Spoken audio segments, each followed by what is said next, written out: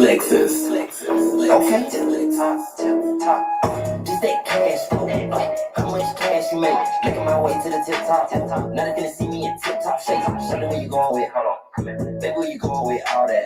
You one time, don't call that. Talk about smoking with all that. Kicking the stomach, my thumb in the butt. This is that just you don't wanna see force come out the cut. Swinging that stick like nunchucks, nigga. You ain't think a beat that's could be the pill top, could be the lip. Moving them hips like Shakira. Say, little baby, on here. Feeling like Malcolm, I'm stuck in the middle. This ice on me, don't see what this blueprint printed like Jigga. Cry me a river, little bitch. I'm not sentimental, only competition, see, it's the mirror. You know, wait, I'm in tip top shape. Ain't no mistake, this shit feeling the place. Nigga can't keep up, this ain't a race. Big boom down the first place, nigga, come on, yeah. Smash that like button. This promotion, then we get into the news. This promotion, though. Shout out to everybody on here. Happy Sunday, man. Thank Breakfast Club, man. Breakfast Club, some dangerous people, man. Oh, some real shit with the Gilly. What's his name? Charlemagne. Y'all count y'all days, Ninja.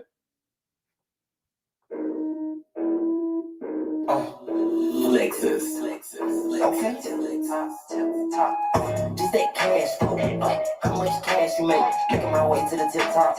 Now they finna see me in tip top shape. Show me where you going with. Hold on. Baby, where you going with all that?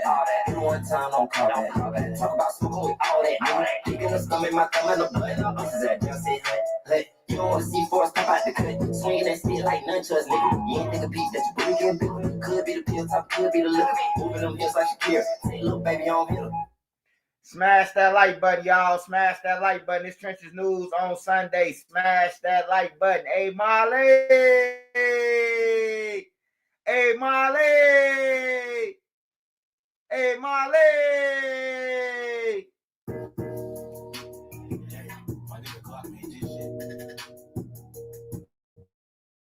Real Mod Squad shit. Whole lot of Mod Squad shit.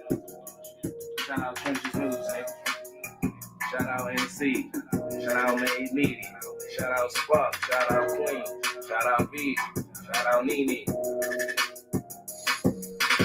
See, hit my phone like Black make us a song. I hit YouTube, found the beat, 9 song. And see, you can go to her for the latest news. Like who told on who and who gave who the blues. Can't forget Queen Lotus, that's 126. Shorty smart as hell on how you thinking about shit. Now let's get it on the easy, on the down south shit. Shorty real as hell, she gon' tell you about your shit. And she dropping videos, go subscribe to her shit. Sparks got the visuals of 99%. Made media out west, here film mode, nigga. Get that nigga around your chick, I bet she feelin' on that nigga. And shout out Savage Black, we gon' party on them niggas. Can't forget Nene, she catch bodies in the chat. It's that page fake or real shit, shorty gon' check. She gon' come back to the chat, wipe his nosy out the chat. Can't forget Uncle Swipe, Mr. Miyagi to you niggas. You can call him Swipe, but you'll know whatever say you nigga. And to the ones that left, we ain't worried about shit. But make sure you like the video before you dip. Real Mod Squad shit, yeah. Real Mod Squad shit, yeah. Real Mod Squad shit, yeah. Make sure you like the video before you dip. Real Mod Squad shit, yeah. Shout out Dro the Mob. Shout out Dro the Mob. Shout out Anthony Peterson. Shout out Street Code. Street Code, what up? Shout out Joe Morton. Shout out May J. Well, who else my mods ain't on here? Well, what am I the mods at? Shout out Trap God. Hey, shout out Dreg TV, man. My fault, Dreg. Shout out Dreg TV, man. I see you, Dreg. I see what B's TV at. I see y'all. Hey, I'm finna switch over. Then we're gonna get back. We're gonna get to it. Droski, what's up, broski?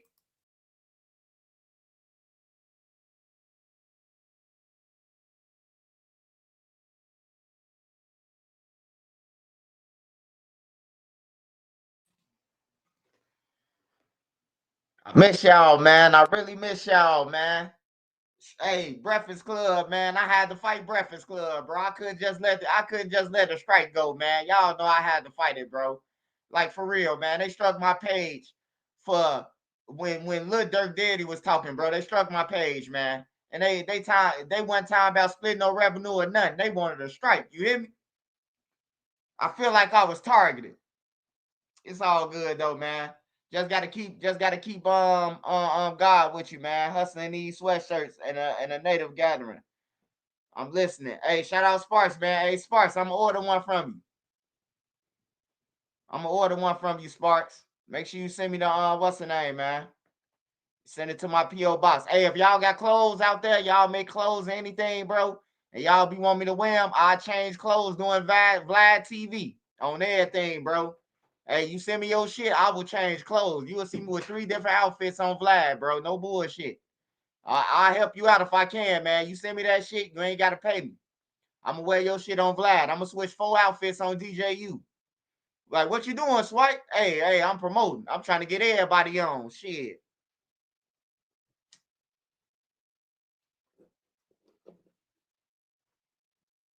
I was wondering where you been at. Yeah, man, I miss y'all, man. I definitely miss y'all, man, being on here, bro. I was sick than a motherfucker, man, but I had to fight that. I had to fight that, man. Like, for real, I had to fight that. YouTube, oh, they on some, man, they on some bullshit. Hey, but anyways, man, it's a lot been going on, bro. 800 TJ. I want to talk about this, man, because these guys, man, they use the car. They use the car that's in a mama name and in the girl name. Like to kill TJ in, bro. It's crazy, man. And then they did another expressway shooting. They not only did one E-way shooting, they did another expressway shooting. You hear me? These boys just riding up the expressway. Hey, I'm glad they got Mr. G Kane. I'm glad they got Mr. G Kane them. Hey, look, imagine you riding on the expressway, man, thinking you finna get out of Chicago, man, and the nigga pull up and just air you out, man, on the expressway.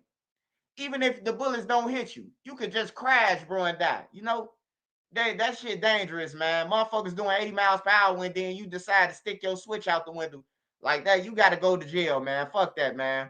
On some real shit. I ain't got no love for no nigga who's shooting on the expressway, man. You could have got a nigga on the street by McDonald's or something, on the block or something, bro. You chose the expressway. You gonna kill a lot of people. Like, you putting a lot of people in danger on the expressway. But yeah, Mr. G Kane, he got 2 more associates, man. The nigga who used his mama cop. The nigga who used his mama cop, man. I can't believe this shit. You can't make this shit up, man. Niggas using their mama cars, man, to go and do a hit. I wouldn't have never, man. I couldn't have used my mama car, man. I ain't gonna lie, bro. I couldn't have used my mama car, bro. It's a million cars that's on the streets that could be stolen, bro. These niggas choose to use cars that's coming back to license plates, you know. But he wanted that fame. Mr. 24 Hours, he definitely wanted that fame, man. He wanted that fame. And for a person to kill somebody and you really going on DJU time about the shit, that's even crazier, man. Same with Lil Durk. He went on academics and said, you don't see the fans trolling no more. And then he won't his lawyer making him believe that he got an argument. I'm like, what the fuck? Yeah, you got an argument, Drew Finland. Let me tell you what you just did, Drew. Let me tell y'all what Drew Finland just did for Lil Durk. He just proved the feds what they was talking about, man. They just proved that, yeah, the lyrics was before. Yeah, he made the lyrics before, right? What that's called, y'all? Can anybody tell me what when you do something ahead before the crime happened? Can anybody tell me what that shit called, man? Thank you, Drew. You done fucked over Lil Durk, man. Now he ain't coming home because of Drew Finland, man. Hey, look, I'm gonna ask y'all one more time. When a person do something before it happens, what is it called? Premeditated, exactly. Hey, look, conspiracy. That you premeditated the shit, man. I'm telling y'all, Durk going down, bro. He going down, bro. He going down. That's all they needed. They was waiting on Drew to say that. Hey, look, they threw that lyric out there knowing that it was bogus. You hear me? Just so when Drew come back, oh yeah, we proved it now. We got you. You hear me?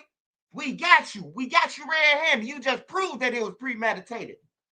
You was thinking about killing them 7 months ago. I'm telling y'all, bro. I'm telling y'all, bro. Like, no, that's premeditated. If what he's saying in the song really occurred to Quando Rondo, bro, that's premeditated. It was premeditated, whether it was through lyrics and all. That proves that you was thinking about this homicide on everything, bro. Watch, see what I tell you. Hey, watch Watch I see, hey, watch and see what I tell you. They playing games, man. Watch and see what I tell you. They was waiting on that. Boom. Hey, did you see the video with the boy we watched on my channel? When they didn't tell the little boy, right? They never told the boy that he had shot somebody. They said, man, what you think we came and got you for nothing? We came and got you for that shooting, right? We came and got you for that shooting, right? They didn't say what shooting or none of that. He said, yeah, it was about my house. And woo, woo, woo. Damn, we ain't say who, we ain't say no, like the police didn't say nothing. The boy talked his way all the way into the bullshit, bro. The police tricked the shit out of him. Yeah, man, we got you on camera coming out the door. And he fell straight forward and then asked, what I got to do to go home? You ain't got to do shit to go home. You going to jail. You just admitted this shit.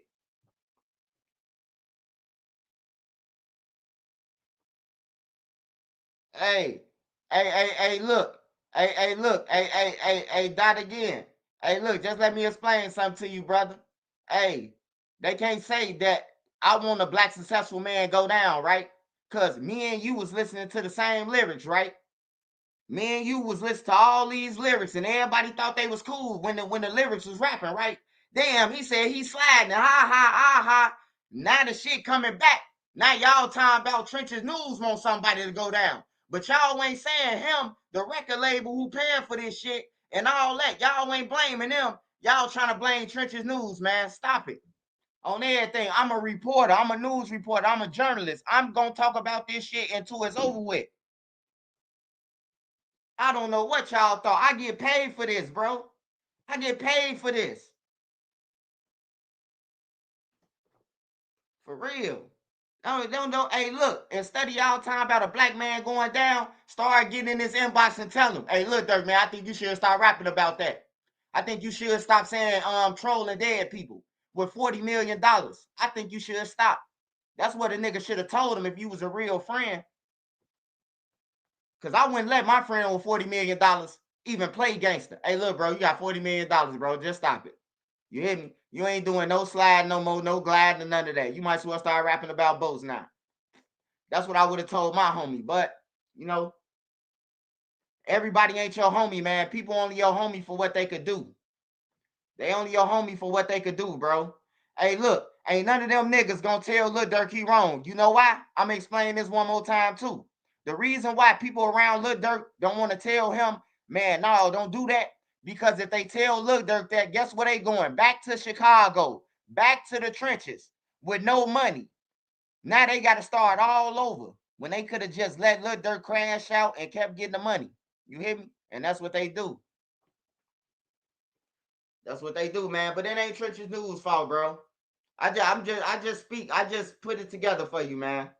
On everything. It's my opinion, man, about the situation. I get paid to talk, bro. Can't blame Trenches News, man, for all the people who blame me.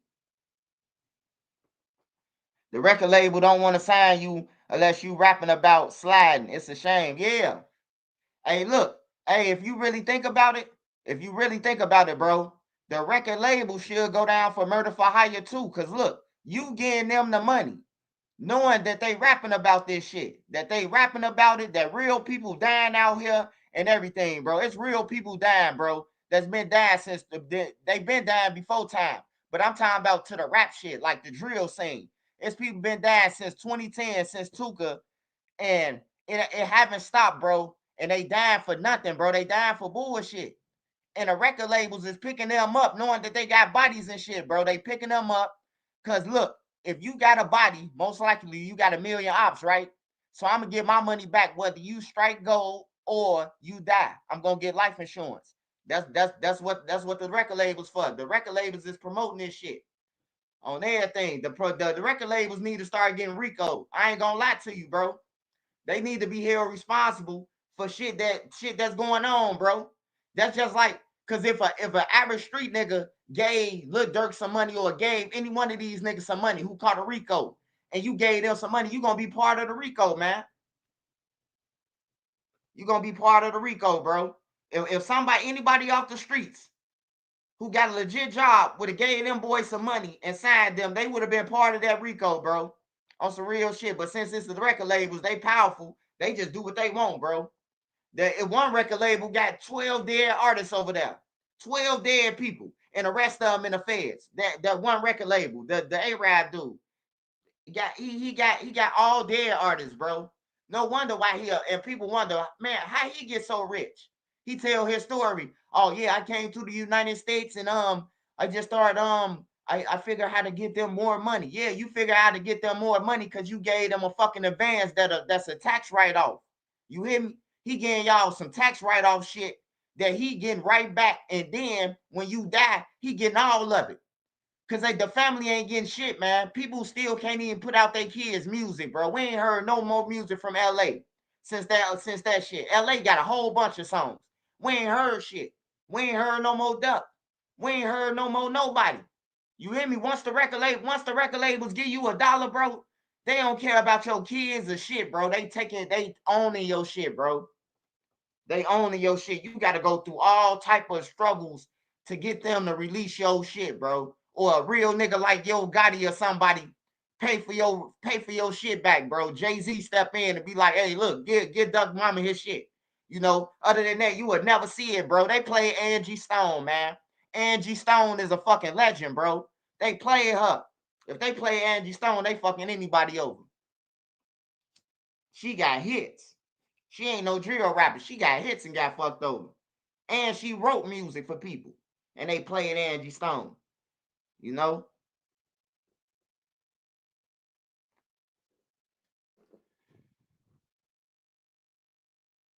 Shout out Purple Purple.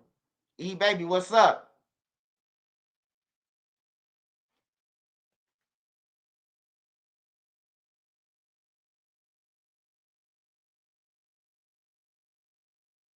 What's been going on? Drop in the comments, man. I ain't been on here in 7 days, man. It's been 7 days since Breakfast Club tried to pull it. So make hey, y'all say something to me. Talk to me. Let me know what's up. What y'all been saying out there? Reaction. What up? Clive Davis eating off Angie Stone and Whitney Houston. Yeah, oh yeah, Clive Davis, he eating off all them. Hey, look, not to mention Alicia Keys, she just still alive right now. He eating off all them, bro. Like all them top artists. He done gave money. He done made motherfucker $1 billion off Alicia Keys. On some real shit. You think he trying to give up? You Tay Savage and Billionaire Black linked up in Arizona. Oh, they from the same block, man. Tay Savage and Billionaire from the same hood, man. They both from Welch Rural.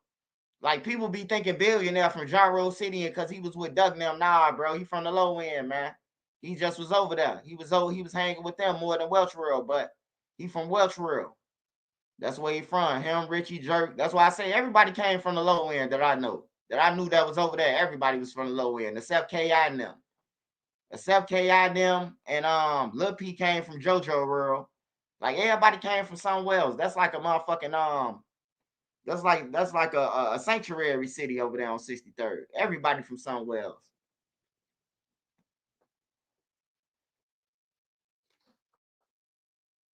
else. Shannon Sharpe. Hey, Shannon Sharpe, man. I'm just gonna be real, man. I'm just gonna be real with the Shannon Sharpe shit, man. Shannon Sharpe got bamboozled, man. Blank, point blank, period, bro. On everything. He did a little bit too much flexing, bro. He did a little bit too much flexing, bro. And and they trying to hang him, bro. He didn't do nothing. He didn't do nothing wrong, bro. Like he ain't do nothing wrong, but he did a little bit too much flexing, bro. On everything, bro. First of all, you 55, 56 years old with a motherfucker 19-year-old, bro. Something gonna be off.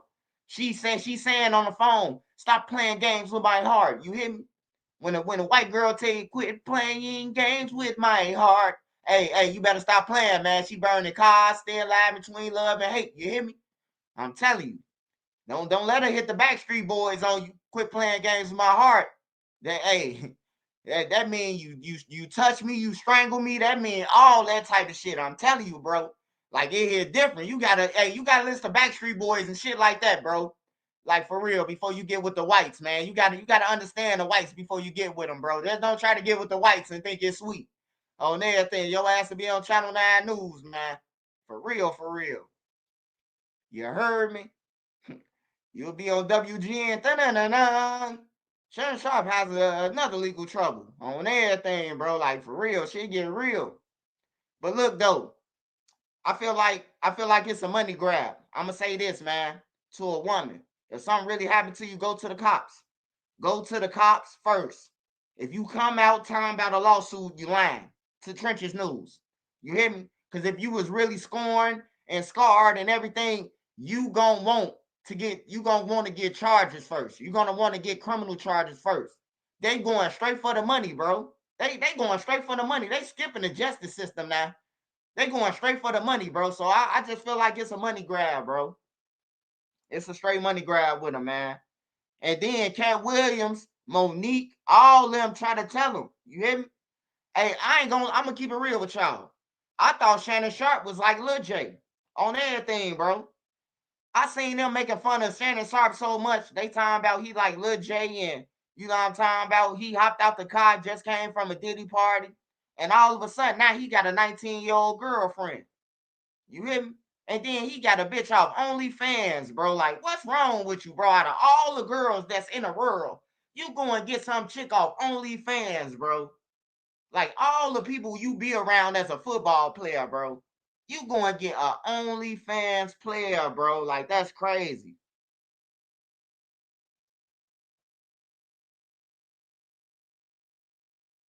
That's crazy, man. But I pray for him though. I pray for Shannon Sharpe, man. I watch Shannon Sharpe. He funny. Ocho funny. They both funny, bro. Like I be laughing to them at nighttime sometimes, bro. When I just be finna go to sleep. You know, they like Unk them. You hear me? Unk and Ocho, whatever they call them, bro. They remind me of two OGs just kicking the game up, you know, going what they going through. But I just tell you this, man. Quit playing with people's hearts and lives and shit, man. On everything. Just quit playing with them, bro. Just tell the motherfucker up front what it's gonna be, bro. Cause if you don't, you might pay.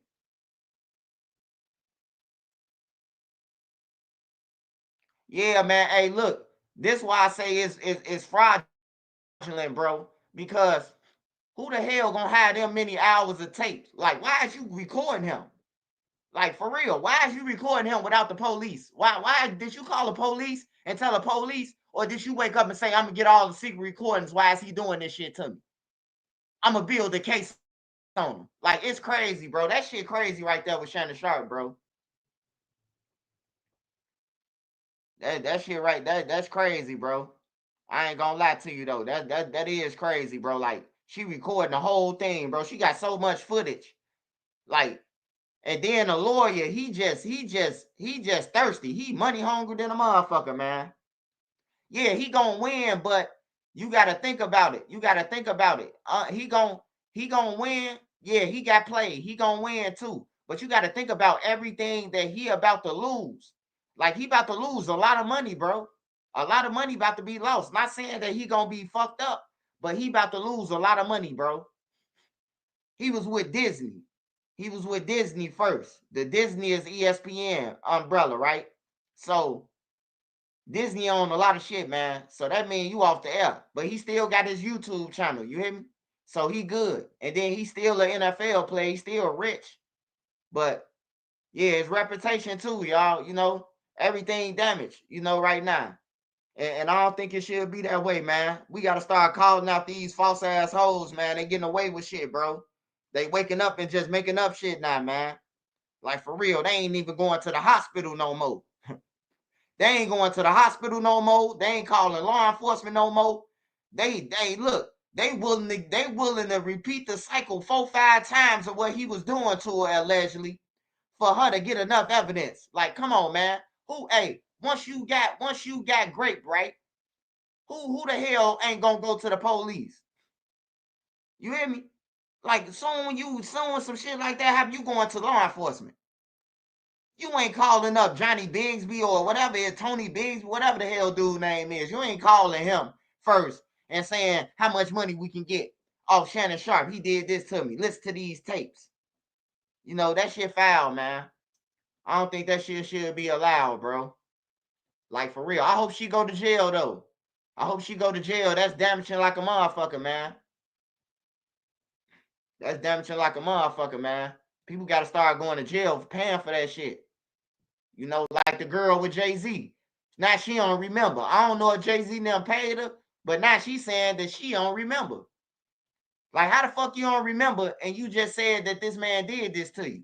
You know, that's why I think that they need to go to jail, bro. Because if you make them allegations and then you try to take it back or something like that, I don't give a fuck if they paid you. You got to go to jail for that shit, man. For real. They just letting these females go get wild. I ain't gonna even lie. They just letting them get wild, man. I'm finna go to Chicago News, man. Then we're gonna get into some reactions.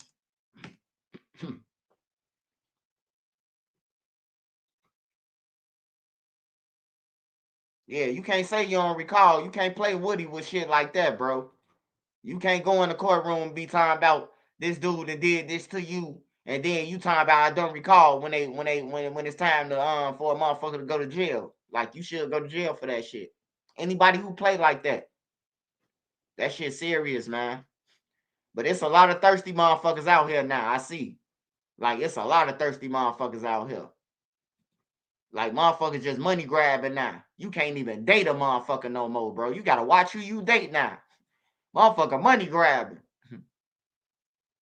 Say Cheese got an interview with Go Yayo. Yeah, we're gonna watch all that, man. We're gonna watch all that. We're gonna watch everything, man. I've been off here for 7 days, man. Thanks to Breakfast Club, because I had to fight it. I wasn't going, bro. Like, for real. I wasn't going. They locked down the stream yard or whatever. But shit, I'm cool with it. You ain't getting no dollar or none of that. Fuck Breakfast Club. I'm Breakfast Club K now. Oak Park police are looking into a theft after the driver of an armored vehicle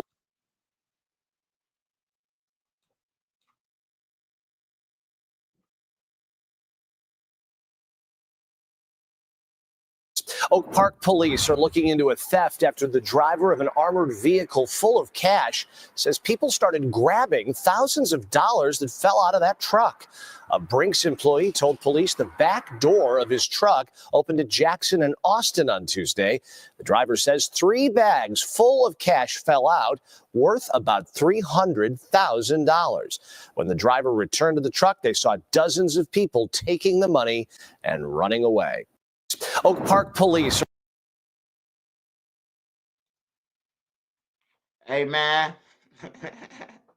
Hell no. Hey, hell no. He just hit a lick. Hey, he did it without like he could get fired, but if the door really slung open, that's all they could do to him, right? The money gone. It's insured though, but he slick than a motherfucker. He slick. He knew what he was doing. Hey, they gonna rewind the camera. He hit the brakes 10 times harder than a motherfucker so the bags could slide out. You don't see that every day. The motherfucking money bag just falling out the back of a truck, 3 of them. That's crazy. I wish I was right there, shit. Even with Trenches News, I could use them extras. Especially if it fell out, shit. I'm gonna keep it 100. If it fall out the truck, I'm gonna get it too. Don't be talking about, man, you Trenches News though. Man, I don't give a fuck about that right now, nigga. You see this bag of money that's on the ground for free? No, but for real though, when the feds come, they gonna get charged with a fed crime for not turning in the money though. They finna be after that money as if they robbed the bank. Are looking into a theft after the driver of an armored vehicle full of cash says people started grabbing thousands of dollars that fell out of that truck. A Brinks employee told police the back door of his truck opened at Jackson and Austin on Tuesday. The driver says 3 bags full of cash fell out, worth about $300,000. When the driver returned to the truck, they saw dozens of people taking the money.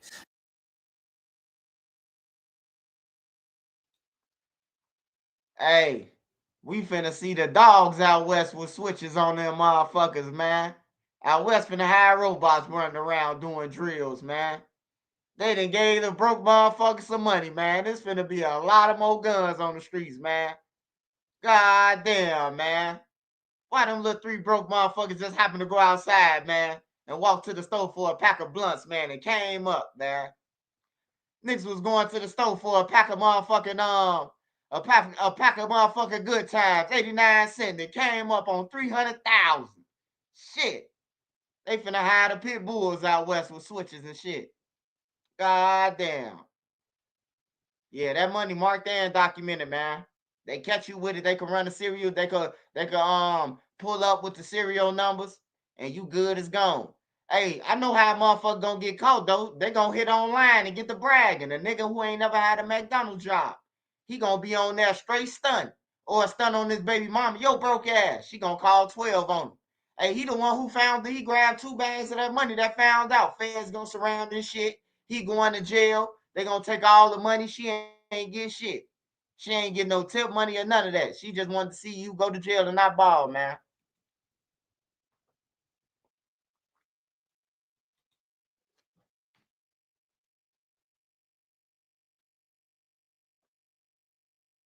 Life's little joys sometimes come with big flavor, like our Colby Jack Pub Burger, bagged for a limited time with fresh beef, Wisconsin Colby Jack cheese, crispy onions, and zesty A1 pepper mayo. Get it before it's gone at Culver's. Before finding Freshpet, Hudson wouldn't eat a lot of his food, and now he's super excited for mealtime. I love Freshpet because the ingredients are real. You look and this gun is pointing right at you by 3 different men. Take it. Take everything. Take everything. Take everything. We had a beautiful dinner downtown and, left the dinner and came home and very uneventful on the way home, just pulled into the driveway. And when we pulled into the driveway, we just got out and started walking towards our front door as we do, 1,000 times before. And a car pulled up on the other side of the street. They, at first we thought it could be one of our friend, one of our son's friends.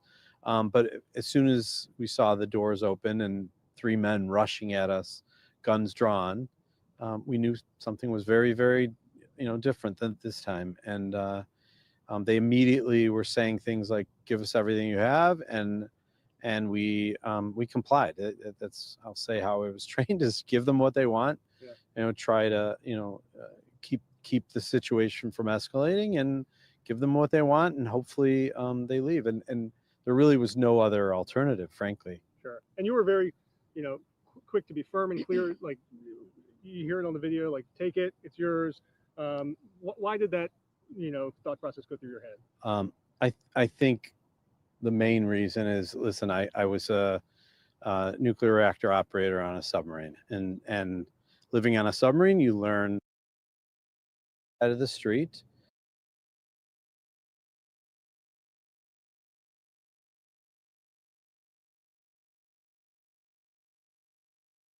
We began with a heartbreaking loss, I should say. Dozens of Chicago firefighters filled a Cook County courtroom today as the man charged with arson and murder in the death of Fire Captain David Meyer made his first appearance before a judge. It was a show of support by Chicago firefighters for one of their own. We support our members, we support our families. So that's just how we operate. 54-year-old Fire Captain David Meyer was killed Wednesday when a brick garage in the Austin neighborhood that had been set on fire suddenly collapsed. Meyer was inside the structure after extinguishing a fire when an I-beam gave way. Within hours, police had arrested and charged 44-year-old Charles Green, who was captured on surveillance video going into that garage minutes before the fire started. After his arrest, police say they recovered lighters, lighter fluid, and his clothes had traces of accelerants. He had a criminal history. They had the video footage. He admitted he was there. His girlfriend admitted that was him on the video. Cook County judge.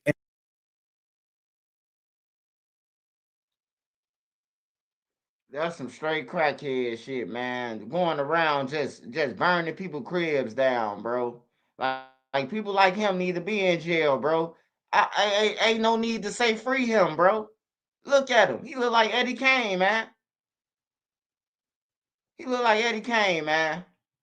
Come on, man. He look like he just burning shit down, bro. He half cracking, just burning shit down, man.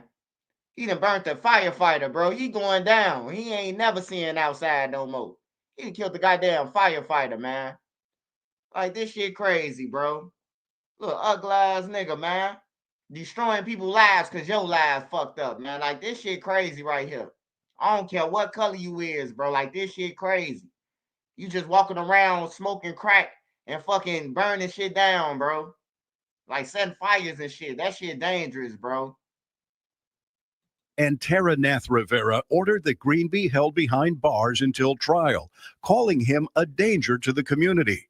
Joining the firefighters in the courtroom were members of Meyer's family and Illinois Comptroller Susana Mendoza. You know, we saw a good result, at least at this point, right? There's still a lot of work ahead to make sure that the trial moves forward and that all of the evidence is presented. Others are questioning why Green was out on the streets at all, given his extensive criminal background. The court system is not a system unto itself. It has a very real impact on our communities. And when it fails our communities, we have situations where someone has 5 felonies, 4 misdemeanors, setting garages on fire, and putting the lives of our firefighters at risk.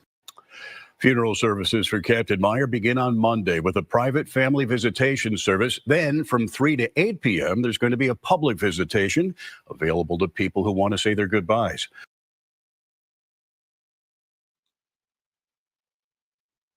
Shout out Be Real, man.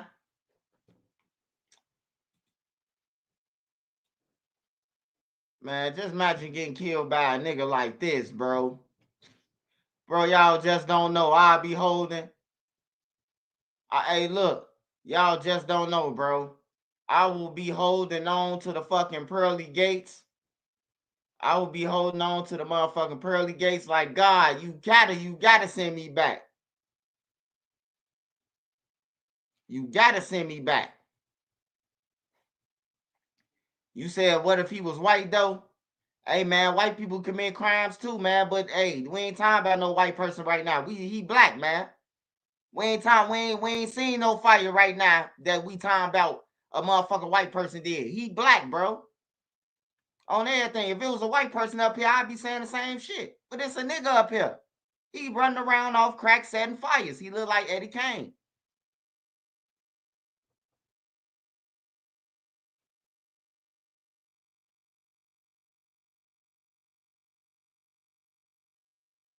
What somebody say? All right.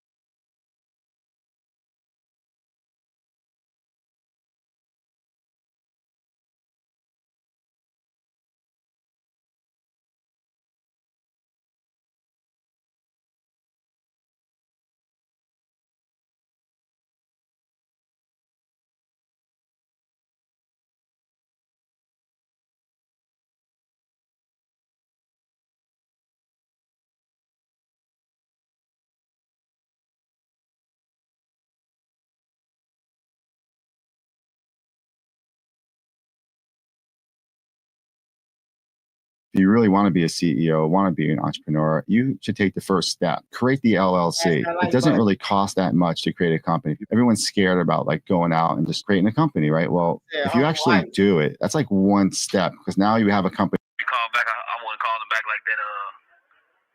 But they was keeping me updated. But I ain't heard nothing. This is like a box of hell. We don't get no news, no talk, no nothing. If you don't call or somebody said it to you on the computer, it's a wrap. Yeah. Yeah, I remember, who reached out to me?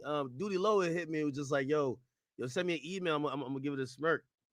And I was like, yo, definitely. I just wanted to kind of see, like, if you were in good spirits. So that's why I'm glad you on here now. Yeah, I'm always in good spirits, bro. I be in my box. I don't really too much be talking to everybody or trying to be, like, in everybody's business or have everybody in my business. I really just been chilling. But I always say my... This call is from a federal prison. I always send my love out to everybody who who I fuck with and who I be talking to and rocking with. But other than that, I just reach to myself. How the fam been? The family? Yeah. My family good. I talk to them. It's the only people I talk to is just the family and my lawyer for real. Just keep my spirits up, keep my energy pure. How's your relationship with your family now that you in there? Is it closer? Huh? What you mean? Like, are you closer with your family as far as your relationship? You know, being up in there talking to them every day. I don't get what you're saying. You saying like, if I'm close to my family? Yeah, like now with all that's going on, has it brought you guys closer? I always been close to my family. I'm a family man. Yeah. That's what's up. Yes, Smurf. Man, why the fuck he got loose cannon girl up there that you're faking, man? Hey, that's why I be saying about academics, man. Academics, that's why you be staying in trouble with these hoes, man. Cause you got her on the stream promising her some shit if she lets you hit. And then it's gonna backfire on you, academics, man. Instead, you could have had Trenches News up there talking to Lil Durk. But see, you don't want Trenches News up there, cause I'm gonna take your whole academy, nigga. You know, I've been, man. I know y'all was just wondering about your mental, man. I just saw you on this journey, and I seen how, like, even, you know, there's a few times you hit me up and you were just like, yo, Ack, I'm just checking on you. You know, that meant a lot to me. It wasn't even like nothing crazy going on, but you were just like, yo, Ack, I'm just trying to make sure you're good. I'm checking up on you. That told me a lot about your character, and like really just you were in a really positive space, man. And Yeah. Ain't nothing changed. I just don't be. I ain't no follower, bro. I ain't just too much in tune with the industry drama and all that shit. If I fuck with you, I fuck with you. I don't care who don't like you. You know what I'm saying? Yeah. Vice versa. That's what's up. You still talk to me if they don't like me. It don't matter. But I ain't really been too much focused on that type of shit anyway. what's a regular day like? Because you know, I know you getting in touch with your spirituality, your religion, and everything, but like, you know, everybody's wondering, like, man, I wonder what he's going through on a daily. So I talk to my family, to my wife, 24/7. We be in just prayer, you know, learning Arabic. I've been in these books heavy, just reading up on the history and just everything. I don't really be walking around talking and playing and doing none of that. We'll play basketball, but I always try to stay focused and busy. That's why I don't really talk to the outside like outside of the family, because I don't want to hear all the extra shit, the bullshit, the drama, the shit. I really just, you know, I just really just stay in the learning mode. Hey, I know you cooking them niggas and balling there, man. I know you was nice. You was nice out here. Don't tell me you lost the skills on you now. I know you cooking. I'm like 50 and 4. What y'all running? 1v1s, 2v2s? Like 5v5s? 2v2s. No, 2v2s. I'm done. You hear me? My ankle gave out. Oh, nah. Nah, they ain't give out. I'm done though. 50 and 2. That's cool. You hear me? Like 50 and 4, man. Nah, yo, Spur, they probably just letting you win, bro. Like, ain't no way you cooking like that. Chill. Nah, it's good energy in here. You know, ain't too much nothing going on. If you ain't playing basketball, We got a minute left. So if there's anything you want to say, you have a lot of young fans that look up to you. Is there something you want to tell them? You talking to me? Yeah. I said Allah Akbar. Hey, man, Loose Cannon ain't never just let Lil Durk get his 10 minutes of phone call, man. Hey, don't let me find out they trying to extort Durk, man. Nah, I'm just playing. Yo, Smirk. Yo, listen, we love you, brother. You just stay strong. We rooting for you. We hoping you get through this, man. And we can't wait till I can't wait till you get out. We gonna lock back in. You feel me? Yeah, you know that. I got you, buddy. Always.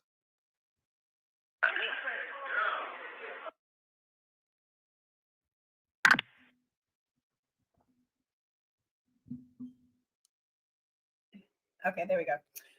It was so hard. I was trying not the feedback, feedback. No, it worked out eventually, yo. Yeah, shout out to Loose for that. I gotta get myself like you act, with the mics and all that. Nah, it's all good. It's all good. It's all good. By the way, thank you for that. So wait, so how does the calls work in jail? Because it looks like they get it's 10 hard minutes? because they only give you 10 minutes at a time, so it cuts real quick. And in 10 minutes, sometimes you'll be like talking like, oh shit, 10 minutes just passed. It's so quick. Yeah. So after they get off in 10 minutes, could they call back or do they have to wait a period? So technically, you have to wait an hour to 2 hours, but as you can see, he calls from different. They have They got their different ways. people that Yeah. will let them call if they're not using their call. So he would buy people's calls. That's how he's able to call me so much every day.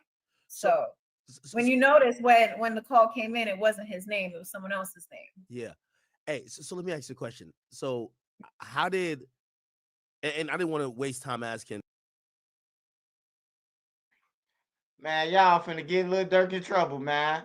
Now, why y'all on here busting down the plays about the joint phones, man? Now, soon when he go to the hole, now, motherfucker, Trisha News did it. Trisha News did it. Oh, you fan-ass motherfucker, always blaming me for Mustafa problems, man. Hey, now, though. Hey, they put Loose Cannon over there, man, with Durk, man. What's going on?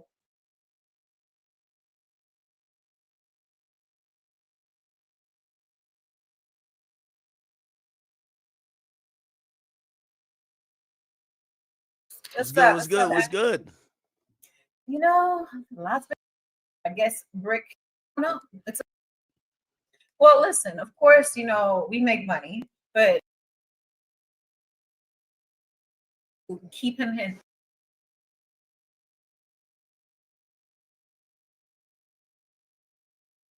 Has it brought you guys close? From a federal prison. I always send my love out to everybody who who I fuck with and who I be talking to and rocking with. But other than that, I just read to myself. How the fam been? Family? Yeah. My family good. You know, I talk to them. It's the only people I talk to is just the family and my lawyer for real. Just keep my spirits up, keep my energy pure. How's your relationship with your family now that you in there? Is it closer? Huh? What you mean? Like, are you closer?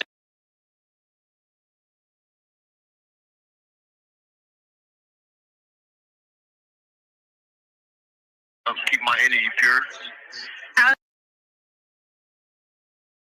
Bro, you know?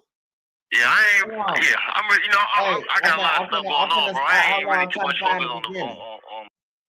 Y'all told me that Durk was on there a long time before that, so I know that ain't the beginning of the thing where she asked him about his kids.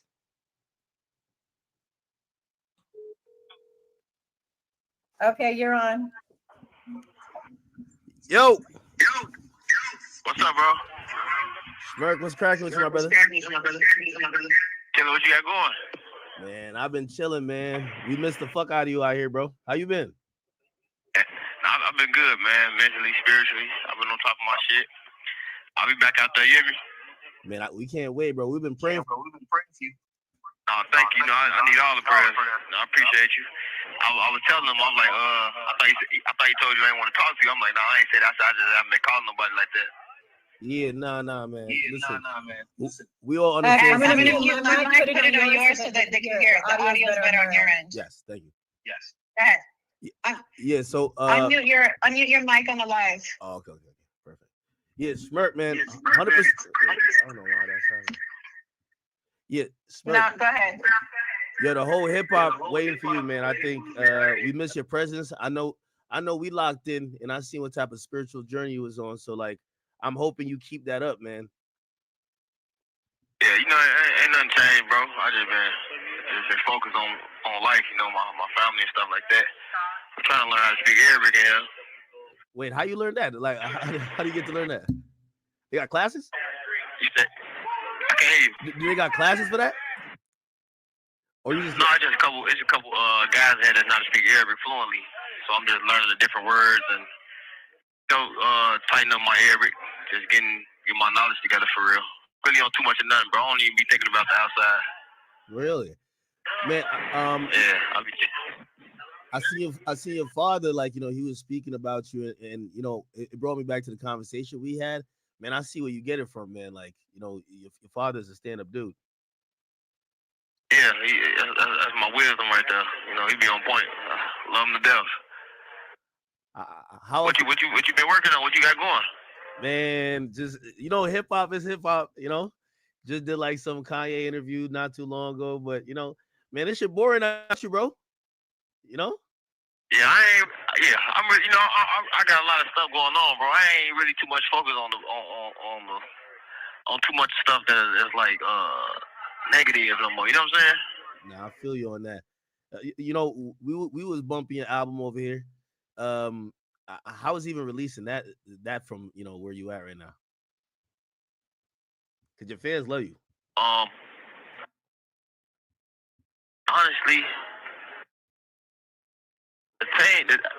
bro, I ain't heard it. Really? Nah, they were telling me about the few songs, and they tell me to call back. I want to call them back like that. But they was keeping me updated. But I ain't heard nothing. This is like a box of hell. We don't get no news, no talk, no nothing. If you don't call somebody send it to you on the computer, it's a wrap. Yeah. I remember. Who reached out to me? Duty Low hit me. It was just like, yo, send me an email. I'm gonna give it a smirk. And I was like, yo, definitely. I just wanted to kind of see like if you were in good spirits. So that's why I'm glad you on here now.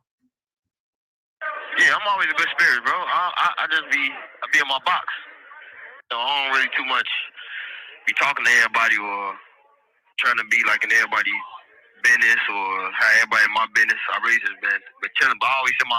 This call is from a federal prison. I always send my love out to everybody who who I fuck with and who I be talking to and rocking with. But other than that, I just read to myself. How the fam been? The family? Yeah. My family good. I talk to them. It's the only people I talk to is just the family and my lawyer for real. Just keep my spirits up, keep my energy pure. How's your relationship with your family now that you're in there? Is it closer? Huh? What you mean?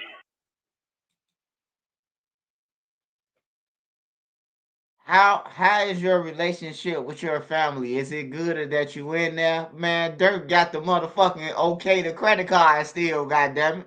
Dirk got to still get on there and approve shit, nigga, from the feds.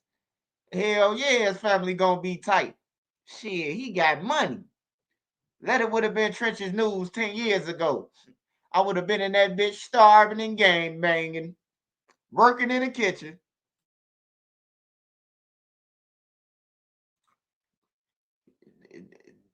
Definitely don't ask me no shit like that. Family leave you in Chicago once you go to jail. Like, are you closer with your family as far as your relationship? Being up in there, talking to them every day? I don't get what you're saying. You saying like I'm close to my family? Yeah, like now with all that's going on, has it brought you guys closer? I always been close to my family. I'm a family man. Yeah, that's what's up. Yeah, Smurf. I've been, man. I know y'all was just wondering about your mental, man. I just saw you on this journey. Man, these niggas be fanned out. Hey, look, Dirt, what's up, Brody? Man, what you on a plane with that nigga for real? They don't want me to get on academics with them. I'm asking the questions, man. Did you text the niggas or not, man? On everything. You want to show the judge that you ain't do shit, ain't Dirt. Then what you on a plane with Bonnie, man? Did he have a switch? Did you let him use your credit card or did they steal your credit card? It's a big difference, Smirky. You hear me?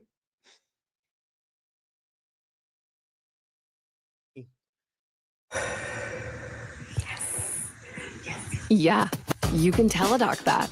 From smart scales. Just checking on you. That meant a lot to me. It wasn't even like nothing crazy going on, but you were just like, yo, Ak, I'm just trying to make sure you're good. I'm checking up on you.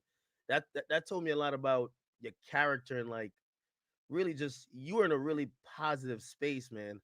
And yeah, ain't nothing changed. I just don't be. I ain't no follower, bro. I ain't just too much in tune with the industry drama and all that shit. If I fuck with you, I fuck with you.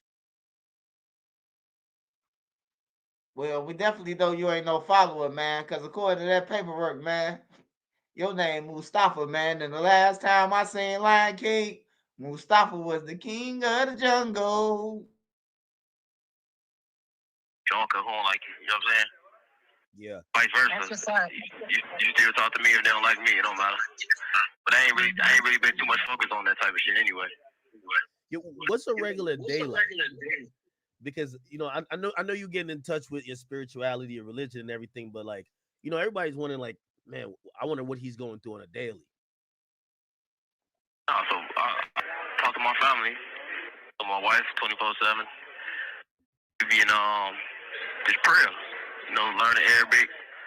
I've been in these books heavy, just read up on the history and just everything. I don't really be walking around talking and playing and doing none of that. We'll play basketball, but I always try to stay focused and busy. That's why I don't really talk to the outside outside of the family, because I don't want to hear all the extra shit, the bullshit, the drama, the shit. Hey, the rulers back say, hey, Swipe, you heard Dirk new album? He ain't on that shoot 'em up bang bang shit no more. I know he ain't. Shit. I know he ain't on that shoot 'em up bang bang, because that shit going to court if he do. If he would have put that shit out, that shit was going to be in court played, bro. I'm telling you. All them little songs Moo Wop them did, Dude from 63rd can't get back up. That shit was played in court. You hear me? That shit was played in court right by there in front of them. On some real shit. All the little shit with them, the videos with Duck chopped out and they throwing a brick. All that shit was played in court, bro. Hey, look. It's only to a dummy that it didn't happen, bro. Like, for real, bro. Like, them people ain't stupid, man. They ain't stupid at all, bro. Like, hey, look. Hey, what's cool to us, it ain't cool to the people who working hard, bro, who don't believe in that shit, bro. Like, for real. It was just a mistake, bro. Like, it was really just a big mistake of Dirk not listening to me, bro. When I told him to send all them niggas back to Chicago, bro. I told him that 2 years in a row. Send them niggas back, bro. When I seen Boona drop his phone on the crime scene, bro, I told Lil Durk, man, this nigga just dropped his phone at a shooting of a kid. Get rid of him. Lil Durk kept them with him. He sent Zoo back home, though. We got him to send Zoo back home, though. That's one person they did send home, first class. We seen Zoo on the plane like, I don't fuck with nobody no more on call. He kicked Zoo out. He kicked Zoo out, goddamn it. Got him selling loose squares, oils, and lighters now. I just really just stay in the learning mode. Hey, I know you cooking them niggas and balling there, man. I know you was nice. You was nice out here. Don't tell me you lost the skills on you now. I know you cooking. I'm like 50 and 4. What y'all running? 1v1s, 2v2s? Like 5v5s? 2v2s. No, 2v2s. I'm done. You hear me? My ankle gave out. Oh, nah. They ain't give out. I'm done, though. 50 and 2, that's cool. You hear me? Like 50 and 4, man. Nah, yo, Spur, they probably just letting you win, bro. Like, ain't no way you cooking like that. Chill. Nah, it's good energy in here. Ain't too much nothing going on. If you ain't playing basketball, we got a minute left. So if there's anything you want to say, you have a lot of young fans that look up to you. Is there something you want to tell them? You talking to me? Yeah. I said Allah Akbar. Yo, Smirk. Yo, listen, we love you, brother. You just stay strong. We rooting for you. We hoping you get through this, man. And we can't wait till I can't wait till you get out. We gonna lock back in. You feel me? Yeah, you know that. I got you, buddy. Always.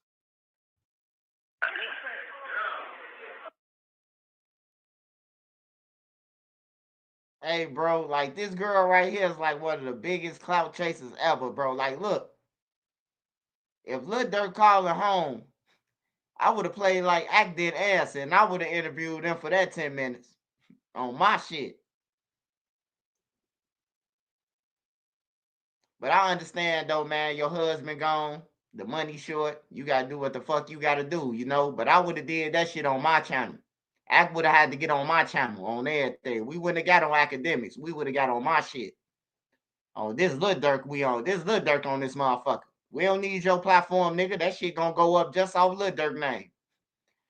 I'm telling you, these people, man, they better start thinking, man, use their heads for a head rat. You got a chance to get Lil Durk on the phone, bro, and it's your phone. Oh, you gotta pay for that shit, academics. He ain't call you. Loose cannon call, shit.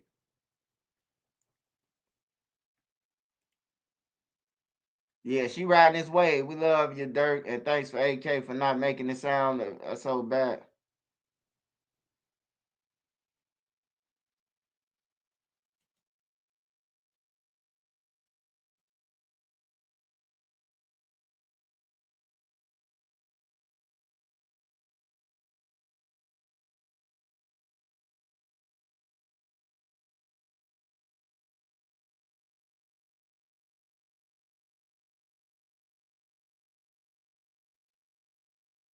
I forgot who was that on the live with AK.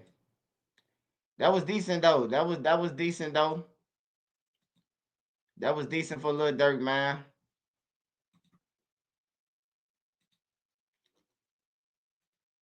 It's just fucked up, man, when you go from riding in Maybachs and shit like that to being shackled, man.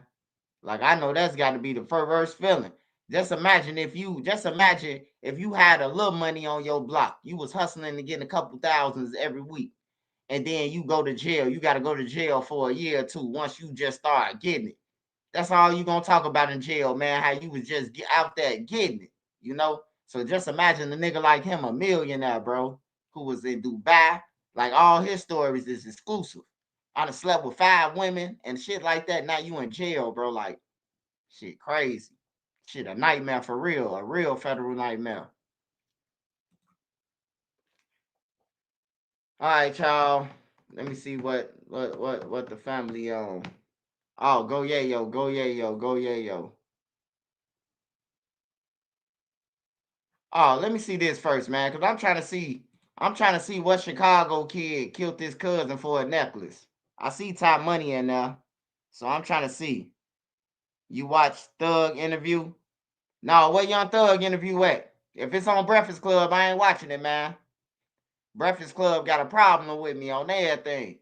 They got a real problem. They sent some shots at my channel. If you've been in a car accident, don't call an attorney. Use this AI app instead. That's what I did, and that's how I got this 200. Nobody wins when the family feels. We come, man. Hey, you watch us. No ducking, no ducking. Not doing this shit. Nigga not doing that shit. My brother, literally, he on the drive with it on phone on. Nigga know what's going on. We out here every day. You with TSG 2 Hot Family. Hey, you are good. You in great hands on my brother. Our nigga ain't gonna look at us wrong, boy. We laugh. Phone them up next. We don't want to talk. We laugh. We took a lot of shit from a lot of niggas. Niggas got a lot of get back to do it. Yeah, we ain't doing no dying on phone them. He running here, his ass all in his head. Bitch, he spinning back to back to make sure that a nigga dead. Back of Parkway. We need some crowd control over there. Hurry up, you can try. I need EMS now. I got a 10-1, police 10-1, 6330 South King. 6330. We got one more shot. Got another person shot. We got one male piece. What's the gunshot one? Around my neck, man. Him, my boy T.Y. I love them boys. Yeah. I always, I already grabbed, the member's name on the back of my pen. You feel me? Boy is one of the latest people to be killed by gunfire in Chicago.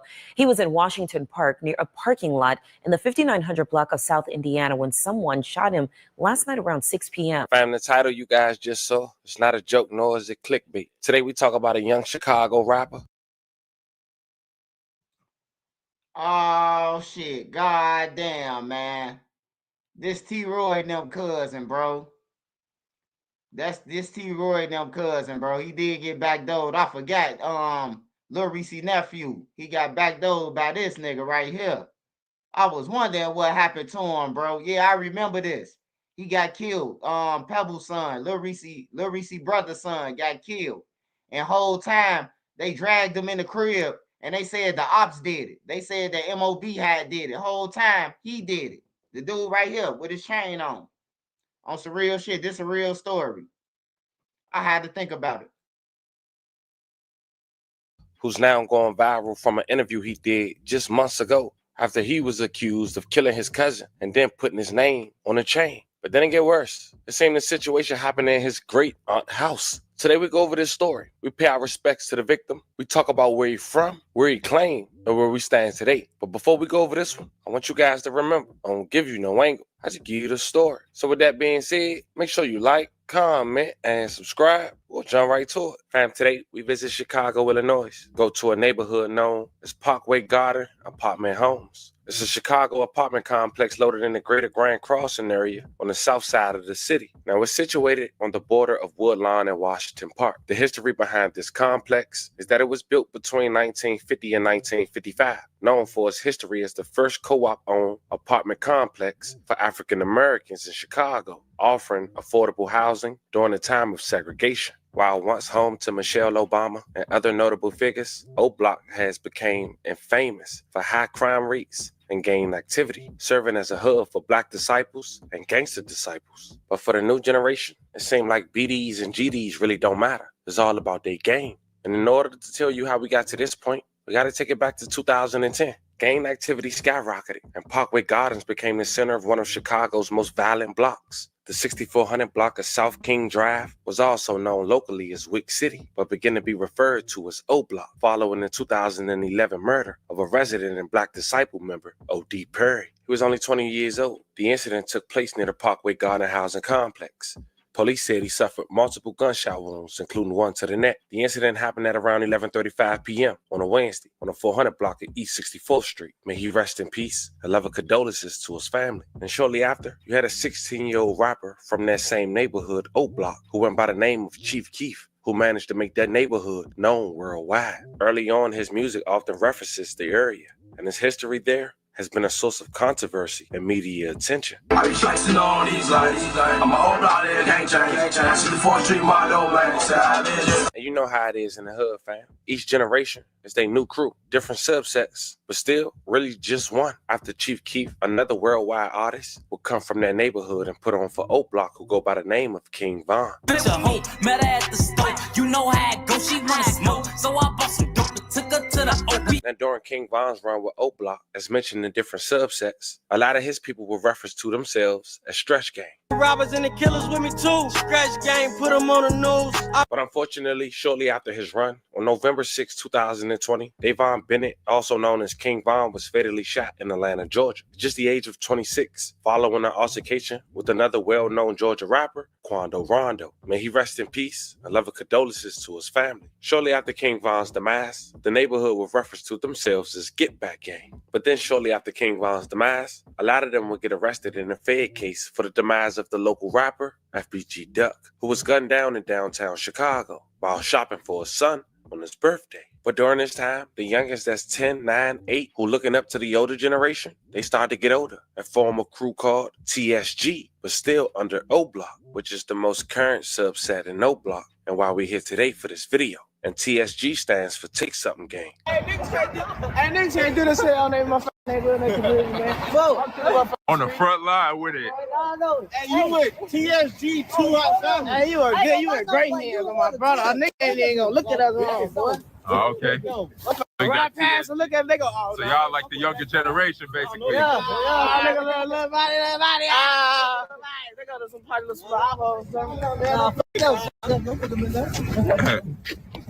But let's talk about TSG, though.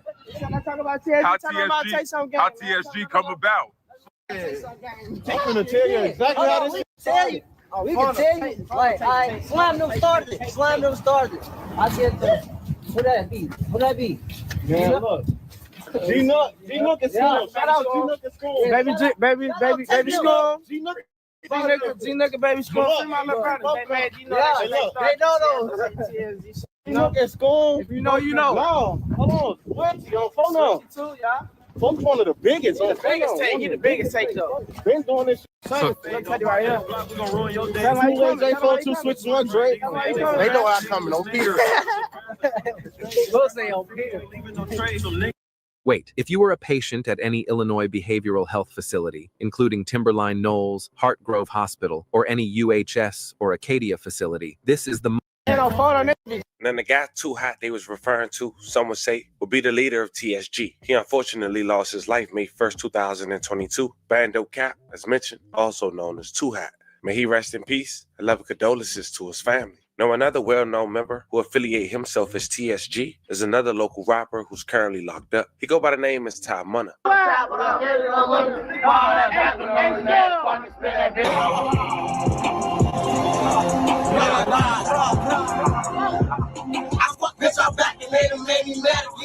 Everyone got hit with 50s.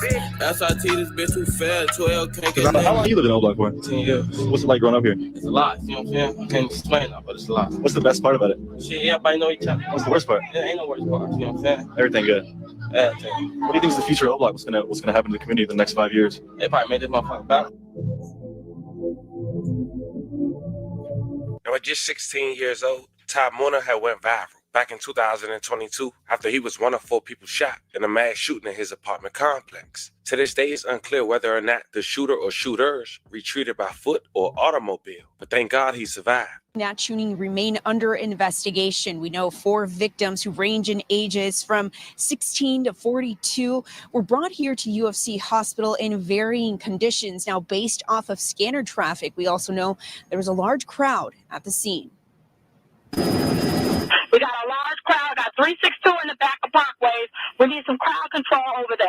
Hurry up, people shot. I need EMS now. I got a 10-1, police 10-1, 6330 South King. 3 battle. We got one more shot. Got another person shot. We got one male piece with a gunshot wound. Our Skycam 9 was over the scene where a large police presence could be seen in the 3rd District. Police say it was just after 6:15 this evening when 4 people were struck by gunfire by an unknown suspect in the 6400 block of South Keene Drive. A 16-year-old male was struck in the chest and initially reported in critical condition. A 22-year-old male victim suffered a graze wound to the leg. A 33-year-old male was struck in the thigh, and a 42-year-old male was struck in the calf. All 3 self-transported to the hospital and were initially reported in good condition. Now, at this time, no one is in custody, and Area 1 detectives are investigating. Reporting live from UFC Hospital, Christine Flores, WGN News. All right, Christine, appreciate it. You said what? I said we could see you come up there. Not right now, but tomorrow. Hey, I'm slide tomorrow. You heard me? Yeah, I hear you. Tomorrow in the morning. Yeah, what is over with for the night? Well, for the night, it's over with tonight? Yeah. Love you, blood. Love you too. Now, Ty Moore also went viral standing next to the ex-NBA player, Steven Jackson, where some people say he was allegedly, quote-unquote, checking in. Check out the clip. Y'all pull up and take pictures and y'all not allowed to. They sneak. And one thing about it, if you're a real one, you don't mind checking in. Checking in. What'd you say? I check in with the real one. That's why I'm in the middle of O Block. Where You see the hoop? Man, you checking in with some fucking kids, you goofy. And then he just made a statement on ESPN and said, oh yeah, I had to fall back from Ty Money once he caught his murder case. But you was just glorifying Ty Money and all that you checking in with him. You made him feel big. And now that he got a murder case, because you made him feel big too. Like, it ain't his fault, but I'm saying he was gassing him. He was gassing him during that little time he was in Chicago, getting him money and shit like that, calling him a hitter. And now Ty Money in jail. He was on ESPN or on his show, on one of the shows. He was saying that yeah, he had to fall back from Ty Money once he found out that he caught a body.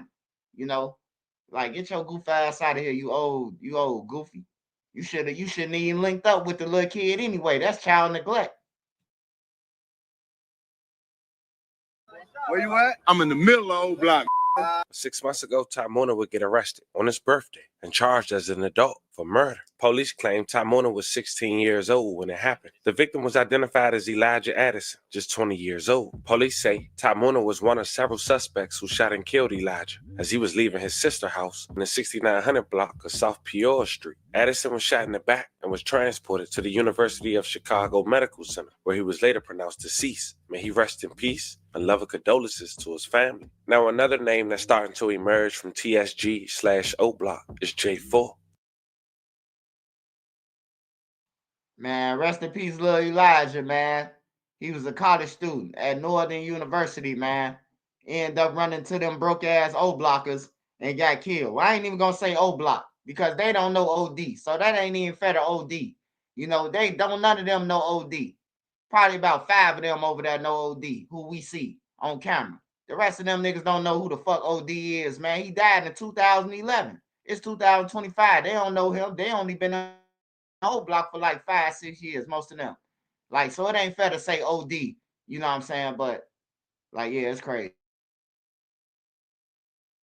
An up-and-coming rapper who also went viral just years ago. But check out a brief interview from him, less than 60 seconds. You been rapping and shit? Shit, I just started rapping. Shit. I started rapping in December.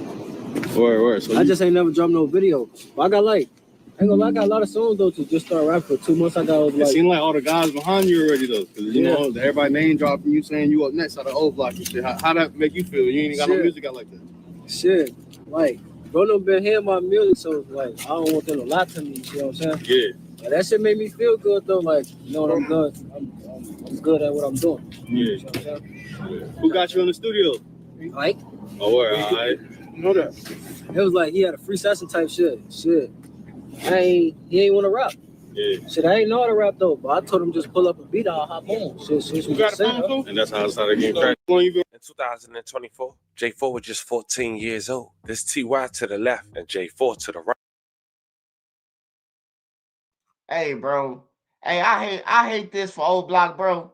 But y'all gotta be some of the dumbest motherfuckers in there, man. Adam got millions of views for him coming over there on y'all shit. Adam say, fuck that. I ain't gotta pay them for no plane ride. I ain't gotta pay for nothing. All I gotta do is go to old block and get all this content and then fly back to Cali with all these content. And plus my channel still running.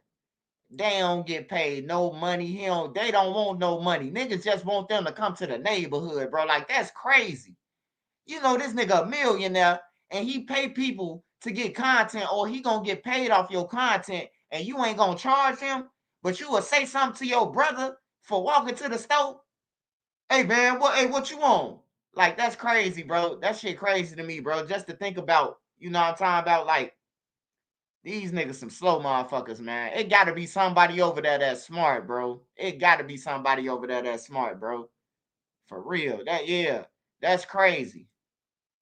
Right, and the cousins was at their great aunt house on the 5900 block of South Indiana Avenue in the Washington Park area of Chicago, when suddenly the two got into a fight. J4 was losing. TY was beating him up. He was older and more physical. J4 began to brandish a firearm and shot his cousin point blank. May he rest in peace and love and condolences to his family. Hi, I'm Brett. And I'm John. This is Buddy. Boy is one of the latest people to be killed by gunfire in Chicago. He was in Washington Park near a parking lot in the 5900 block of South Indiana when someone shot him last night around 6 p.m.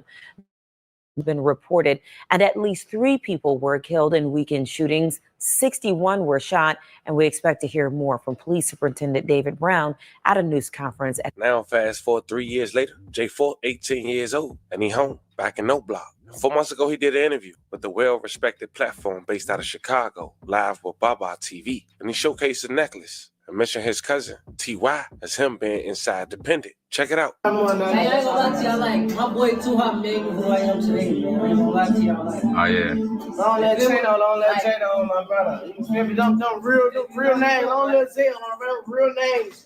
They made us who I'm telling you, they made us these men we is today. You feel me? Y'all want to tell us about your homie Too Hot, like y'all favorite memory with him? Man, that's a lot of them. Those are just too many of them. my boy Too Hot, he was just like a real nigga. Like, he was just Shorty one of a kind.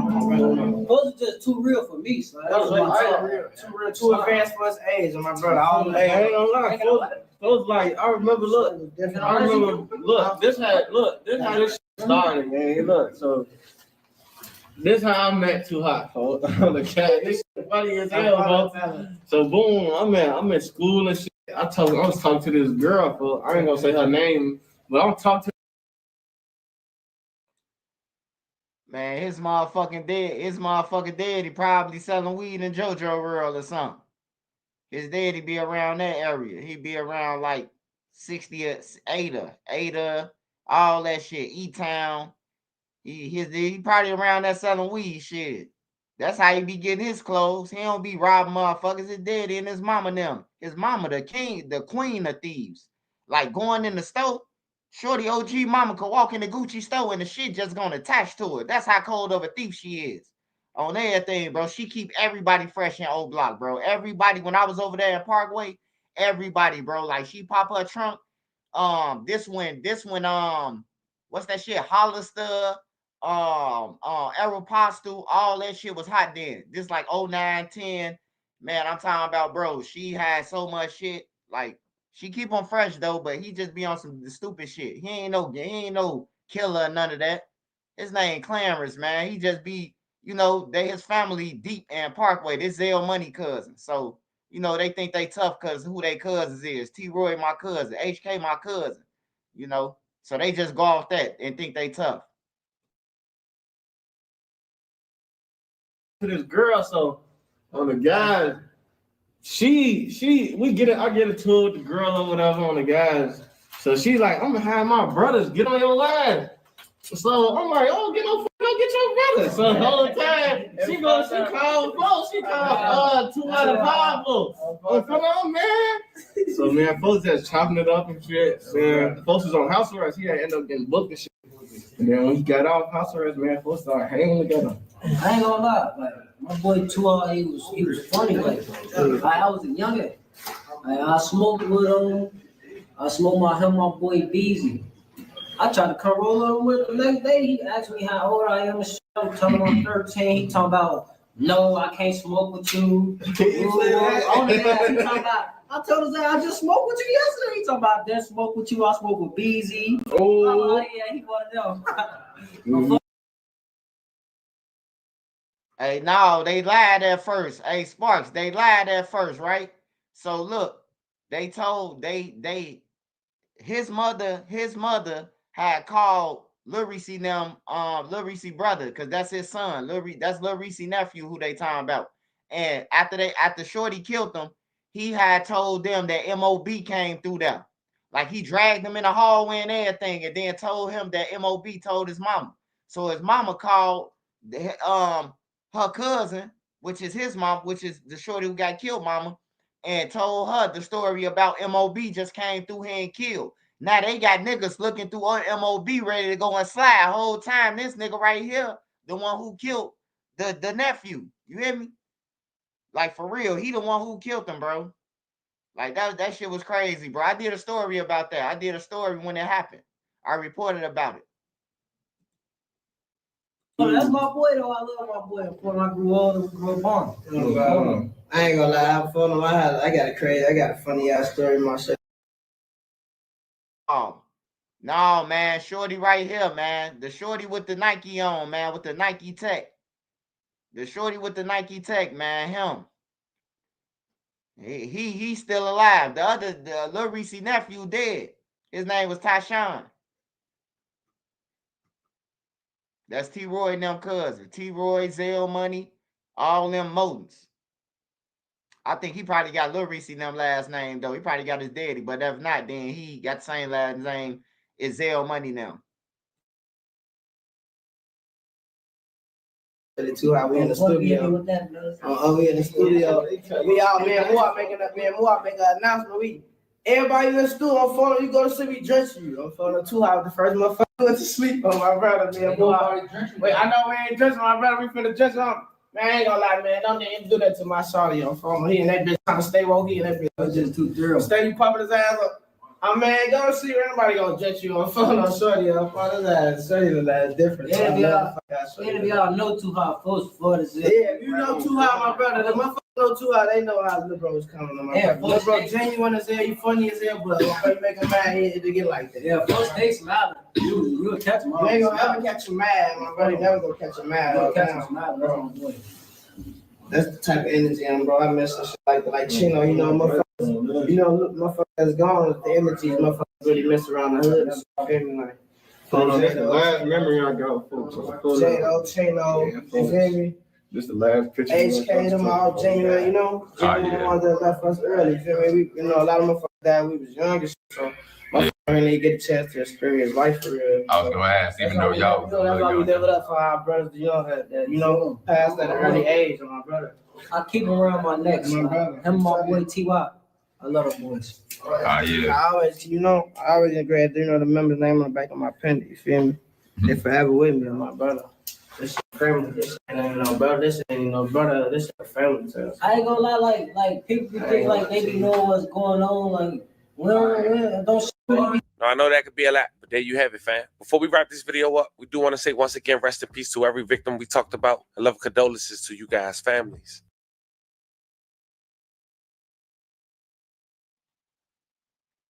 Yeah, them niggas some snakes, man. Ain't no need to be in the gang, man. If you got to worry about your own gang fucking snaking you, man. Like, shit, that defeat the purpose, man. You supposed to have ops, man. Like, that defeat the purpose, man. We finna go to Go Yayo. Which Go Yayo y'all want to watch, man? The Go Yayo will say cheese. I know say cheese. He don't be want to answer shit that say cheese time about. We got to get a motherfucker to answer him them real questions. So who say cheese? Who we going with? Go Yayo? Go Yayo? Yeah, I forgot about that shit. They killed Lil Reese nephew on MOB and then told the mama that a motherfucker had MOB did it. And then niggas, I see niggas woofing that MOB on the computer. I see them online like, anybody get caught, we killing y'all whole time. Motherfucker then inside and they done backdoored his cousin, man. Like that shit was crazy, bro.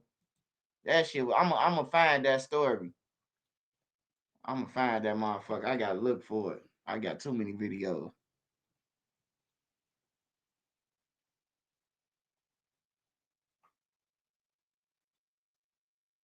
Jermaine struggled for years with dental issues before finally finding Nuvia.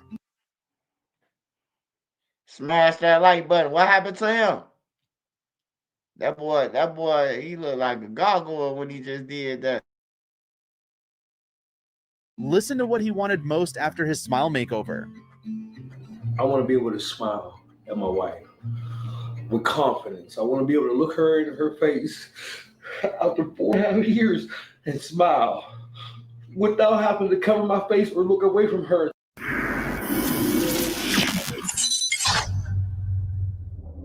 What's your take on the Lil Durk case? Man, Vlad, that shit suck, bro. It sucked because, like, and me and Dirk, not even people that see eye to eye all the time. We always have a little personal issues, shit that's going on because of the music shit caused a lot of bullshit in our neighborhoods amongst our homies and shit like that. But to see Dirk, he been rapping since 2010, bro, 2025. It took him 15 years to get to where he at and become the superstar and one of the most elite and top artists out of Chicago, to now you possibly finna lose your life because they saying you orchestrated or paid for a hit, which I think is bullshit. This is me. I think it's 100% bullshit. I don't think that nigga had nothing to do with nothing. I feel like they just like, shit, get him because he the top dog. And it's like, then they just tried to throw some, it's like another murder for hire in Chicago on him. So it's like, if he was to beat this one, he got to go fight that one. Right. Well, I guess they're saying that the guy. Hey, somebody get it now. Somebody starting to get it. But it ain't no if he beat that one. They gonna railroad him. It's called, you know how you go off the ropes? You go to one side, and then you bounce off the ropes, and then you go to the other side. They finna play ping pong with Lil Durk, man. I'm telling y'all, bro. I hate to be real with y'all. Go Yayo Adam 22. I really don't support Adam 22, man, but I know Adam 22 gonna answer all the federal questions that we need to know. So that's the only way. I'm no Jumper Kato, bro.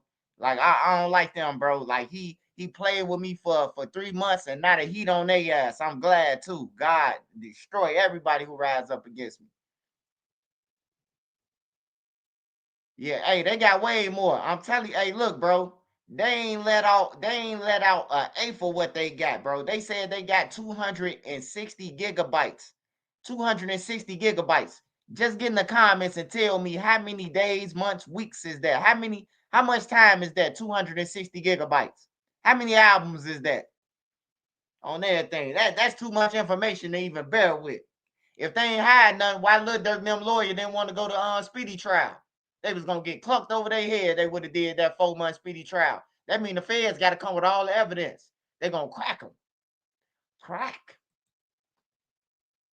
Who killed D-Thing, his brother, they're saying that he has something to do with that guy's murder. Man, and all that shit, this me personally from the street, that's cap. They got all that. That's wrong. Everything that they got in that, whatever shooting happened and whatever, that shit had nothing to do with nothing. Because we know personally what's going on. So it's like, Dirk really sitting for nothing right now. Dirk really sitting for some shit that they just trying to put together and build because they just like, it's like they. Hey, man, this nigga sounds stupid, man. Man, you think they came and got Lil Durk because he a superstar? Man, you niggas gotta be crazy. You gotta be crazy, man. If you think they came 2 years later, 3 years later, you think they came 3 years later, you got to be out your rabbit ass mind if they came 3 years later to get them for a murder for hire that happened in 22. They trying to set an example. I don't really know what it is, but it's like, I get it because somebody got killed by the fucking Beverly Center. I used to live on that block right there. Yeah. So I know, like, you know what I'm saying? Like, yeah, that's crazy. Yeah, you can't do Right. shootouts in Beverly Hills and That's- expect to that's- walk away from it. You see why that's why they got O Block. Yeah. From the duck shit because of where it happened. Gold Coast. You know what I'm saying? So Yeah. it's like, Which is basically the Beverly Hills of Chicago. Exactly. Yeah. So it's like, if that shit happened in areas where they don't care about, they don't care about it. But once it starts overflowing into the money-making areas where these designer stores at and these people want to walk around and shop and be safe, now they like, oh, we have to set an example. Like, because now it's getting too far. They taking that hoodlum gangbanging shit that they doing and they taking it out their neighborhood and they bringing it to where the money at. So it's like, hey, I get they be trying to set examples, but I really feel like Dirk ain't had shit to do with shit, honestly. With Teladoc Health, getting care can be this easy. Connect with a doctor by phone or video and get the treatment you need.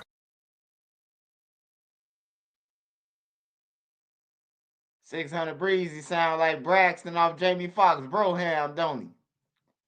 That's that girl. That girl had him in the closet for a year. Y'all ain't heard about that? Man, she made Breezy stay in the closet, man. I ain't talking about with no man or none of that. I'm talking about literally. She made Breezy go in the closet and had a lock on the door. Y'all ain't see the video when Breezy say, I'm tired of sleeping in that closet. I'm tired of you treating me like that. That's why he got on live, bro. I'm like, bro, you tired of being in the closet. Like, that's crazy, bro. You let a female tell you, nigga, I don't want to talk, go in the closet. Like, just to stay in our house, you got to sleep in the closet. Like, bro, you getting treated like a goofy, bro. Like, I ain't never heard no shit like that. I ain't never heard that in my lifetime, bro. A nigga told me, my girl make me sleep in the closet. Y'all don't need to be together if you sleeping in another room. What we need to be together. We ain't no old folks. We ain't no 60, 70 years old to be, you sleep up front, I fall asleep on the couch and it's cool. Like, hell no, I'm trying to get my rub on. You hear me? Like a dog with like you hear me? I'm trying to get my rub on. Fuck you mean sleep in the closet? That's crazy. Breezy went live in that shit. I don't know why he embarrassed himself, but that's what I'm saying. They be mad at the bloggers for picking it up, but they go live and push record, and then they start showing that. Like, you showing this shit and thinking you embarrassing the girl, but whole time you embarrassing your family. You know what I'm talking about? Like, that's crazy. You embarrassing your family the whole time, but you thinking that like you finna win over some fans by saying that you a victim. You know, you ain't trying to get up out of that fast enough to be a victim. This bitch going to work and you stand in the closet. He opened the door, talking about, is dinner ready? You got to be out your rabbit ass mind, bro. I don't give a fuck whose sister you is. On everything. When it's time to go, it's time to go. Cause she little baby mama, sister and all that goof ass shit. Niggas be caught up in the limelight, bro. If it ain't healthy, bro, you need to go for your own good if it ain't healthy. And that's to anybody on this chat. If your situation ain't healthy, you got to get up out of there. You get up out of there before it get bad on everything. Then you be in jail talking about some, man, Josh should list the trenches news, man. This bitch done got me. I don't know, some real shit. I'm going to tell you what I've been through. I remember when the judge let me go and he said, the judge let me go.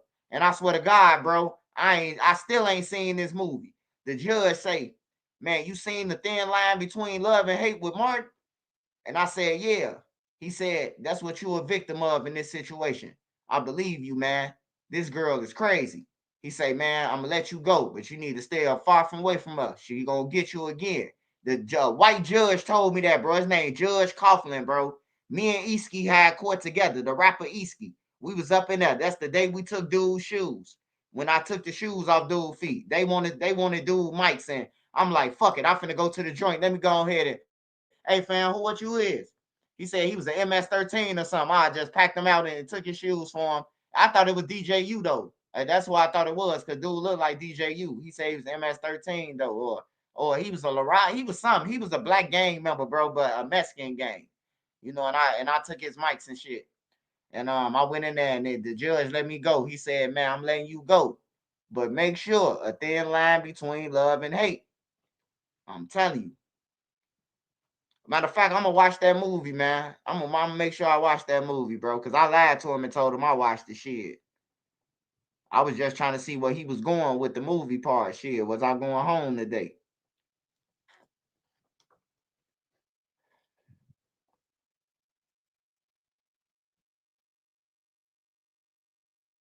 All right, y'all, we finna watch Go Yayo, man. Go Yayo. I feel bad for Shannon Sharpe, man. I feel bad for him. I feel bad for Unc, man. Unc going through it right now, bro. You know, he was a football player and everything, bro. I just can't get over the fact, though, they was just calling the man Lil J at first, bro. Like 3 months ago, bro, he ain't had no girlfriend, bro. They said he was in a closet, trapped. Or, you know what I'm talking about? They said he was trapped in the closet. R. Kelly. Now all of a sudden he got a woman. He talking about he endorsing these pills and talking about how he, you know what I'm talking about? Like the whole thing was like weird, bro. Like he forced to come out to say, like to prove that he got a girlfriend. And this shit then fucked him up for real. Cause I don't know if y'all seen it though, but at first everybody was calling him Lil J.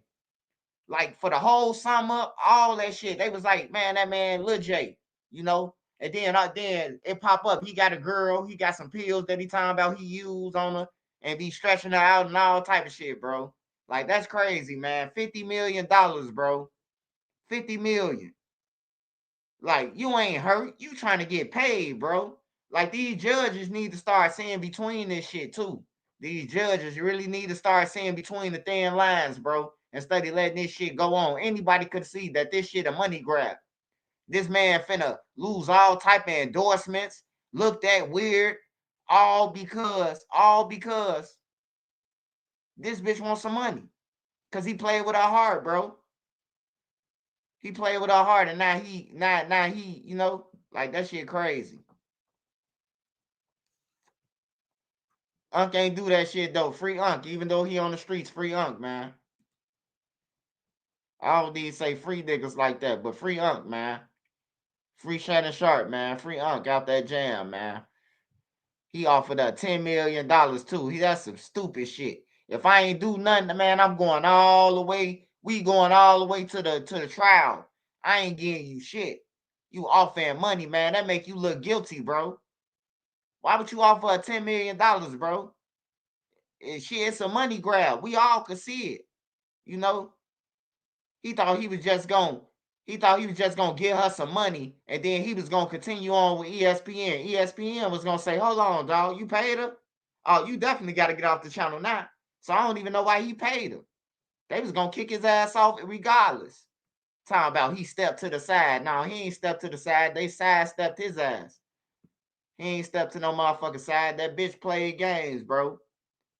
They putting out 30-second clips of tapes and put it all out there.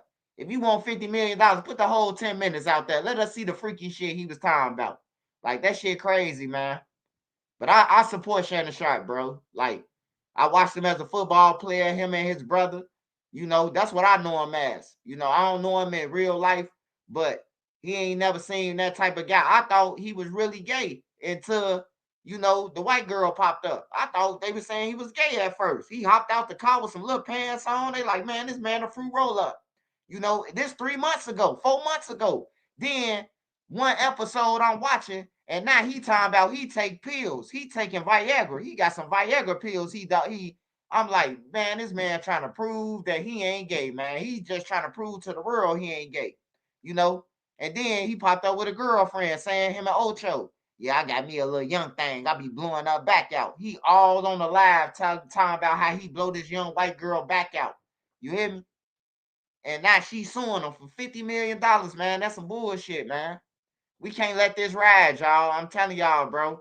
We can't keep on letting these females, bro, On some real shit, bro. We down. We for the women, but we ain't down for the bullshit, bro. If you trying to get paid, just say that then. Don't be talking about he done tied you up and shit, but you ain't went to the police, but you went to a lawyer. Man, I ain't buying that shit. Why the fuck you skip past the police station? On some real shit. You skipped way past your police station and went all the way to Texas to go and find the Bigsby guy. Like, come on, man. I know a play when I see one, man. I support Shannon Sharpe, bro. If you don't like that, man, I feel bad for you, bro. But I know a bedroom conversation. I know the difference between a bedroom conversation, a person who was in a relationship with a hurt motherfucker. I know it, man, because I done been through shit, bro. Like, I done been through those messes. I done been through that shit, bro. On some real shit. So, I'm going to tell it like it is, man. If you don't like it, man, I understand, man. But it's a money grab to me, bro. It's a money grab, man. Unc got Unc playing games with her. Unc breaking up with her. Unc blowing out her back and then telling her it's over. She told him, quit playing games with my heart, bro. When I heard that shit, I'm like, oh, Unc done fucked up on everything, bro. You don't play them games, bro. She 19 years old, bro. You stretching her out off pills, bro. And then you playing games, ain't answering your phone. You telling her it's over with. You breaking up with her like your little kid. Every 5 seconds, I don't want to talk to you no more. I gotta go. Me and Ocho got a show. I got 5 more women. You know, like he playing with her like that, bro. And he getting fucked. He getting the better end of the stick. You hear me? Like he getting the bad end of that stick, bro. You don't be playing no games like that, bro. She 19, bro. She a kid. Yeah, he was demolishing her. Every day I seen him talking about them pills, bro. Like Cameron be talking about that pink horse. He showing pills, bro, promoting it. These pills right here, make you blow out the back. I'm like, I thought he was like Lil J, you know. But he was smashing her though, bro. He was smashing her, man. But we all know it's a money grab, man. Shout out to the people who can see clearly through it, bro. The ones who don't, man. Hey, you keep on waiting for justice, man. That bitch playing, bro. All right, we finna go to Go Yayo, man. They say Go Yayo, Adam 22. I really don't watch Adam, bro. I really don't support this motherfucker, man.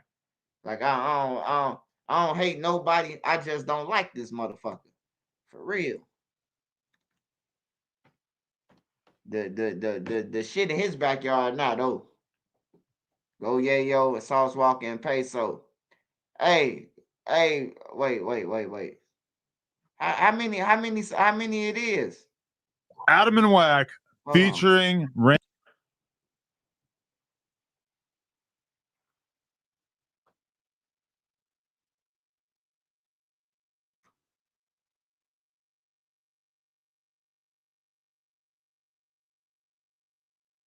All right.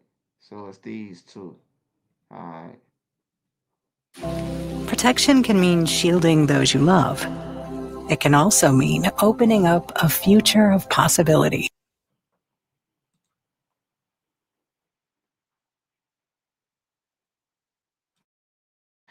Hey man, hey yeah, you can't be blue chewing the white girls, man, and then you can't be doing that, bro.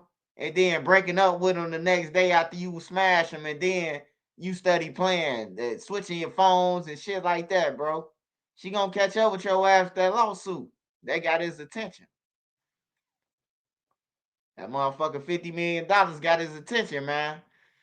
She wasn't getting through the phone with him.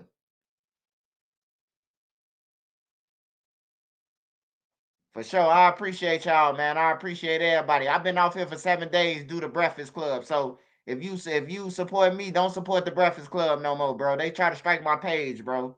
They made my StreamYard not work, man, for 7 days, thanks to the Breakfast Club. But thanks to my wife Nene, and working with YouTube, to get it back, I ain't got no strike no more. I ain't got to go to school or none of that shit. I had a strike though. They weren't trying to let up. Talking about I got to get them all my revenue. Bullshit. This is your mom's crib. Bitch ass dogs. Dogs on me. Come on, man.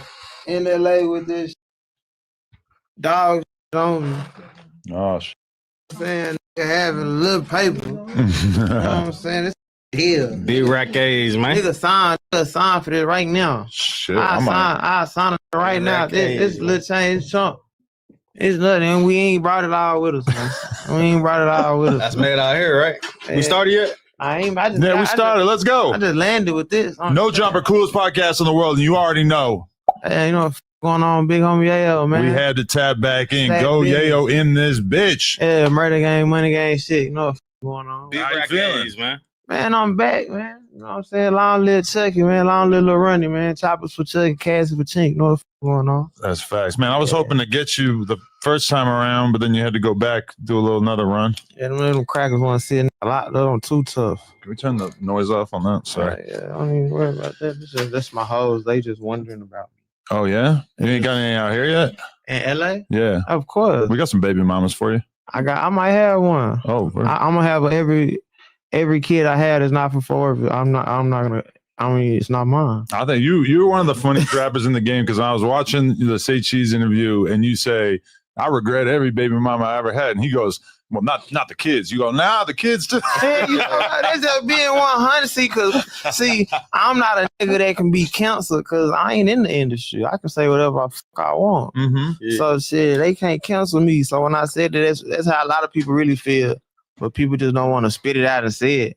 All my baby mama's garbage, but I'm the garbage man. You know what I'm saying? So shit. How many kids you got? Too many. Word. How many you got? I ain't got no kids. You and your kids. Oh, like you that? smart, boy. Hell yeah, I take care of all them motherfucking kids. That's why I regret them. Kids is expensive. Hey, you talking about? I ain't a nigga that's not taking care of his kids. I'm taking care of too many kids. I'm taking care of kids ain't even mine. Well, you got like 4 kids, 4 baby mamas? And boy, you trying to count? Yeah, he wouldn't give Sean Cotton a number. Hell nah, see, cause shit, hey. Some might jump out the woodwork. Hey, you talking about? Some might push up and be like, well, you ain't claiming my baby, and then you know what I'm saying? Right. I might be showing one more favoritism, and then I might have a baby that a bitch don't even know about yet. Yeah, you can't show your hand like that. Yeah, no. No, I respect it.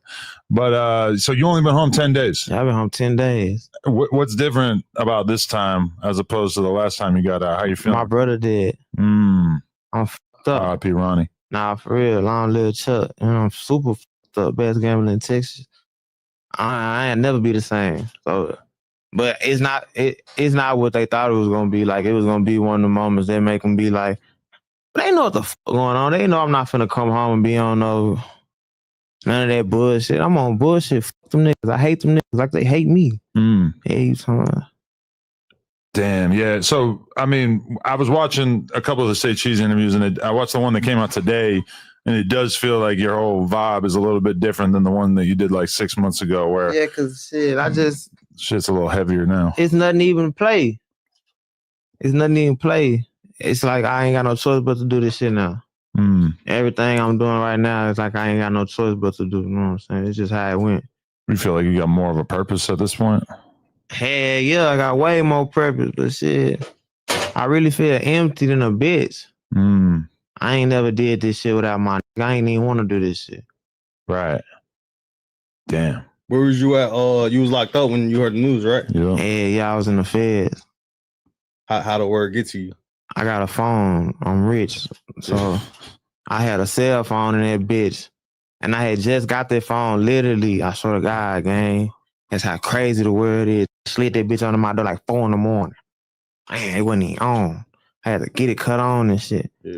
Somebody, the first conversation I'm having, nigga, my partner Greg right there, but he blowing my phone up. But I just got the phone on, so I ain't trying to talk to nobody.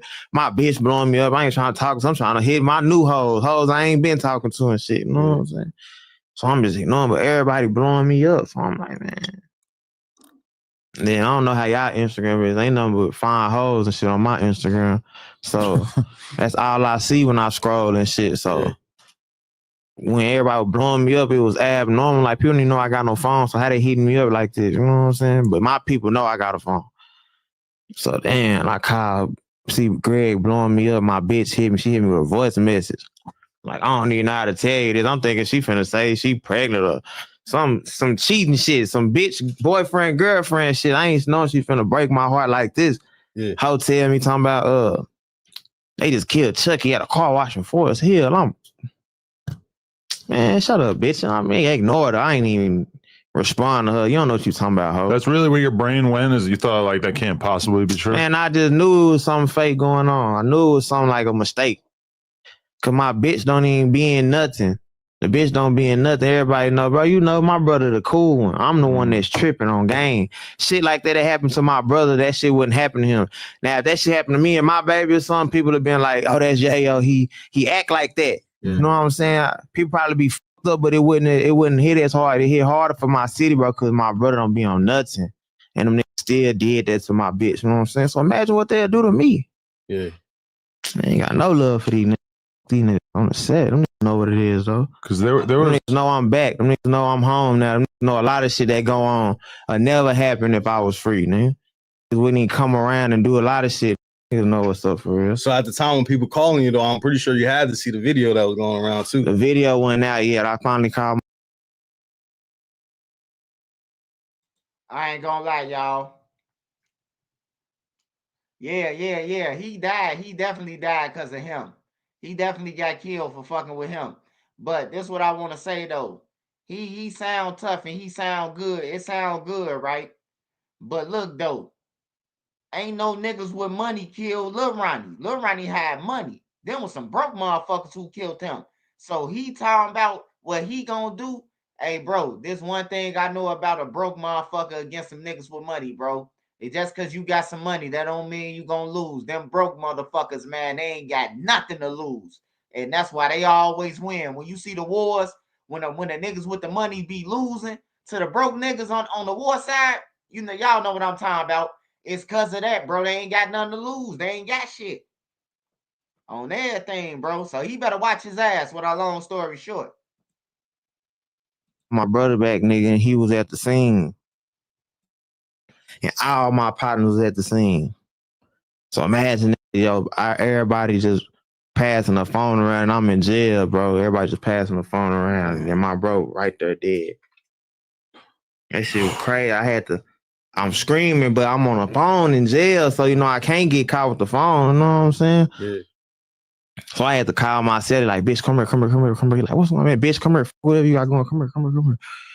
And man, I said, damn, bitch, they just killed my brother, bitch. Hold it up. You know what I'm saying? Like I said, so I could even sit in that bitch and cry like I want to. Cause I'm talking to them hoes on the phone and telling me that shit crushed me, huh? Damn. Yeah, played, man. Kill all them bitch ass, nigga. I mean, there was a lot of conversation about what kind of guy he was after the fact, and there were certain people distributing clips of him, you know, tagging up on like a street sign and shit. Like it was supposedly in his ops hood. That like, was you never seen my brother do that. People want to know you never what seen kind Chucky of guy he was. Chucky was the total opposite of that. I'm telling you. So a lot everything of that's everything I am. Nah, that's just you just got him mistaken with somebody else. That Chucky ain't never did. For real? That. My brother don't even my brother was a Crip. Yeah, Adam, you know damn well that was Go Yayo who was tagging people neighborhoods, a little CJ Casino. It was one of them, man. You ain't see no motherfucking Lil Ronnie tagging no motherfucking body hood. Hey, but he was dissing people though. He was dissing people. I listened to his music. I listened to a couple of his songs. He was dissing motherfuckers. He was talking about getting rid of people, hitting them over the head with a baseball bat. First of all, he come on a video with a baseball bat. That's just dangerous right there. Like, why you got a baseball bat, bro? Like, why the fuck is you carrying? Who carries around a baseball bat besides my big brother in real life? My big brother keep a baseball bat in the trunk because he the bone collector. He gonna break your bones.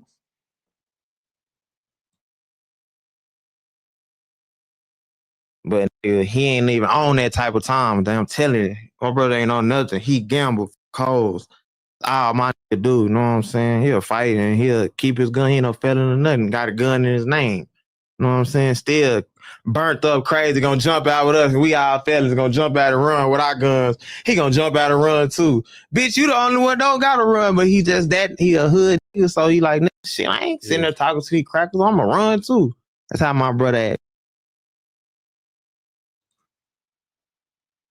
Hey, yeah, he got killed because of them, man.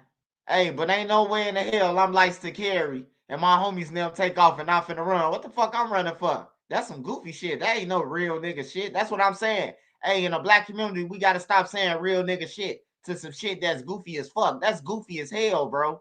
Like, to even sit here and say that was some real nigga shit. He a real nigga for hopping out and running, and he got a gun license and they don't. That ain't no real nigga shit. That's some dumb shit that'll get you killed on everything, man. And then they be want to protest when a nigga get killed by the law. You jumping out with guns and running, and you ain't even got to run, bro. And he be the one that get killed who got the license to carry. You know what I'm saying? He ain't no type of nigga to where they came and confirmed my nigga stood over and put him down like that. You know what I'm saying? But they come in the streets. That shit happen all the time like that. But you never thought that he's the type of dude that would have been targeted by somebody like that? No. Too sick to go out. Don't. Telling my baby wasn't on nothing. That bitch wasn't on nothing. Nathaniel, you wasn't on shit. That nigga beef with me. Not like trip with me, you know what I'm saying? But I be on bullshit so much, you know what I'm saying? He Like, be trying to calm you down. Yeah, he the only one could even kind of tell me something. So that's dead. Was it a situation where you wasn't supposed to be in that area?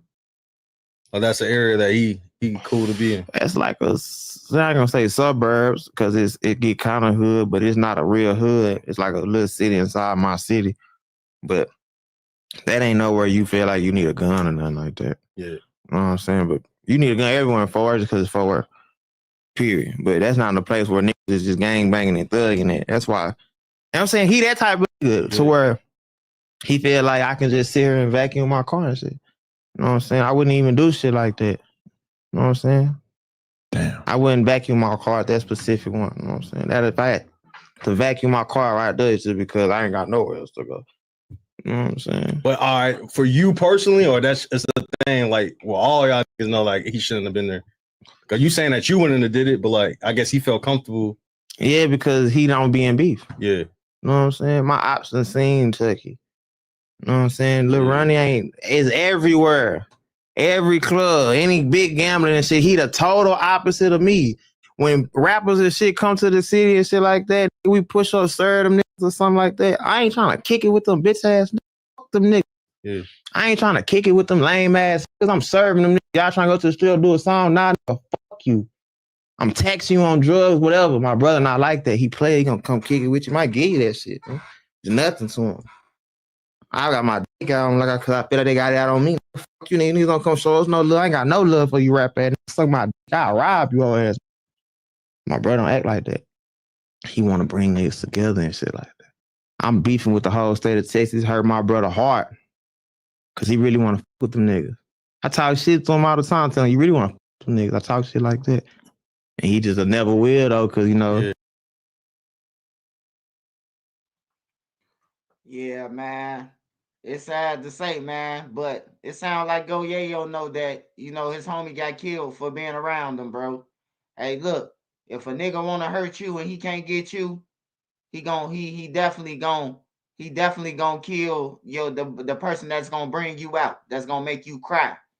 If they kill Lil Ronnie, he ain't got no connects. Lil Ronnie got all the connects, not Go Yayo. So killing him, Go Yayo blackball now. Sauce walking into it with him, you know. Like, man, it's crazy, bro. Hey, look, that's why I say, if you got a homie who mutual, who can everywhere, and you trust him, bro, let him do him, bro. On everything, everybody ain't setting up nobody, bro. Some people can go on the other side without setting up somebody, bro. You know? And if he can go on the other side, shit, if he just tell me, hey, Swipe, man, hey, look, don't go to that corner store. He ain't got to tell me the nigga said nothing.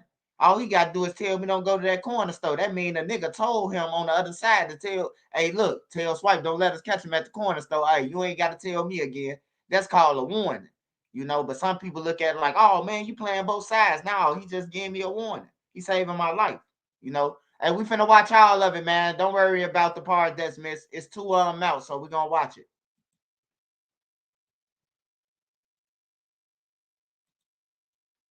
It's simple. With Patriot software, you can do your accounting and payroll in minutes for just pennies a day. How much worse did it affect you mentally once you figured out that his daughter lost her life in that situation as well? Shit. I think for a lot of people, that was the moment that it really seemed unbelievably horrible. How I'm gonna treat Chink like I lost my brother. That's how I look at that baby. That's my niece. Treat her like I lost my brother. You know what I'm saying? And you just immediately felt like you understood who was probably responsible for it? Fuck no. Hell no. So, man, because I beef with it so. Hey, so you saying Mo3? So you saying Mo3 was a gang member? Hey, shout out to Cuz 3D, man. Hey, shout out to Elwood too. Shout out to everybody who support me, man. I appreciate it. Hey, so you saying Mo3? Because Mo3 said he don't drink, smoke, he ain't in no gang, none of that. But I don't know though. You know, people who ain't gang banging, they out here killing. I know some people who don't claim nothing, but they out here killing people too. You know. That's why I say you got to know how to different the motherfuckers who pump faking like they civilians and shit. They out here backdooring people. You know, I know them type of people too. They blended in with the niggas and, you know, oh, I seen that nigga. They dropping info on niggas, you know, because they think they cool with the niggas. Like I just stay away, man. Distance. Hey, the way to survive, bro, is just keep your distance from people, bro. You can see them coming from far away. On everything. I'd rather surprise you than you just pop up on me. You know.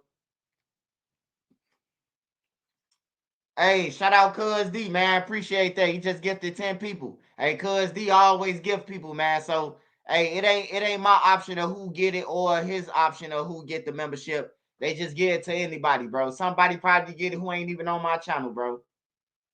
I don't know. But shout out to 3D Cuz.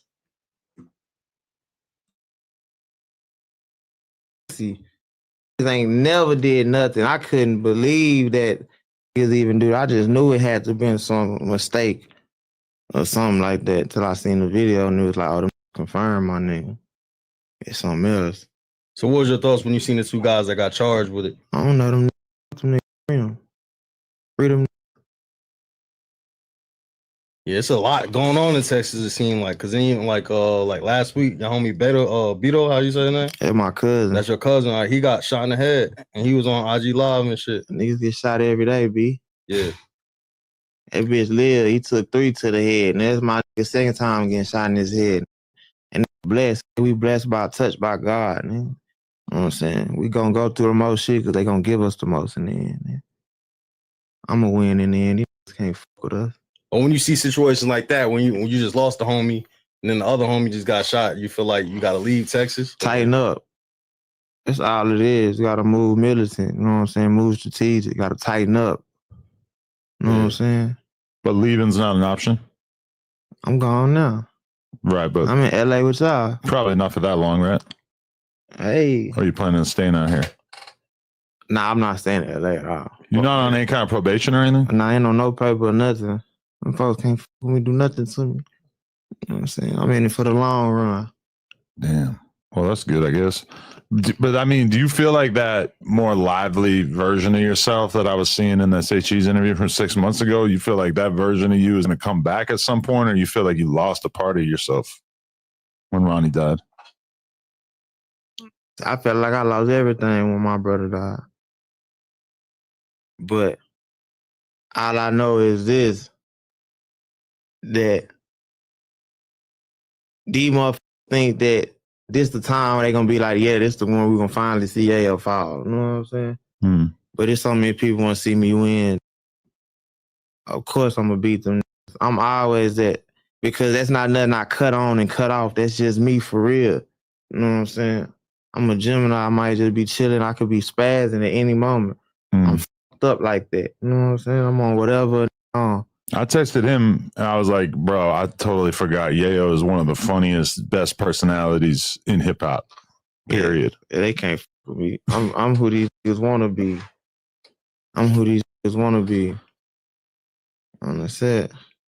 Nah, facts, man. Come on, come on, man. Niggas can't fuck with me, man, for real. What's up, though? It's crazy. All right, because I realize that you feel like you're like the top op in Texas. Like you feel like you're the most hated or the most blackballed or the person that has kind of earned that reputation. And then meanwhile, like you're out here, everybody in LA fucking with you, showing you love. Is that almost like a surprising feeling that you haven't felt in a while? No. The real always gonna prevail. These niggas gonna meet them and they gonna see them niggas really hoes. You know what I'm saying? Real niggas see through that shit. You know what I'm saying? Some just fuck with these rap niggas and they play the game. I understand it now. Because Yayo might not wake up every day and be rapping shit. I want to fuck with Yayo, but shit, Yayo be thugging. He might not even wake up and be a rapper for 4, 5, 6 months. I might not post on Instagram or nothing. I'm thugging. I live like this every day with my kids. I live like this every day. What me and my doing this every day. You ain't got to touch the air. Nobody moving me. All right, I just don't want to step on it. No, I'm fucking with you, nigga. But I'm saying this to say, I don't got to put this shit on Instagram because when Instagram cut off, I'm really this still. These niggas only this on Instagram. These niggas only this when they in a rap song or something like that. Nigga, I'm there for real in real life. These is hoes, man. My mama, Sauce, CJ, a lot of these hoes, man. Pure hoes, man. Don't want nothing to do with me. I'm happy I went to jail. Them niggas pray I go back to jail. Hey, they pray a nigga do me like they did my brother. You know what I'm saying? Is that real, huh? I mean, do you blame Sauce like single-handedly for the fact that you're so blackballed out here or out in Texas? Hell no.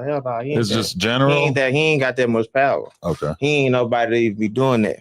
He just a bitch ass to try to push agendas like that though. He going I hate Yayo campaigns. Oh, you don't fuck with Yayo? I don't fuck with that nigga either. Them do shit like that. You know what I'm saying? Like even then, back then, like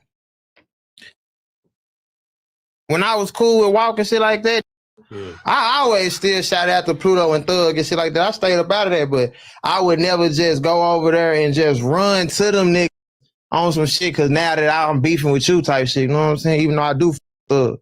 But I'm saying I would never just run to your ops. So I'd never run to enemies just on some riding ass shit because I don't like a nigga. You know what I'm saying? That shit gay. Just can't fuck with me, man. That's gay. And them niggas is pussy punks. Were you and Sauce Walker beef? Because y'all was cool at one point, but then they said y'all started beefing over a catchphrase or some shit. Man, that nigga know I don't fuck with that nigga. So that not nigga know what it is. He just a bitch ass. He do shit bitches do. That nigga's a hoe. Hey man, and as a black person, bro, man, we get it. When I be looking outside in, we get into it about the dumbest shit. Y'all got into it over a catchphrase. A catchphrase, bro? Is you serious? One nigga saying, ooh, we. You know what I'm talking about? Like some, I don't know what he say, but the other nigga, he running around, a grown-ass man with bees talking about, ooh, we. You know, so, like, that like, it's crazy, bro. They ready to kill each other over a catchphrase. Shit sad, man.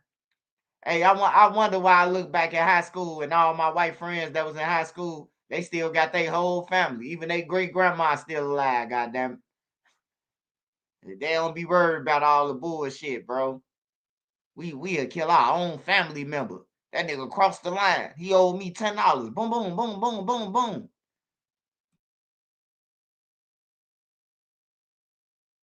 So he don't got nothing. There's nothing real about the nigga. Everything about the nigga fake, man. He's just not a real nigga. We just don't mix. That's why he like my ops. You know what I'm saying? But y'all was cool at one point, and then supposedly the scoot up catchphrase or some shit like that. Nigga said that you started saying it, and nah, that's just too many blogs you don't watch. This the reason with that scoot up shit ain't had nothing to do with Walk. People just tie in where my brother got killed in Houston. When Brand got killed, long live Brand. People tie that shit in with Walk because I immediately went to tripping with Walk after that. But that just, I was already on some Houston anyway type shit, you know what I'm saying? So that's what made me even just press the gas on Walk. You know what I'm saying? That's just the way I've been feeling, the way he been feeling. You know what I'm saying? It's just, I brought it to the light. It was just like that, you know what I'm saying? To the world, we was keeping like, we fuck around still, but really he was my brother. I been drew the line. Chuck, you come to forward, Chucky and them is who you fucking with. I had you down bad. My brother in the next room would tell you, nigga, I had him down bad in my hood. Like, nigga, before we even filed out, my little brother didn't want to do that to him. He out there kicking, because when you with me, I give it to him. When I was in Houston, I thugged this hard with him in Houston too. Like when I'm in Houston, I with you, so I'm just relaxed and good. You know what I'm saying? Yeah. So when you was in forward with me, you good just like that. So where, bro, my niggas done left. So I done left. So my partner them still on the shit like tat to tail, like, hey, bro, it ain't sweet like that over here, bro. Go, yeah, and them gone, you should go and pull out too. You know what I'm saying? And really, they want to do that to you, but out of respect for me, they don't. You know what I'm saying? Like, stop playing like you. You know when you come with the niggas out here who it really is. You can't move how you want to move at her beefing with me. You know that. You know what I'm saying? And then I tried to let you make it. I came home and I wasn't even saying you bitch ass. Now you still roll my dick. You know what I'm saying? When an interview with you, that shit over with. Ooh, come on, dick ride. I ain't said nothing about this man. He just went to dick ride. So now I went to exposing him. You know what I'm saying? I went to expose him. That's just how it go, man. Them niggas old. Did you see that argument that I got into with Sauce where I told him I'm gonna go with Go Yayo, and I heard he was really not happy with me saying that to him. Smart. You smart. But I'm saying this. Who you trying to make believe that shit? That shit over with. We millionaires. All right, well, cool. I just got out of prison. You know what I'm saying? Went back. I'd have been out of prison again 10 days. And I'm lit, you know what I'm saying? It just is what it is. They can't fuck with me. They don't like that shit. They want me to fall off. And since they put me on an island by myself, they thought I was going to drown. You know what I'm saying? Well, I'm really a star. And I ain't never had nothing. Swift, my first manager. I ain't. Hey, man. Hey, ESC, what's up, ESC? Hey, is this guy cold, man? I ain't never heard none of his music, man. I know Lil Ronnie garbage. I ain't gonna need a lot of y'all. Y'all might listen to that shit. It chopped and screwed, whatever y'all talking about. Now, I listen to Scarface. I listen to motherfucking Bun B, Pimp C, and all them. They garbage. The new niggas, they garbage everywhere. The new niggas in Chicago, the new niggas in New York, the new niggas in Baby Kia and them in Atlanta, all them garbage, man. I ain't gonna lie to y'all. Trash can, ass, two cheeks. Whatever you want to say, man, they garbage on everything, bro. This nigga talking like he motherfucking Lil Wayne in 07 or something.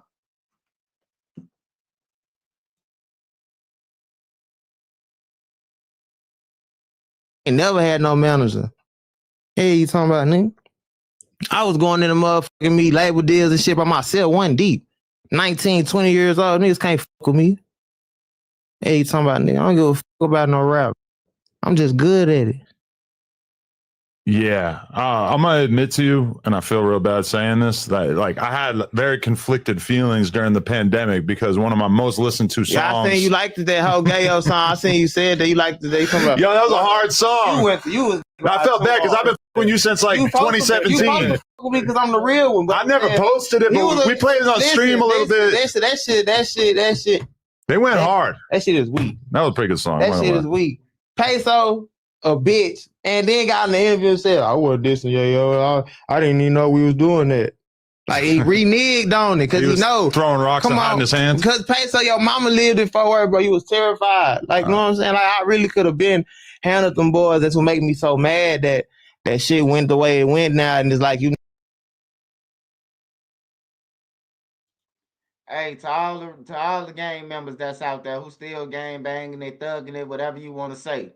Hey, man, the motherfucker mama ain't got shit to do with what he got going on, man. To say that shit, that's some straight coward shit, bro.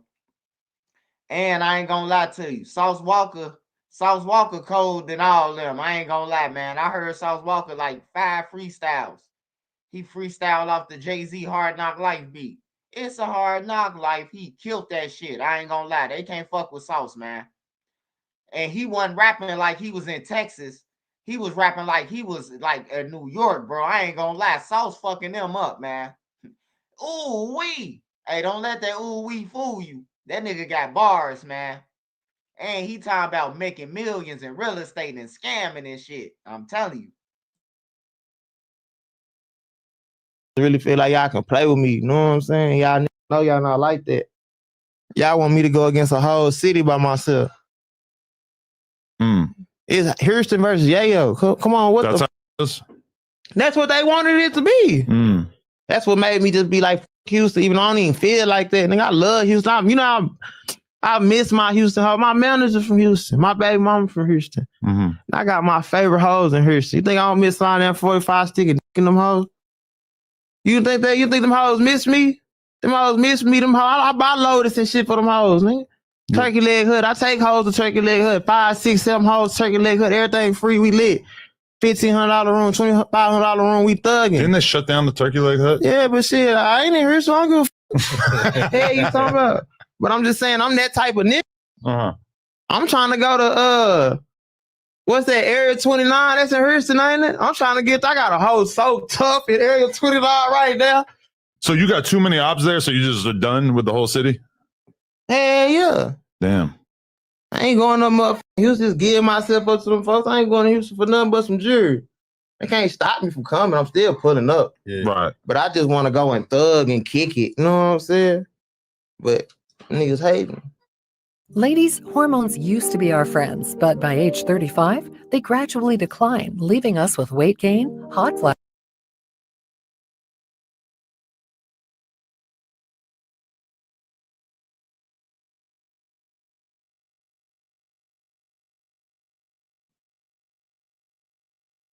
Yeah, Mama K in the building. Sparks. Hey, I'm trying to see. Hey, to all the football fans on here, to all the football people and all that, man. I ain't gonna lie, man. Like the thing that happened with Shador Sanders, the last couple days. I'm gonna keep it real with you, man. That wasn't for him. That was to teach his daddy to shut up, man. His daddy talking about what teams he ain't gonna go to and what he ain't gonna do and all that, bro. Like, hey, them people just sent the message like, hey, look, we damn near ain't even pick your son, you know? So it was just a message for Deion Sanders, man, just to be quiet, bro. Like, and then all that flashy shit, he need to stop that, bro. He's too flashy, man. That's what I got on Shador Sanders, though.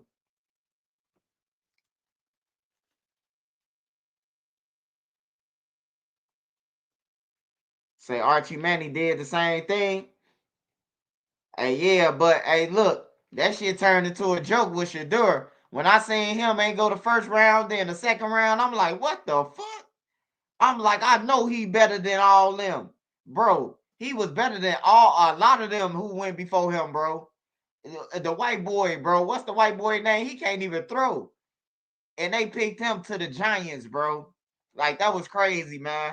Hey, but I knew it was because his daddy, though. His daddy, Deion Sanders, bro. Like, he gonna say what he want to say because he rich already. And he said that if his son go to the NFL, he gonna run his son. Like, he gonna run it. They ain't gonna just tell his son what he gonna do and what he ain't gonna do. And that rubbed the teams the wrong way. Like, so his daddy gonna be involved in the locker room and shit? Like, no, fuck that. We gotta send a message.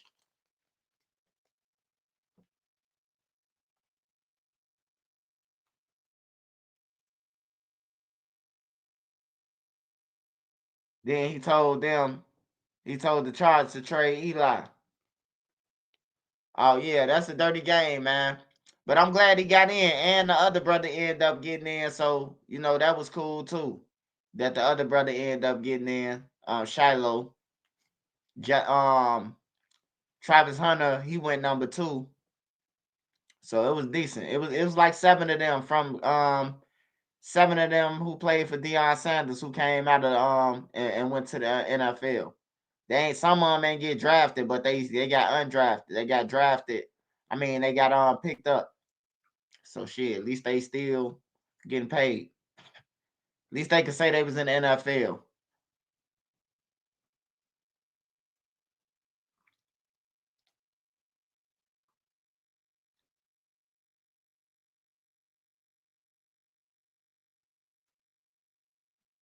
All right, I can't watch no more Go Yayo. They was punking Marvin Harris Sr. last year too.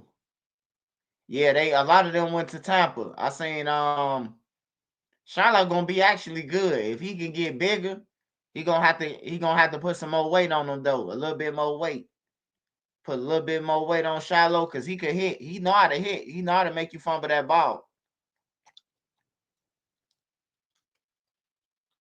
But I'm glad to see they made it out, bro. Like for real. But Buffalo ain't gonna, Colorado ain't gonna be shit this year. They ain't gonna be nothing. All the kids finna want to transfer now. Especially if they don't win no games. But Deion Sanders might go and get a quarterback for the college though. Shout out Mina Mina. All right, y'all. Hold on. I'm trying to see what this is. See this? That's a QR code to get Google reviews. And if you run a local business, it just doesn't work. If you own a shop, a salon, or a restaurant, listen up.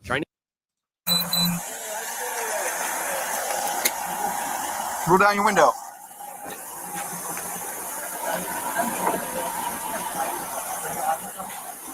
You got ID on you, my man?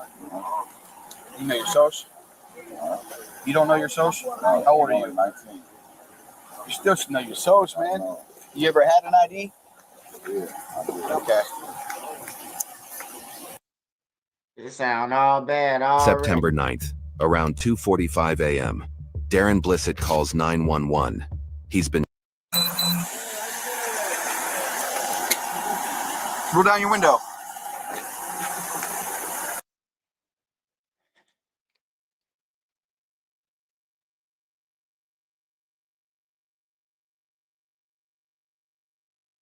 Sanders made 150 million. Only reason why I knew my SSN at 19 because I was in the Army.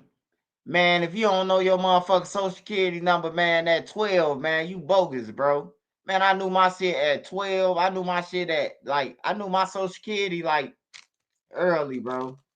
I knew it earlier than that, but I for sure knew it at when I was in 6th, 7th, 8th grade. You know? But you never get nobody that. My mama always say, if they ask you at school, just give them the last four, the teachers. Don't get nobody your whole social. So that's what we used to do. But I don't know no nigga who ain't 19, bro. You might as well just get out the car and get the shit up. I ain't never had no ID. This nigga 30-something years old talking about he ain't never had no ID. You going to jail. He say now Jackson Dart comes from Ole Miss, just like Eli Manning, New York, from whom they wanted. Yeah. The Dart guy. That's who it was. Dart ain't better than he ain't better than Shador. I ain't gonna need to lie, bro. But they just had to send a message. That's the NFL. They don't give a fuck how much money you got or you rich. Hey, you see what his kid said? Shiloh said.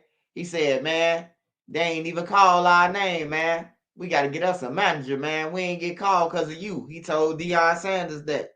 He said, man, it got to be because of you. They ain't calling us. I was laughing my ass off when I heard him say that shit.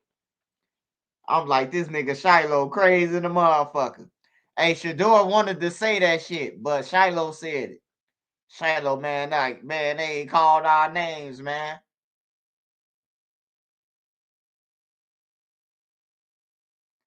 Dia. What say what happened to your membership? We can't take your membership away. Did you change channels or something? Because we can't take your membership. Can't nobody take your membership. Or did your membership run out?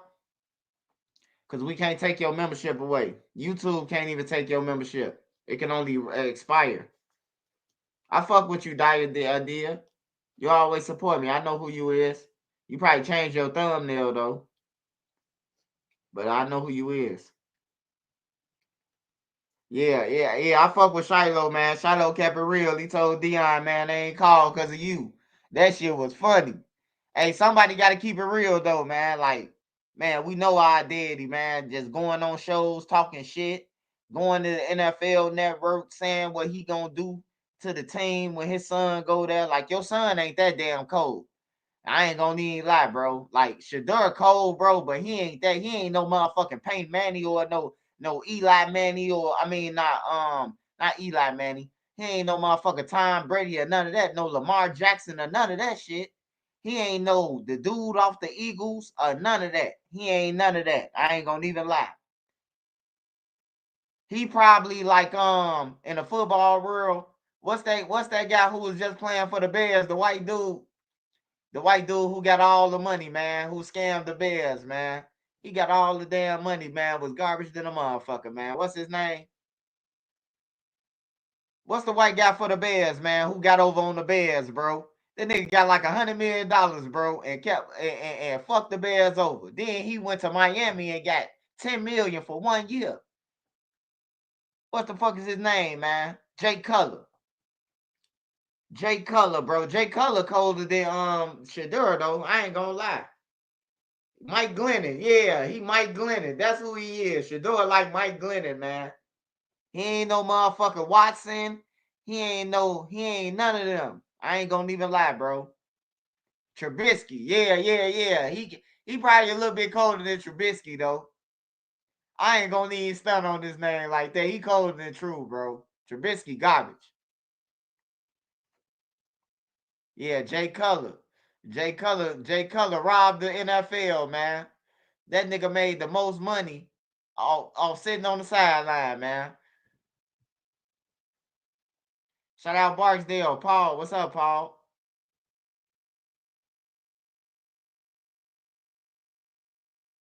Yeah. He better than Gabriel, too. For sure. All right, what y'all want to watch, man? Y'all want to watch this or what y'all want to watch, man? I've been off the internet for I was mad that the motherfucker Breakfast Club did that shit. I ain't gonna lie to y'all. So I just stayed off the internet, man. You know, I just dropped my videos and just go back to, you know, DraftKings or watching NBA games or Coachella or something. Whatever was on. It was Coachella in Dubai or some shit this time. I ain't understand shit they were saying. Me and my wife, we were spamming Coachella with Trenches News. We were spamming the shit out of Coachella. Go subscribe to my channel. Hey, they blocked me on Coachella page. We went to the other page, man. Me and Nene, we smoked us a blunt, man, and we was just spamming Coachella, man. We was watching that shit on the TV as we spammed it, man. What y'all want to watch, y'all? Dirk need to get a new lawyer right now before he's next to Larry. I'm trying to tell him, hey Supreme Remy, I'm trying to tell him, man. They don't believe me, man. They say Trenches News hate, man. I'm trying to tell him. Hey, Lil Durk want to get up out of there. He got to get rid of Drew Finley. He got to go and get some lawyers for murder for hire, bro. Not for no celebrity. Hey, look, we got to think about it. They say that. Oh man, Drew Finley, he represented Big Meech. Well, how many years Big Meech get? 30 years. He represented Young Boy. Young Boy still went to jail. It ain't no murder for hire though that they was fighting, but they still went to jail. He sound like he a cop-out lawyer, bro. He sound like he a lawyer that if the feds say 50 years, he can get you 20. You know what I'm talking about? Like he sound like one of them lawyers he gonna try to do, but he can't do that with the feds. You can't buy them, bro. They print money, bro. They didn't even want Diddy $50 million, bro. So what? $900,000 to them. They said witnesses been threatening all type of shit. He ain't getting out for no motherfucking lyrics. I'm just keeping it real. I just be saying some shit that people want to say. His guys know though that I be speaking that shit. His guys now from Lamron, his real friends. They know I be speaking that real shit on everything. His homies now, you know, like me or not, they know I be speaking that real shit, bro. Like for real. Dirk locked up, and all these niggas look like creative players, bro. OTF Brown Eyes. Let me type this nigga up. Hold on, man. Let me show y'all how this nigga Brown Eyes. I know for sure Dirk don't know who the fuck this nigga is right here. Hold on, man. OTF Brown Eyes. They done got this nigga from Popeye's Chicken to KFC and told this nigga, let's go. We flying out tomorrow. OTF Brown Eyes. Never heard of this guy.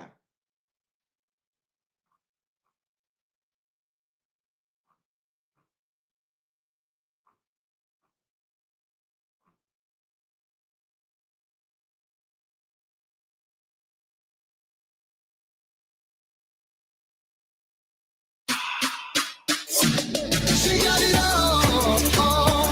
She got it all.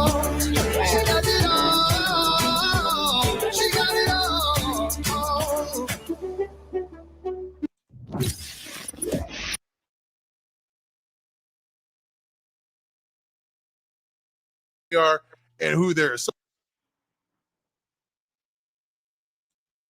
Who the fuck is these two, man? Anybody can tell me, anybody on here from Chicago?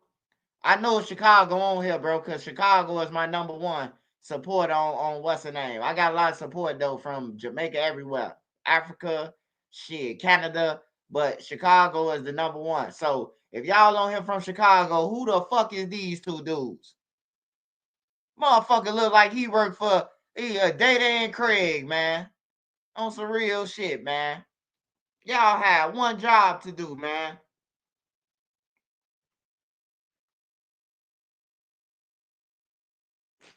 They probably was locked up on 9 with Didi. Oh, King Fields. You probably right. On everything, you probably right. They probably was locked up with Didi. And he recruited them dumb motherfuckers. On everything. We don't know none of these niggas, man. On some real shit. Hey, I really feel bad. I really, truly, if you say feel bad, like, I feel bad that Dirk had all that money, bro. And then he got some niggas named Brown Eyes and Flocka and all these niggas who we ain't never seen before. They in jail because of murder for hire that they saying he paid for, bro. He not supposed to be involved with this shit, bro. Once you make it to a certain level of money, bro, you gotta change, bro. Like, you gotta change. You can't hang with the same people, bro, who commit crimes, bro. If you got a legit business, bro, you can't be around gang them, bro. Gang them killing people. I don't give a fuck if you own I don't give a fuck if you own a McDonald's or you own a little local restaurant or you own a corner store. If them people keep on coming by and locking them up and catching them with guns when they come out your shit, eventually they gonna say that you motherfucking part of the gang activity. And now you lost your store. Cause you ain't want to tell no motherfucker, hey, look, y'all can't hang here, bro. Y'all can't hang in my store, bro. This is how I feed my family. You know, niggas be scared. Niggas be scared to tell niggas, bro. I mean, when I got into it with Brain Dead, bro, my homie, not my homie, my brother and them homie, a project legend, a millionaire, you know, took his money and ended up buying all the buildings that's on Bloodhound them shit. And Brain Dead. He owned a lot of them buildings over there. You hear me? And he tell the gang members, the BDs, hey, look, man, y'all tearing up my building, man. Y'all gotta move around. Man, they was ready. They was talking about killing them. I got into it with them, like, bro, how y'all gonna kill somebody whose shit this is, bro? Like, for real. This his property, bro. What if it was your property? Would you want somebody to be tearing down your doors, putting holes in your wall? Shit like that. Like, people don't look at it because it ain't they shit, bro. But I be making niggas realize, bro, like, yeah, that is right, bro. If I own this building, I wouldn't want nobody, you know. That's just like when you get rich and a rapper. You can only take so many people with you that the ones that you leave behind, they gonna start calling you a goofy. He ain't never been on shit, you know. Look at Lil Herb, what Herb going through. At first, it was all good. But then niggas start feeling like they ain't going, and then they just start, oh, he a creative player. He ain't on shit. He owed me for walking him home. Like, you wasn't never his friend, nigga, if he got to pay you to walk him home. You hear me? You ain't his friend, nigga. Hey, that nigga say, Lil Durk, he say G Herbo owe him. He say G Herbo owe him for walking him home, bro. I couldn't believe that shit. I said, damn, you know how rich I'd be? How many people I walked home with a gun if I was charging them? Like, I would have been made that a business. Shit. How many people that I didn't motherfucking, yeah. You know? Like, that's crazy, bro. To charge your homie. It's wartime. You out here killing. But you charging them to walk you home. Like, nah, bro. Because everybody on the block ain't no killers. Everybody ain't no shooters. On some real shit, you got a couple of fighters. You got a couple of pretty boys. You got a couple of drug dealers that still ain't no fighters. You got drug dealers that's fighters. You know, you got drug dealers that'll shoot too and sell their drugs at the same time. It's just, you know, it's just different in the hood. It's just like different crowds, but all of them mingle together now. That's the difference. Trap God, what's up, Trap God? Shout out Moot. Hold on, man. Let me see what's the name of that shit.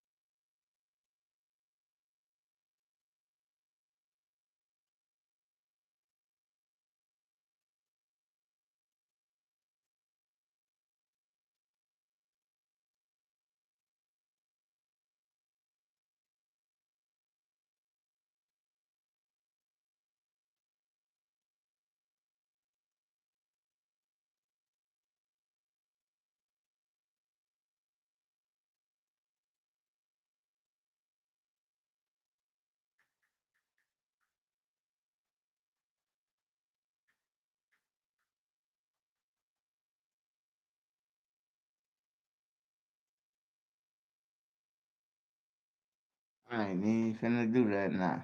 Yeah. You covered a story on 300K that fell off the bridge truck in Chicago. Yeah, I covered it. I definitely covered it. Hey, but to the people who got that money, I hope you covered your face because it's just like you robbed the bank on everything. Don't think that shit was just free and sweet. Don't be going around flashing and stunting on your baby mama. Then she called the police on you. Cause hey, you going down with a serious theft. You going to the Fed. That's a federal crime, bro.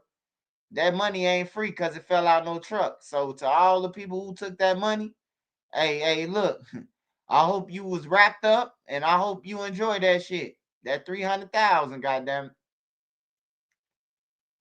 And don't be on the internet showing it because they zooming in on the bills, baby. Hell yeah. Them niggas be doing the money spread and get popped off. Oh, that's the money that's missing. They don't even know doing the money spread just got you busted, man. I'm trying to tell you. I seen them zoom in on some money on what's the guy named the rapper Pooh Shiesty. They zoomed in on some money or some shit that he got caught with and knew that it was him. I say, God damn.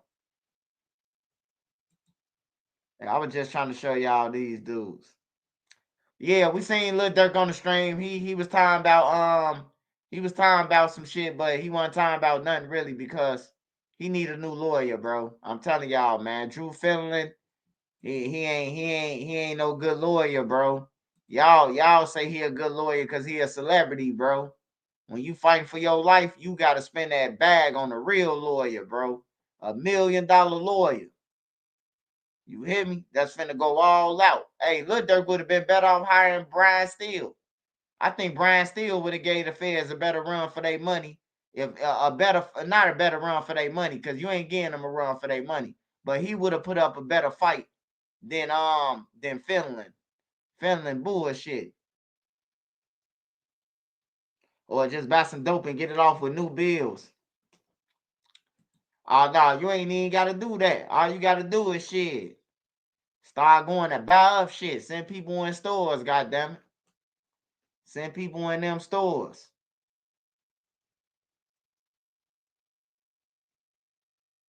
Spend $10, spend $20, bring me back 8. Spend 20, bring me back 80. You want to make $20, you can make all the money if you want to. You can go in the store and cash out all this, but I want 80 every 20. That's how they probably doing the shit. Unless you being greedy. All right, what we finna watch, y'all?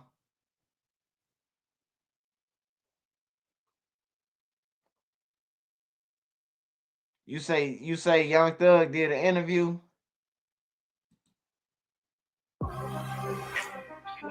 They be striking pages, man. I ain't watching Young Thug, bro.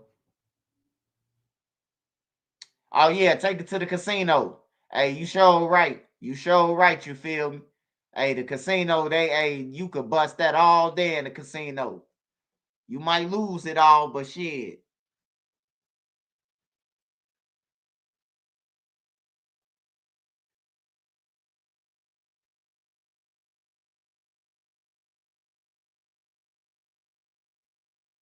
Nah, you gonna get busted buying the dope with the money, and then they gonna run the money, and now you in trouble both ways. Fuck that.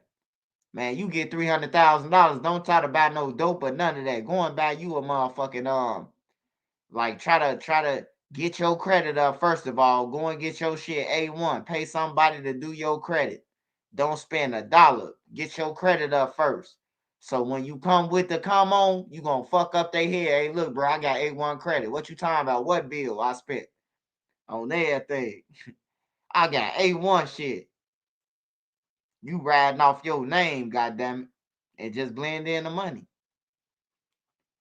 But people be getting money there. Go and get your credit fixed. If you got some real money, go and get your credit fixed. That should be the first thing.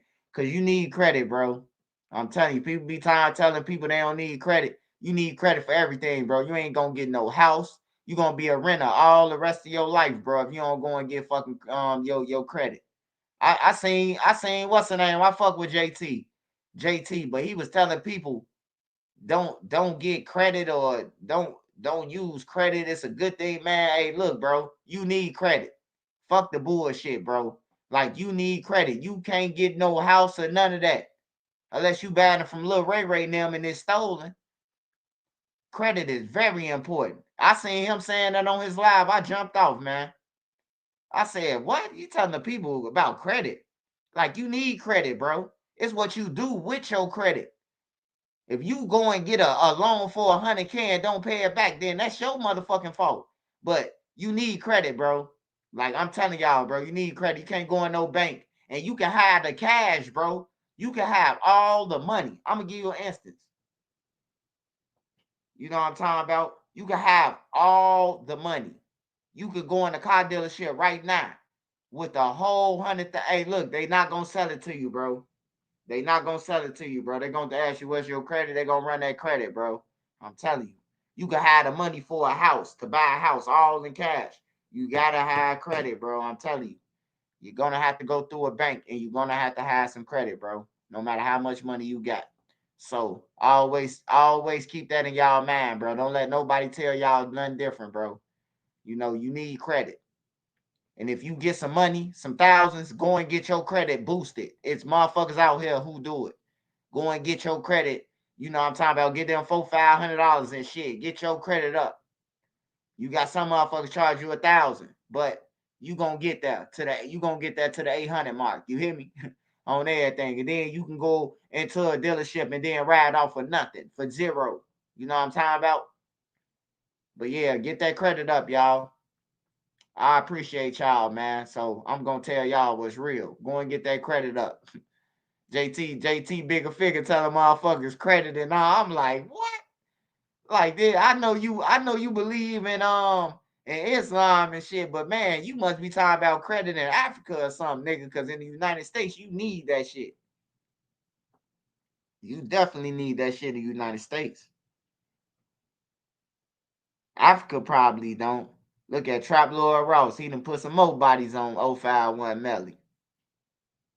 I see 10 different niggas up back there that he said Melly killed. That's crazy. He got a Mount Rushmore. Damn, it's like 1, 2, 3, 4, 5, 6, 7, 8.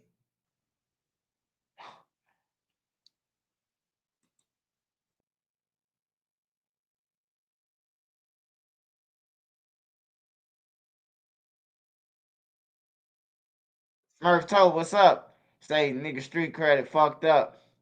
A real credit can't get fronted. Hey, yeah. That's what they be. That's what they be thinking, man. They be thinking shit. All my life, I'm good in the street shit. That credit ain't shit in the streets.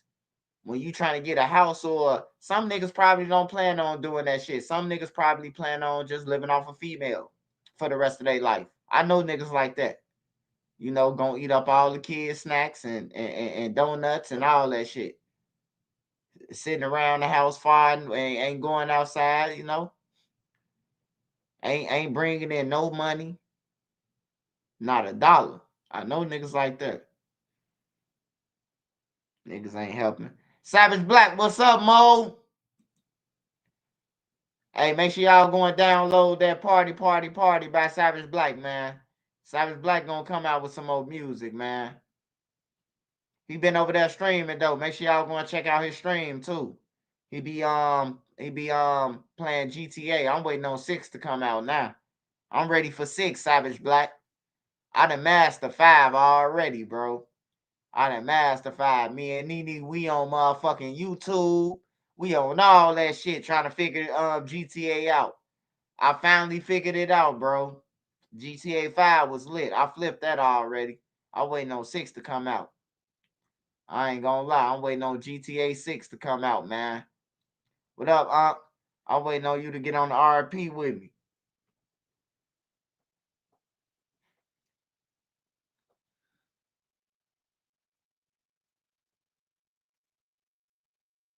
You say Africans talking cash shit. Hey, man, the Africans don't like me anyway, man. I ain't tell you the story about the cab driver. Oh, man, the Africans don't like me no way. They don't like Trenches News, brother. On everything. I was in a bad situation. You know what I'm talking about? And I had my son, and I came from the joint. I was fresh on parole. So, you know, I took the gun, what they call a stick, because it was a 30 in it back then. I was trying, we was in the project, so you know the project buildings was down, so it was a lot of guns with sticks on them. So yeah, I stuck the stick under the cab driver. I stuck it under his seat. And when the police pulled behind us and ran they blue light to detects, they pulled the gun from out under his seat. And he said, "Motherfucker, that's yours." I said, "No, that's yours, motherfucker. I got my son. You just picked me up. You hear me? You just picked me up, motherfucker. Where you picked me up from? I ain't had no gun on me. That's yours. You hear me? We going back and forth. You motherfucker, that's yours. No.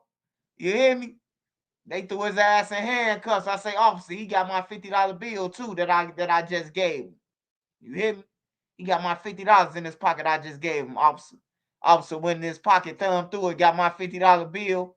Hey, I said, I ain't never going to Africa. I might run into his ass. I think he got deported too. The way he said no, I knew he was illegal over here. Hey, at least I killed 2 birds with 1 stone, though. At least he got back to his country, you know. He, like Trump say, he could have been a rapist, you know. He could have been this, he could have been that.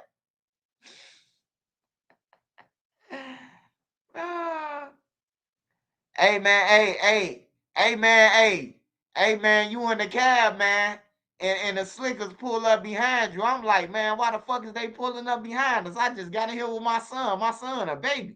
You hear me? Ah, fuck that. I wiped it off with the baby milk slither right up under his seat. That motherfucker said, "Fuck you, motherfucker. That's your gun." I no. Me don't play with weapons, Holmes. I know that African gonna fuck me up too. And he was like Big U size too, the African. He wasn't no little motherfucker. He was like Big U. So just imagine if they would have been like both of y'all going to jail. He probably would have fucked me up. I ain't gonna lie. I'm gonna keep it 55th Street with you. He was like Big U size. He unless I would have jumped up and did some Power Ranger shit, and then he got knocked out. Y'all know how the Power Rangers do it. They do a cartwheel and jump up and kick their leg, and then knock out 3 putties. Y'all remember that shit? On some Power Ranger shit, this big motherfucker like Shaq size. I jump up and kick him, and then he just fall out and croak. Y'all know how the movies be. But he would have fucked me up if we would have went in that cell. He was one of them strong ass Africans. You know they eat goats. They eat all type of shit. Monkeys. He's stronger than ox, man. I was gonna do what I had to do to get out that cell though. ACO, man, I can't get up in there. He said he gonna kill me. I ain't gonna be like these niggas. They got 20 knives at the window and nigga talking about some. I ain't walking myself. Shit. Nigga showed me 20 knives at the window. ACO.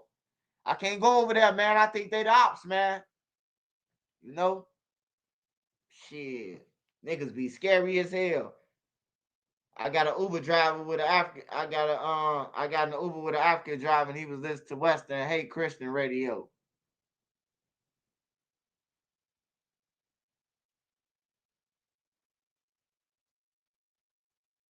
Yeah, some niggas be saying that shit though. A king.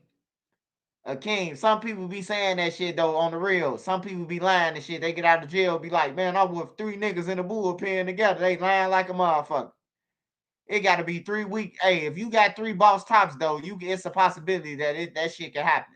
If it's 3 boss tops, if you fighting 3 boss tops, the average motherfucker who can fight, and you got 3 boss tops, if you in front of you, you could beat all 3 of them. I seen the video with Boss Top, man. I had to send him the video in his inbox, man. I say, what the fuck you doing? Stepping in the name of love? Man, that nigga was doing a cha-cha slide in that motherfucker, man. They was supposed to be fighting, and he running around the day room with his head cut off, man. On everything, bro. I'm like, what the fuck, man? All his shit, like, I don't want to hear Boss Top speak on nobody name or none of that. Your ass can't fight. I put my bottom dollar up on a crackhead on some real shit. I put my shit up on a midget that they'll whoop him. I know for a fact. I seen it. That man that got whooped by so many motherfuckers, bro. That's little. You would be like, nah, bro. Boss Top ain't never just let little dude knock him out. Look, a motherfucker who was 5 foot knocked Boss Top out at O Block. And I'm like, damn, it was Parkway then. Boss Top was like, he was like, hey, they said, what's the name? They say, what's the name said that you stole that gun? Boss Top was like, who? Who stole that gun? Keita was dead now. Keita was dead. Because he said on Keita, I beat a motherfucker ass. And little Shorty was like, who you say you gonna do something to? He had a little squeaky voice. Boss Top was like, nigga, I'll beat your ass on Keita. Hey, so dude asked the BDs who was out there, like, who from Parkway, was like the older dudes, like, hey, man, can I whoop him? He was like, man, he talking about whooping you. Go ahead and fight him. Man, Boss Top swung, dude jumped up and punched him in the eye. Man, Boss Top fell out. I say, oh, hell no. I was finna jump on the midget with him. On my mama, bro. I was finna knock the midget out, bro. Just the way he jumped up and just clocked Boss Top, and Boss Top fell out, bro. I was finna whoop the midget ass, bro. I was pissed. My big brother grabbed me like, nah, bro. Nah, don't help him. On everything, bro. I was pissed, bro. It was like, it was an embarrassment, bro. That nigga let a midget knock him out.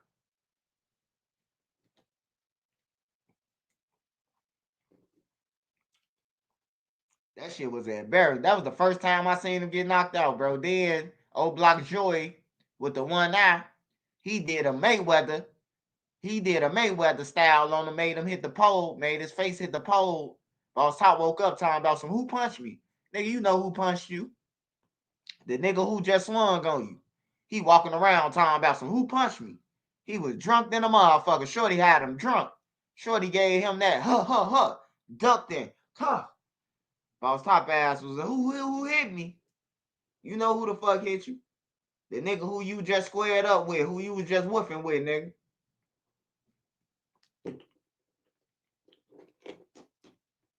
And that man ain't won no fight ever since. I don't want to hear nobody say, at least he'll fight. You funny as hell. Motherfucker talking about, hey, Swipe, at least he'll fight, though. What? Okay.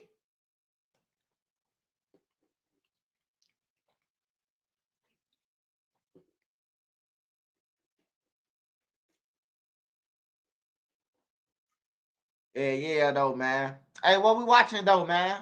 Let's get to it. I ain't been on YouTube for some time, so I got to go through it. I just was jumping on. I just said, when we get back to the house, I was just going to jump on.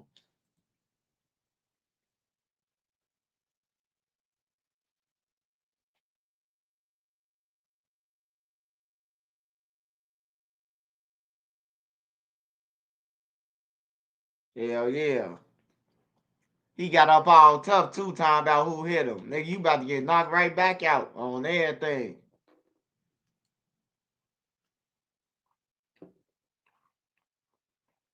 All right, so what we about to watch, man? Let me see.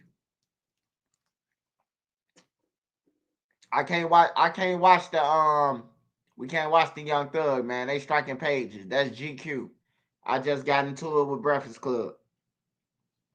I sent them so many motherfucking the Big Mac meal.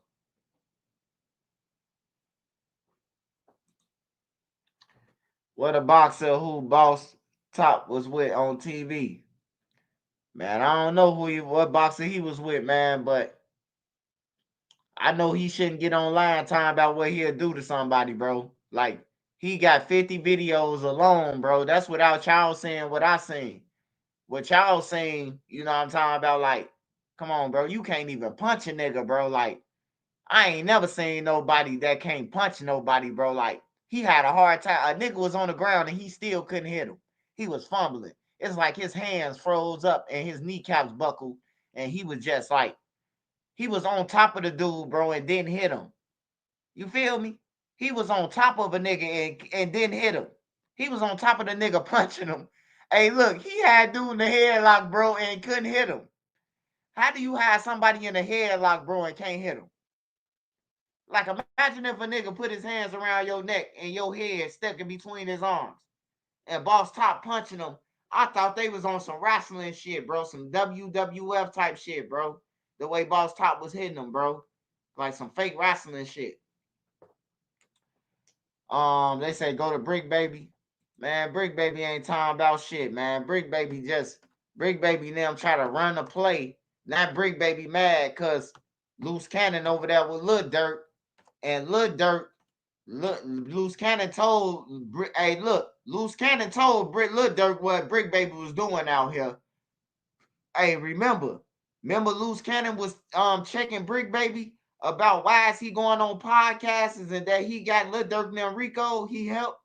Remember that shit? Well, Loose Cannon is on the deck with Lil Durk. He put him on the phone. He let Lil Durk take his 10 minutes today. And I'm pretty sure that Loose Cannon, Loose Cannon, he talk. He gonna talk. He gonna say whatever. He gonna talk whether they in a federal facility or not. He told Lil Durk that Brick Baby was out there making money off his name, bro. That he was making fun of them and everything. I guarantee Loose Cannon told Lil Durk that shit. Lil Durk ain't trying to fuck with no fucking Brick Baby.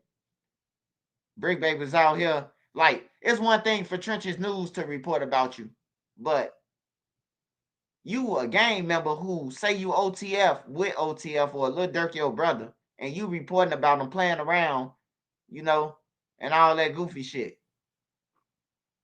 Now you in jail with Lil Durk. That's crazy.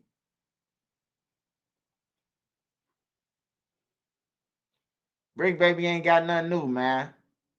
Who just told me Brick Baby like he had something new? Brick Baby ain't been on live for 9 days, brother. Who told me to go to Brick Baby? I should have known, man. Somebody named Creep Gang. Sunk me off. Sunk me off, Creep Gang. It's all good, Creep Gang. It's all good. Let me go back check with the family. Oh, the family TV, man. The Get Back game was started, man. Way before Von died, man. The Get Back game was started before King Von came home. King Von didn't start Get Back game, man. A guy by the name of Heck and a guy by the name of Money Duke. They started Get Back game. Them two, and then Moowop was an addition and shit like that. But the real Get Back was HK and fucking Money Duke. So yeah, you got that wrong. But I still fuck with him. He just got a little misunderstanding. Ain't nobody gonna be perfect, man. I seen somebody point that out. That's why I said something. He just got a little bit wrong.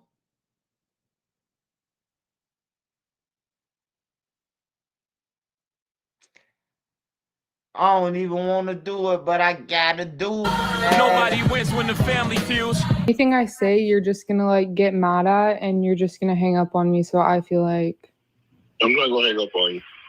Here's what it is. what? What does that even mean? Nothing yet.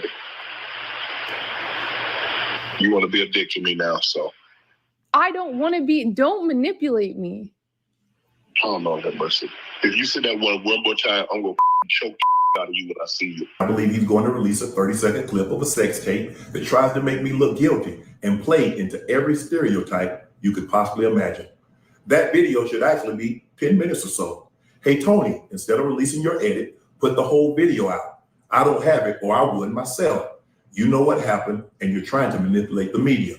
The encounter in question took place during the day at her invitation, and now that appears to be a deliberate setup. Fam, as a news platform and bringing you guys information at least.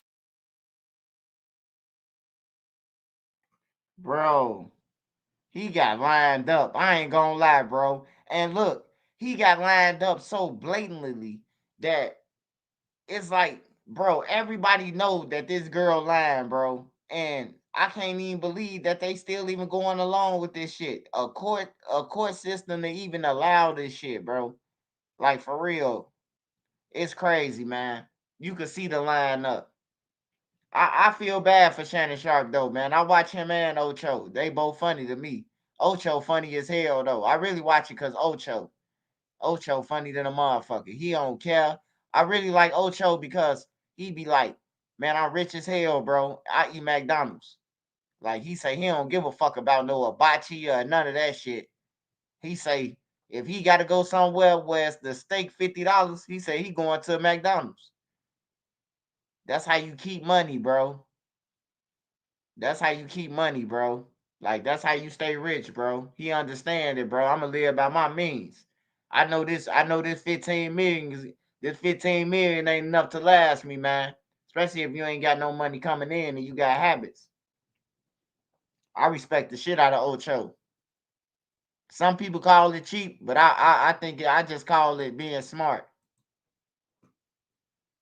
Once, sometimes even 3 times every 24 hours. I try my best to bring you the most relevant story I believe to you guys' attention within that time frame. And sometimes that could be tough, especially when the main objective is to shine light on a situation that normally wouldn't get the most shine, or to try to do more research that's not necessarily presented to the public. Well, one of those stories has been brewing for the last 72 hours that I felt the need to bring you guys an update on. And this is a real sensitive matter. Some would say in the last 72 hours, we are witnessing extortion. Or some would say in the last 72 hours, we're witnessing a victim who decided to handle things in the court of the law has been victim shamed by the alleged perpetrator. And it's important to note that I'm not here to try to tell you which way to go. I'm just here to present the facts and tell you where we stand today. And just to put it all on the table at the very beginning, because people are going to assume what they want. Fam, today we talk about a 20-year-old OnlyFans model who's now suing an NFL Hall of Famer who was days away from signing a $100 million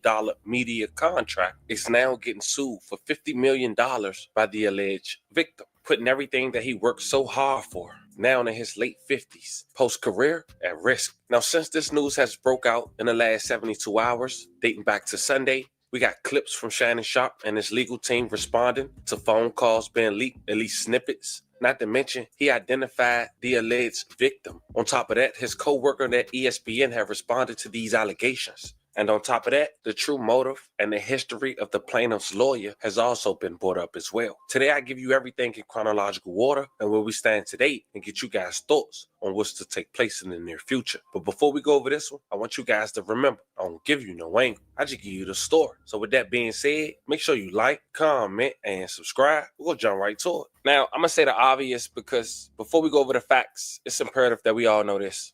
In certain situations, no matter the outcome, we got to accept what come with it, meaning we supposed to think twice. Now, you talking about a guy who's living like that, in that age bracket, messing with a 20-year-old, you got to assume what's going to come with it. And some would say it's not even her who was suing him, right? At 20 years old, if we was messing with a multi-millionaire 3 decades older than us, we probably would just enjoy the time, right? But in her case, she had a motive out the gate. Some believe that would be probably the person she actually listens to. Some consider her a PIMP or probably just her boyfriend. But I did my own research, looked at her social media. Now, Shannon Sharpe already mentioned that she was an OnlyFans model. She's 20 years old, but you could tell that she manipulates online presence by even having birthday cakes with 22 as the candle. But it get deeper than that. You look at pages that she was tagged in throughout the years, you could tell there's some type of escort service going on.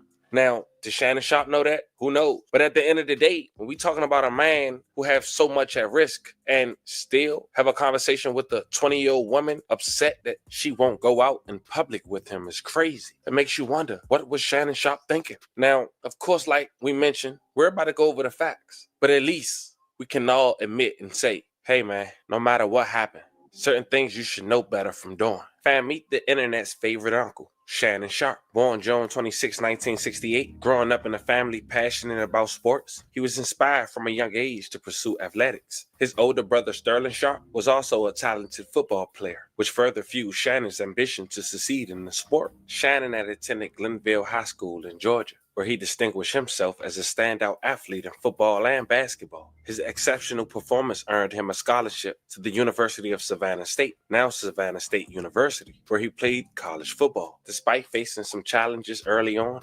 Shannon's talent and work ethic helped him develop into a top 5 tight end in the NFL. Post-career, Shannon Sharpe has made his name as one of the faces for sports talk media. Once a co-host on Undisputed with Skip Bayless, now a co-host on First Take with Stephen A. Smith. No matter, divorce court, child support, Lou Dort. Lakers in 5. Wix gives you the freedom to tell your story.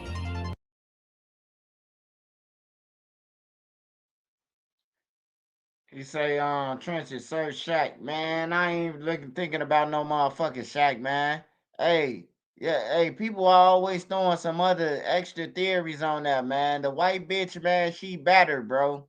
He was playing around, bro. You gotta learn to see a call, bro. Y'all always adding in some extra shit. Shaquille O'Neal ain't got shit to do with this, bro. On everything, bro. He was dating old girl. He was playing with her. She told him stop playing with her, feeling her heart, bro.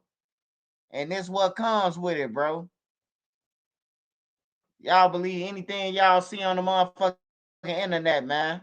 Shaq be trolling. Shaq troll, bro. Have you been around? How you been seeing Shaq since I've been seeing Shaq since I was a kid, bro.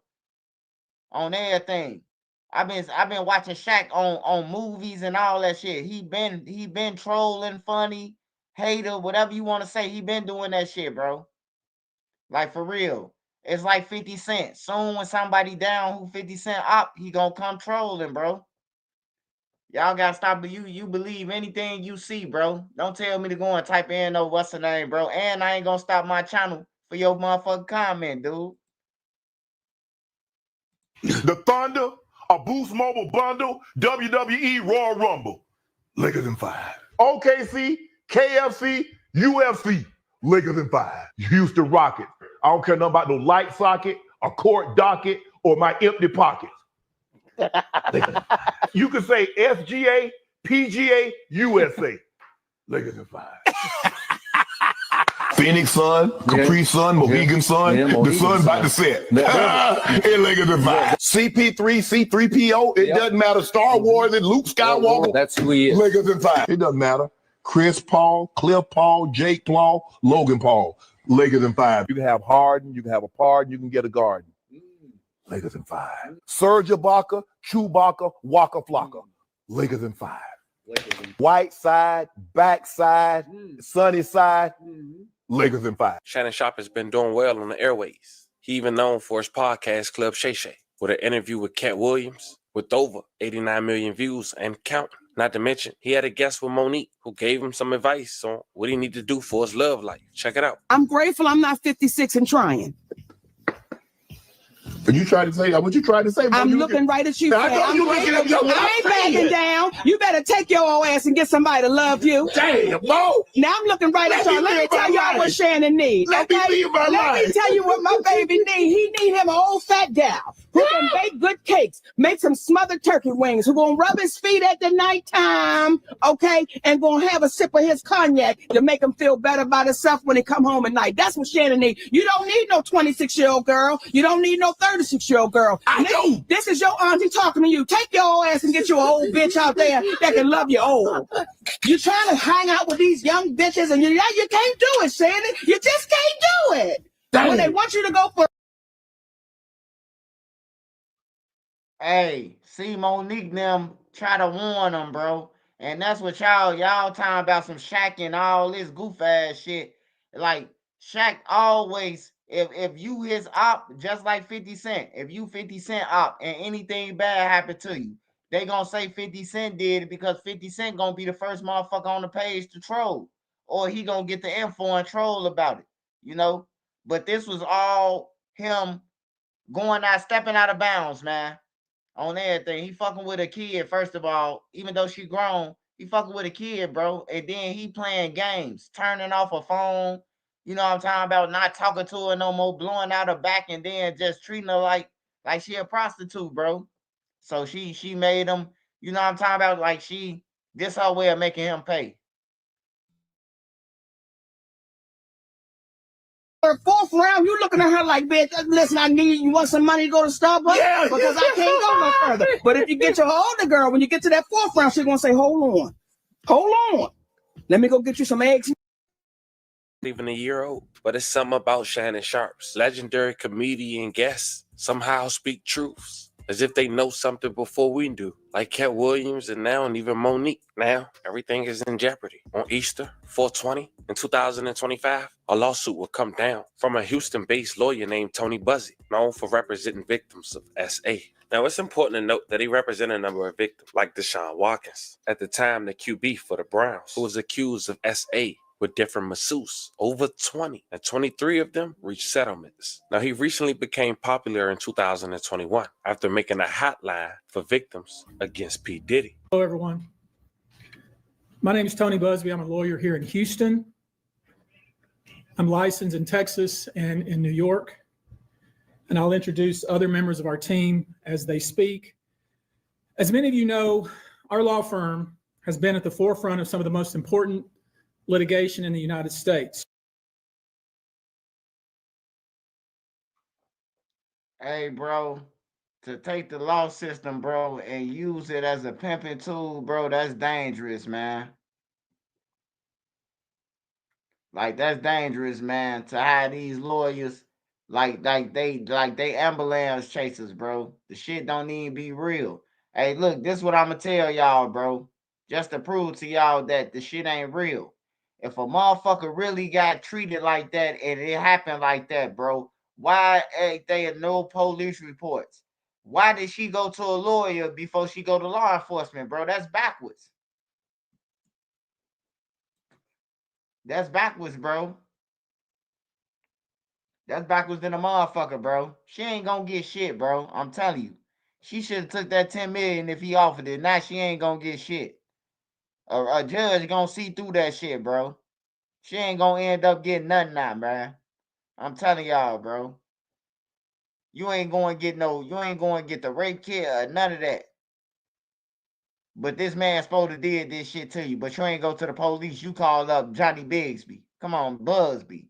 Come on, man. I know a play when I see one, man. We like the tough cases. We thrive in the complicated cases. We've handled over the last 25 years some very big and very important cases.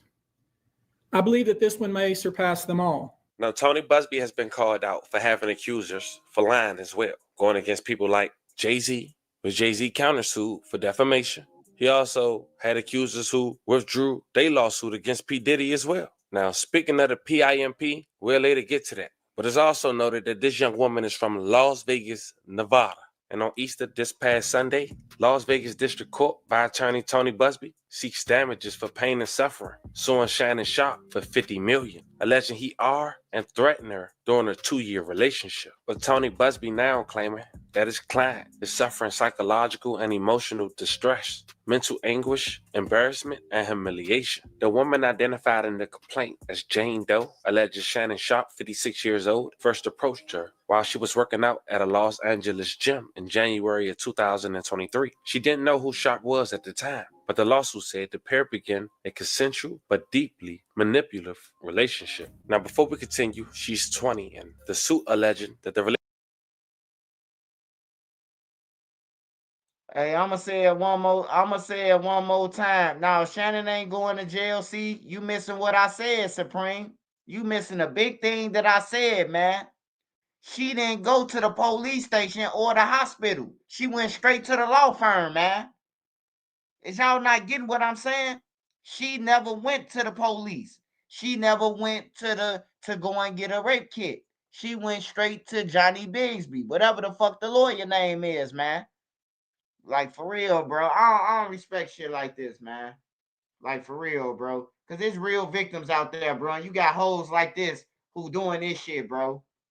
I don't feel bad for her. I don't feel bad. It sounds like a relationship and a domestic. Because if Shannon Sharpe ain't had no money, it'll be a motherfucker domestic. Let's just keep it real. Pain and suffering.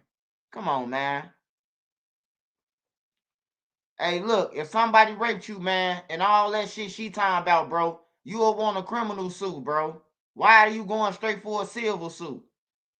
Like, come on, man. It's a play, bro. It's a play, bro. That's all to it, man.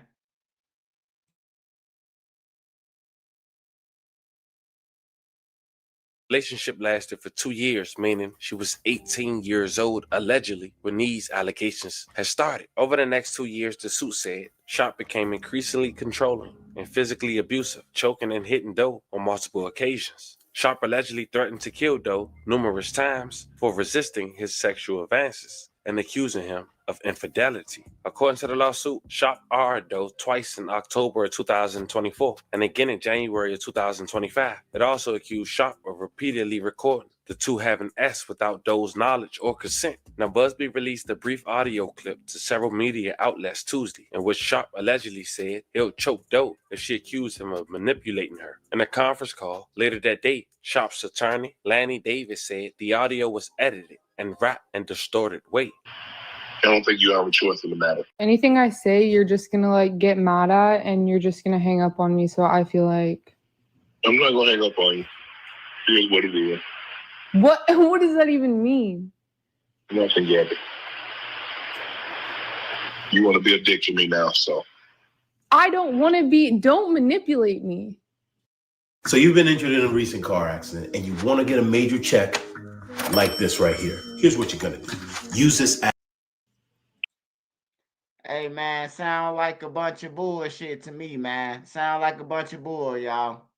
On everything. I don't know no victim who gonna be on the phone trying to record and all that goofy shit, bro. Like, this shit clown shit to me, bro. Like, for real. She could have called law enforcement and put law enforcement under wiretap or something and went undercover like James Bond, bro, and brought down the operation if he really doing this shit to women. But evidently, it ain't about that. It's about her getting $50 million. She ain't just asked for $10 million. She asked for 50. You hear me? Like, that's a motherfucker. Play like a motherfucker, bro. You ain't gonna get the 50, so what? You should what you really looking for? 40,000 or 40 million or something? Because you ain't gonna get the 50. You might get 20 if you win, but she ain't gonna win this shit, bro. She ain't gonna win this shit, bro. Like, come on, man. This shit embarrassing, bro, to the real women who really going through this shit, bro. Like, for real, you make motherfuckers question, like, why ain't you go to the hospital? Why ain't you go to the police? You know what I'm saying? Like, that's the first thing you'll want to do if he did this shit to you. Oh, Lord have mercy. If you say that one more time, I'm going to choke out of you when I see you. Man, it's 2025, man. I don't want to hear no manipulation shit. Everybody scamming. That bitch ain't get manipulated. Yeah, that bitch know about $250 million. Ain't no motherfucker. I don't think you have a choice in the matter.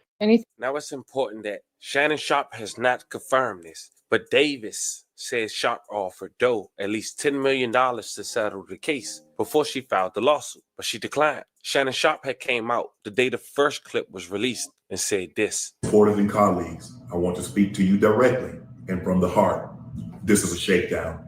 I'm going to be open, transparent, and defend myself because this isn't right. This is all being orchestrated by Tony Busby, who has targeted Jay-Z. Tony Busby targets black men, and I believe he's going to release a 30-second clip of a sex tape that tries to make me look guilty and play into every stereotype you could possibly imagine. That video should actually be 10 minutes or so. Hey, Tony, instead of releasing your edit, put the whole video out. I don't have it, or I wouldn't myself. You know what happened, and you're trying to manipulate the media. The encounter in question took place during the day at her invitation, and now that appears to be a deliberate setup, coordinated by Gabby, also known as Carly on OnlyFans. Gabby and Tony Busby want $50 million. What they're getting is sued for defamation and trying to take me down. My career is all about real talk and honesty.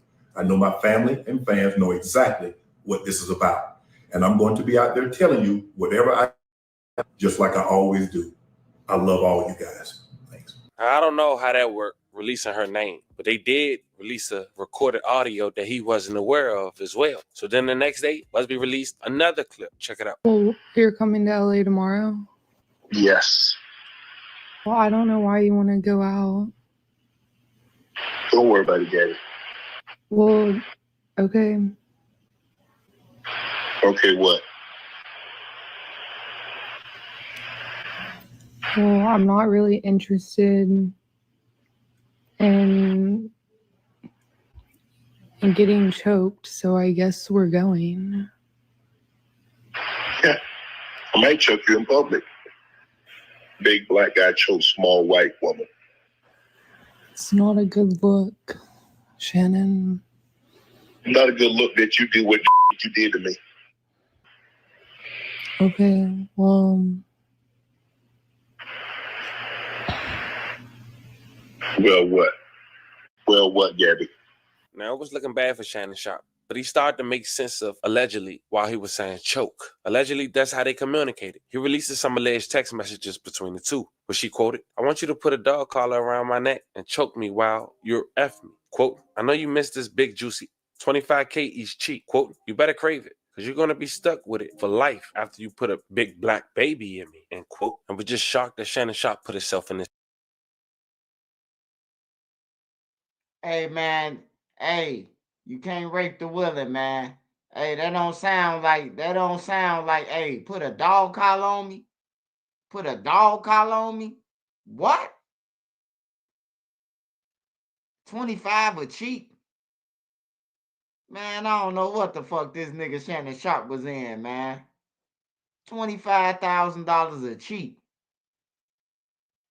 That bitch, that's one of the most expensive cheeks in the world, ain't it? $25,000 per cheek? Shit, I'd rather go and get a 3-piece from Popeyes, man.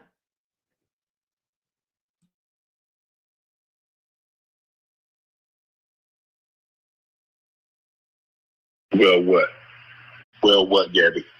Now, it was looking bad for Shannon Sharpe, but he started to make sense of allegedly while he was saying choke. Allegedly, that's how they communicated. He releases some alleged text messages between the two, where she quoted, "I want you to put a dog collar around my neck and choke me while you're F me." Quote, "I know you missed this big juicy 25K each cheek." Quote, "You better crave it, because you're going to be stuck with it for life after you put a big black baby in me." End quote. And we're just shocked that Shannon Sharpe put herself in this situation. Now, people had mixed feelings about everything thus far. But then people started to wonder, what about his job? Of course, ESPN is owned by Disney. Will they still keep him? Now, we all know we can't hear from the owner. And the next best thing was Stephen A., his co-host for 2 days on First Take. And check out what he had to say after speaking to the boss.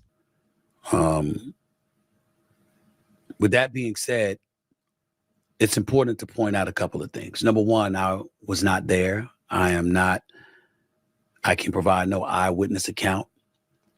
And even though I got love and respect for Shannon Sharpe, and I'm sincerely hopeful and prayerful that he is completely innocent of the allegations that have been levied against him, I can't sit here and speak to his innocence or guilt from a knowledgeable place because I have nothing to do with this. I haven't seen anything. I don't know anything. I don't even know this person.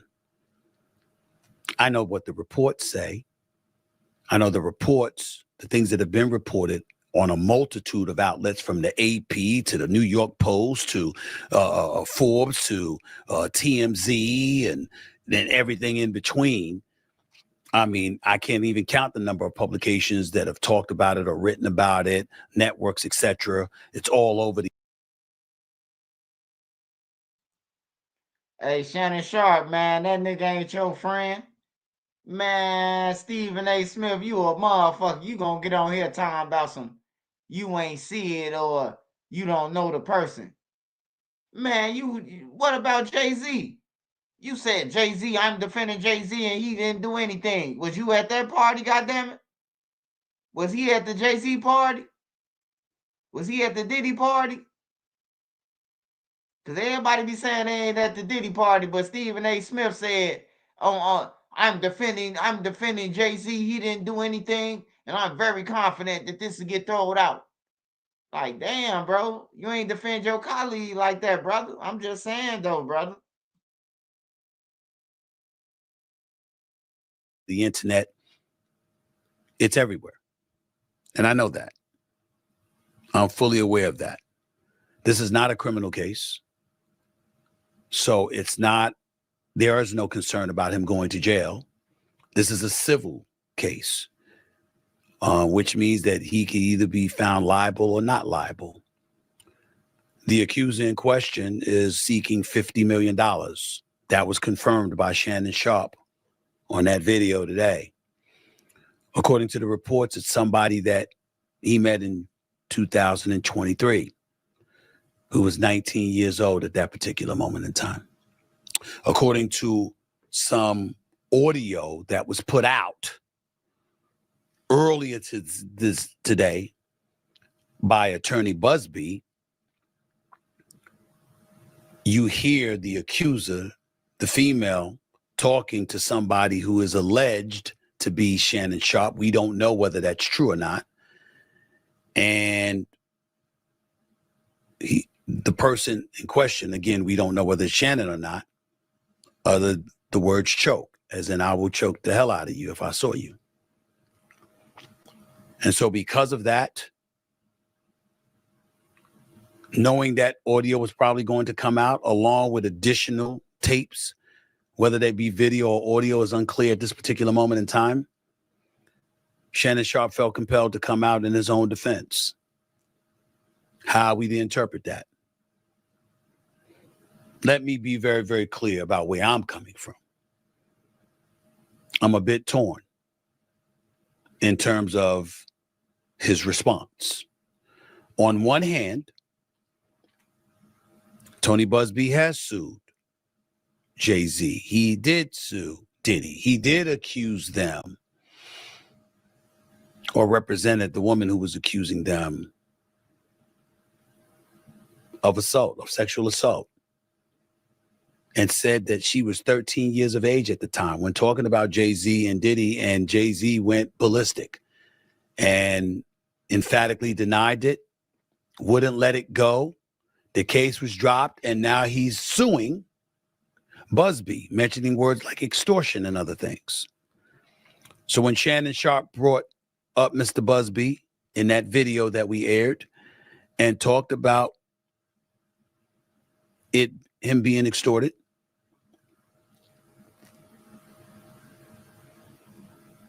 he brought up Mr. Busby and Mr. Busby's past. And he talked about him, going against African-American men. There's two thoughts there. On one hand, there's the Jay-Z, who obviously should be presumed innocent, not just because you should be presumed innocent until found guilty, but because of the manner in which he fought on his own behalf and has been very aggressive in going after Tony Busby. In the case of P. Diddy, you don't know what to believe. Again, the case against Jay-Z was a civil suit. Diddy was a civil suit. But in Diddy, you don't know what to believe because of all the allegations he's facing. But we can't forget that Tony Busby was also the person that represented at least 24 of the 27 women that accused Deshaun Watson of sexual misconduct, along with other allegations. And Hey, bro, I'm just saying, man, 24 out of 27 women, you gotta be some thirsty ass sexual demon or something, bro. Like 27 hoes, bro. Is you serious? Like, that's crazy, bro. Nah, that's crazy, bro. Like, to even have 27 women, different women around, bro, you playing with fire, man. Like, you really playing with fire, bro. Like, that's playing with fire, bro. 27 women. Like, that ain't even gonna work out, bro. Somebody gonna come up with some shit, bro. Throw a wrench in the game. Yeah, that's crazy. at least 23 of those cases were settled. So we have an obligation to mention that. So on one hand, going on the offensive to defend himself, I completely understand where Shannon Sharpe is coming from. On the other hand, when his legal team issued out the press release on X yesterday, and they spoke about They mentioned her name, and they revealed some of those explicit text messages. That was uncomfortable. And I don't know if that's a strategy that would work. One of the hardest things in the world for all of us to do is to just lay low and be quiet. And let our legal team do it. And we don't always know whether or not that's the right thing to do. I know, and I can tell you all that I spoke to Shannon, not in details, but I spoke to him, and he emphatically proclaims his innocence. According to Mr. Busby, his client emphatically proclaims his guilt. So where does that leave us? I'd love to tell you that I know the answer to that question, but I don't.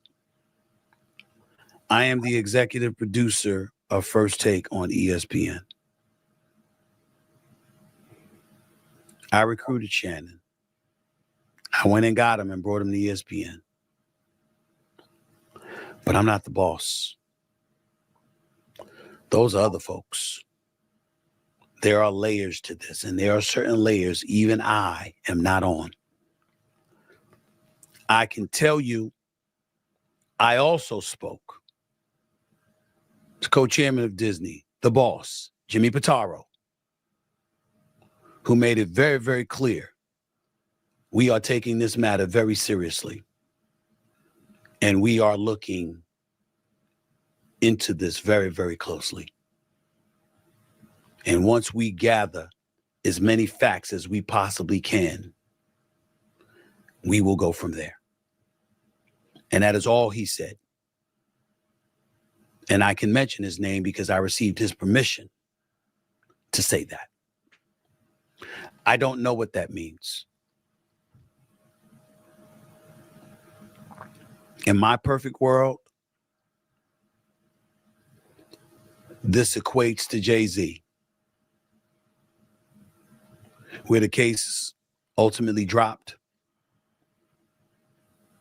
and Shannon is allowed to continue on First Take and continue to thrive and shine.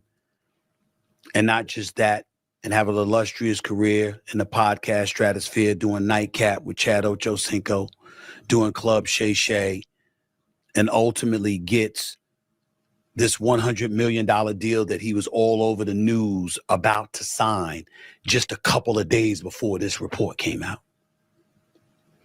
In my perfect world, he moves on. And somehow, some way, we find this all to be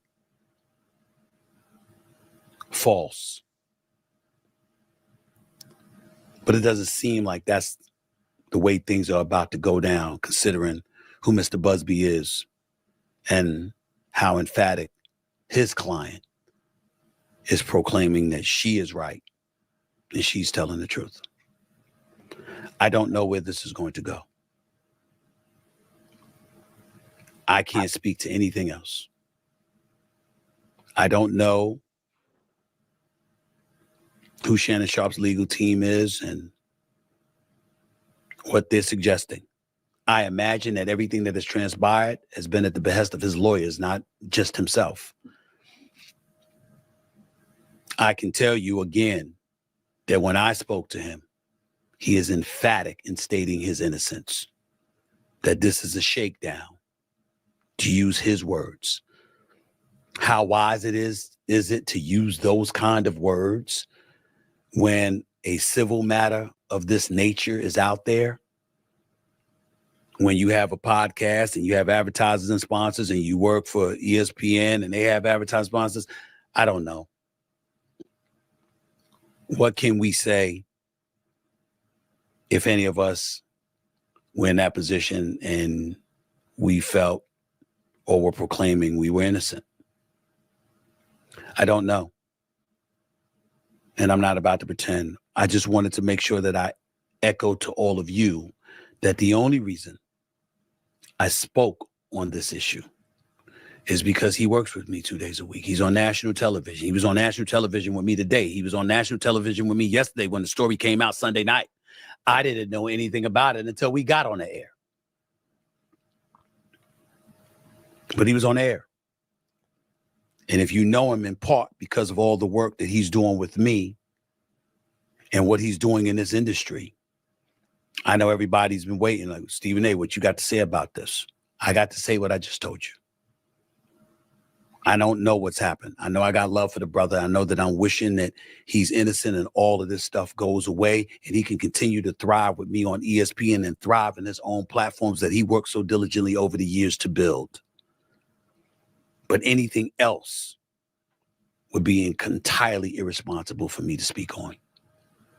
And I can't do that. Yes, I own this. This is my platform. But I also have a day job and I also understand what lawyers, what HR, and all of those other things entail. What I said is all I can say. And in all honesty, at this moment, it is all I know. I have no idea what direction ESPN and Walt Disney will go in when it comes to this matter. All I do know is it won't be me making a decision. It'll be others upstairs. In the end, all of us have someone to answer to. No matter how maverick we try to be and we own our own business and we're our sole proprietors like I am on this platform and stuff like that. There are advertisers, there are sponsors, there are people you do business with, there are partners, and there are bosses. That's the situation, unfortunately, that Shannon Sharpe finds himself in at this particular moment in time. I sincerely wish him the best. I got love for him. And I hope all of this is just a sad ordeal that goes away because there was no truth to it. But I don't know. Neither do you or the rest of us. And only time will tell what the truth is. That's it for this edition of the Stephen A. Smith Show. Special edition of Stephen A. Smith Show. Just want to let you know that. I'll holler at y'all later. Now, for those who want to check out our Instagram, because I can't show you the pictures due to YouTube guidelines, I can only show you a handful. She is Carly with the K, promoting her OnlyFans and having content while in the gym. I don't know, fam. I know it's going to be an update to this one, but as of now, this where we at. Let me know how you guys feel about this one in the comments. This was the story of an OnlyFans model who on Easter sued an NFL Hall of Famer for $50 million after alleging he oured her 3 times. Talk to me in the comments. Don't forget to like and subscribe. And till then, I'll catch you guys.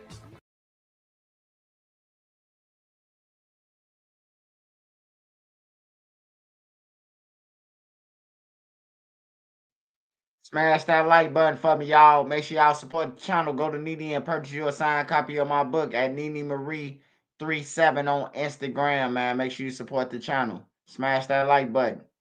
It's only 240 people who smashed the like button out of 500 people. Okay. I see.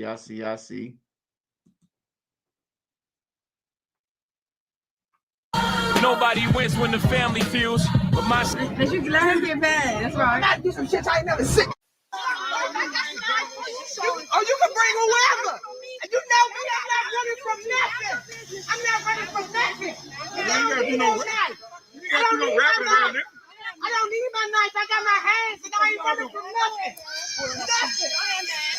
nothing. Yeah. I'm just a younger trying to fuck up some commas. Spread game, league with a name.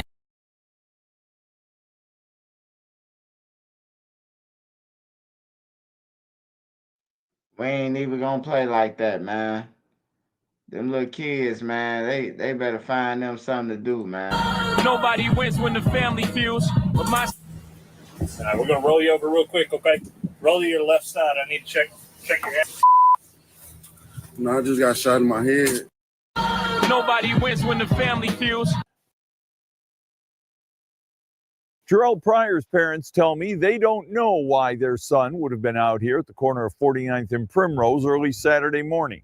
That's 2-year-old Honey crawling all over her grandpa, Travis Wiley. And this is the last picture Jarrell Pryor and Honey ever took together before Pryor was found fatally wounded in a neighborhood north of the Indiana State Fairgrounds at 1:30 Saturday morning. Why is he over there? That one's a mystery. I have no idea. That's one of those. I don't know if he picks somebody up, take him home. We just know that part we don't know. Whoever this person is, you live in that area.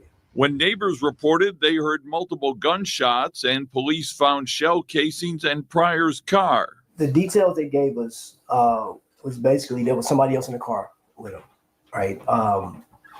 And we can only assume that an argument ensued, and then they took that drastic action to take his life. And he tried to get out of the car, and that's where they found him. He was real funny about who he let in his car.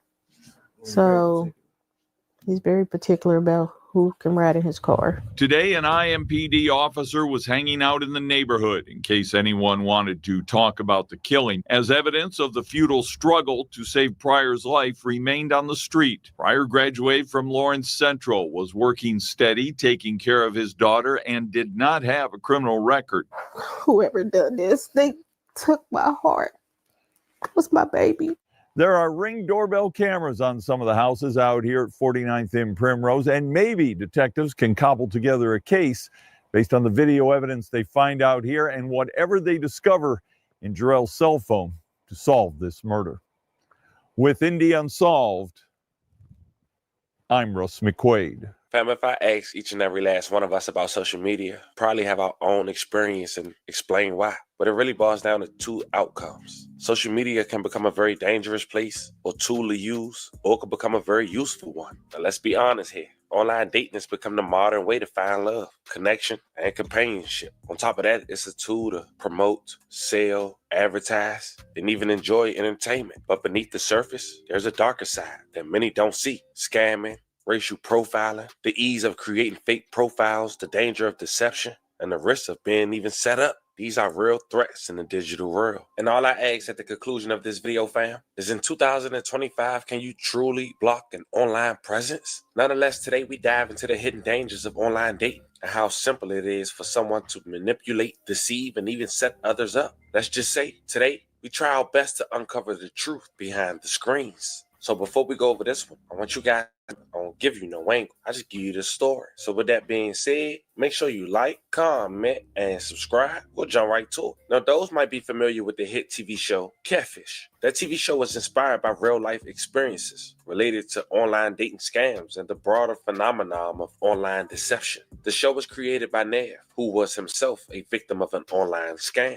And I bring all this up because this experience was in 2010, and we're now in 2025, and I want to give you a backstory on Nev's experience via Facebook. In 2010, Nev received a Facebook friend request from a woman claiming to be named Angela. Over months of communication, they developed a close online relationship. However, when Nev traveled to meet her in person, he discovered that she was not who she claimed to be. She was using a false identity, and this was before AI.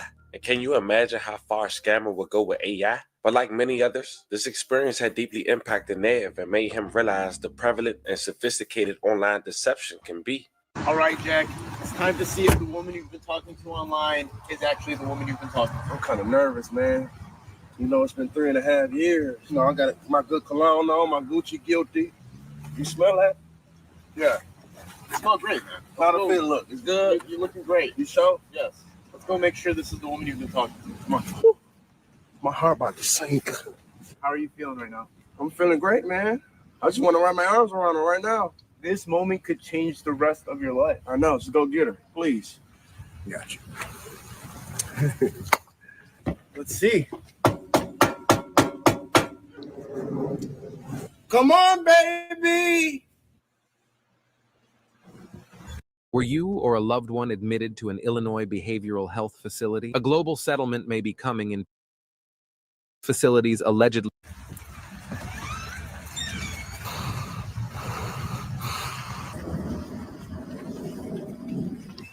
Stephanie?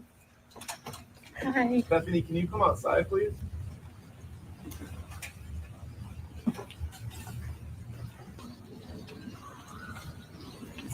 Hi.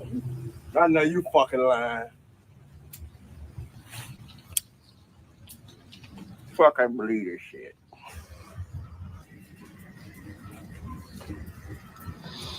That ain't true. Hold on. What's up, man? What's up? It's me, babe. No, it ain't you. So you're not Stephanie? I am Stephanie. No, you not. Stop lying. You not Stephanie. Listen, man, I don't know who this person is. I am Stephanie. I done sent you all my motherfucking money. For 3.5 years, I'd have been broke fucking with you. I'm sorry. That's why you never FaceTime me. Ain't no damn way you ain't had Wi-Fi, no cellular data to FaceTime me. I don't even know what the fuck you are. I'm Stephanie. No, the fuck you not. Shut up. I just said you love me. Stop talking to me. All that money you sent Hell me. on somewhere. I don't know you. Yes, you do. Can you back your ass there? Back her the fuck up. This shit is ridiculous. I can't believe it. Oh my God. I can't believe this shit happened. Are you telling me you're not interested at all in her? Nope. No. You a whole different person. I'm sorry. I didn't know. I don't care about that crime shit. Get the hell on. You want to cry when I spent all that motherfucking money on your kids? Fuck on somewhere. I'm about to go home, watch TV, and eat me a fucking snack. Now, I hope that was able to bring you some type of laughter in a serious situation, because unfortunately it can get a lot worse, which leads us why we're here today for this video. 4 days ago, a man from Indianapolis was arrested in Texas for a murder, waiting to be shipped back to Texas. Apparently he used his 18-year-old girlfriend to lure a young man via social media to assume they was going on a date or at least hook up, only to be shot and killed for nothing, $0. This incident took place earlier this year in January, which we'll later discuss. But while we're here on this topic, I want to shine light on another similar situation as well. His name is Jabril Lyles. Born March 5th, 2004, Jabril was the son of two loving parents and worked at a Kroger food store in Jefferson, Indiana, where he was from. He was a dedicated worker, and he had a passion for video games and loved spending time with his family and friends. But at just 20 years old, June 4th, 2024, between 11 and 11:47 p.m. in Kentucky, he was lured by a young woman named Elisa Shercliffe, who later tried to delete her social media accounts. Now, to be more specific, they was in Shively, Kentucky, in Clifton Place apartments. Now, apparently Alicia moved and then came back and texted Jabril out of the blue to link up. And that was the last time his family would hear or see from him. May he rest in peace. I love condolences to his family. In Shively, police tell WLKY 2 people were charged with murder for the death of Jabril Lyles in June. The 20-year-old was shot at an apartment complex on Clinton Place, it's just off Dixie Highway. He died at the scene. The suspects' names have not been released because they were underage at the time of the crime. 7 months later, Gerald Pryor, 26 years, gunshots. Found Pryor lying on the ground next to him. He was transported to a hospital where he later died. May he rest in peace. I love condolences to his family. Alexis Hawkins, 19 years old, and her boyfriend, Brian Winston Jr., 18 years old, have been charged with murder in connection with Pryor's death. Now, Winston was Hawkins' boyfriend. The couple were identified as suspects during the initial stage of the investigation, but Hawkins wasn't arrested until February 26, 2025. And to give you a little background on her, apparently she was in and out of programs. One person wrote, "I was in residential with this girl. It was a resource treatment center. I'm not surprised she did this. She never cared about her treatment and never cared about getting better. She tried to fight me because I was having a conversation, and she made a slick comment, and I told her to mind her business. In all honesty, she wasn't a good person 3 years ago when I met her, and now she's even worse." Now, her boyfriend, Winston, was arrested April 2nd in Austin, Texas, before being extradited to Indiana. Investigators flagged the couples as suspects while going through Pryor's home, where they found messages he exchanged with Hawkins on Instagram. His victim had messaged Hawkins hours before the killing, asking her about her plans. The nature of their messages indicated that investigators believed that Pryor believed he was going on a date with Hawkins. However, while Hawkins and Pryor were chatting on Instagram, Hawkins was allegedly chatting with Winston, boasting about having scammed several men. The messages led police to believe Pryor was being set up for a robbery. Video evidence, according to the Star, shows Pryor and Hawkins in a car outside a liquor store about an hour before the shooting. It wasn't immediately clear when Winston arrived at the scene, but police had cited that he was allegedly the shooter. Now, Gerald Pryor leaves behind a 2-year-old daughter that he recently celebrated on Facebook prior to losing his life. May he rest in peace. No justice will ever cure my broken heart. It's not going to ever bring my baby back. You should switch to 1-800-CONTACTS because it's super easy, so cheap. I save shipping costs.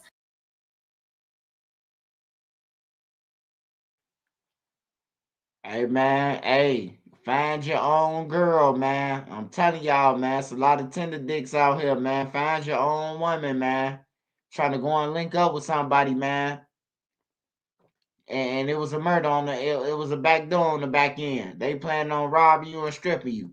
You trying to talk to his girl. If you had your own girl, he'll still be alive. I hate to say it like that, but that's the truth. I save doctor off. Hey, I'm talking shit, and that might be my cousin, man. That's crazy, bro.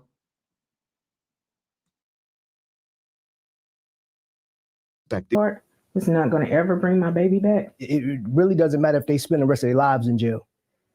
We lost, and we have to deal with this pain every day. Finally, Hawkins made her initial court hearing last month. Winston has not yet gone to court. Both suspects are being held without bond pending. And as we head out of here, we do want to say once again, rest in peace to all the victims. Love and condolences to you guys' families. I pray some of us got to learn from this. Let's think twice when we linking up on social media. We have to know by now, everyone is not to be trusted. Fam, let me know in the comments how you feel about this one. This was the story of a man who was set up after being lured via social media to link up with a girl he didn't meet prior, only to be shot and killed by her boyfriend for bragging rights. Talk to me in the comments. Don't forget to like and subscribe. And today, I'll catch you guys on the next one. I took two things that I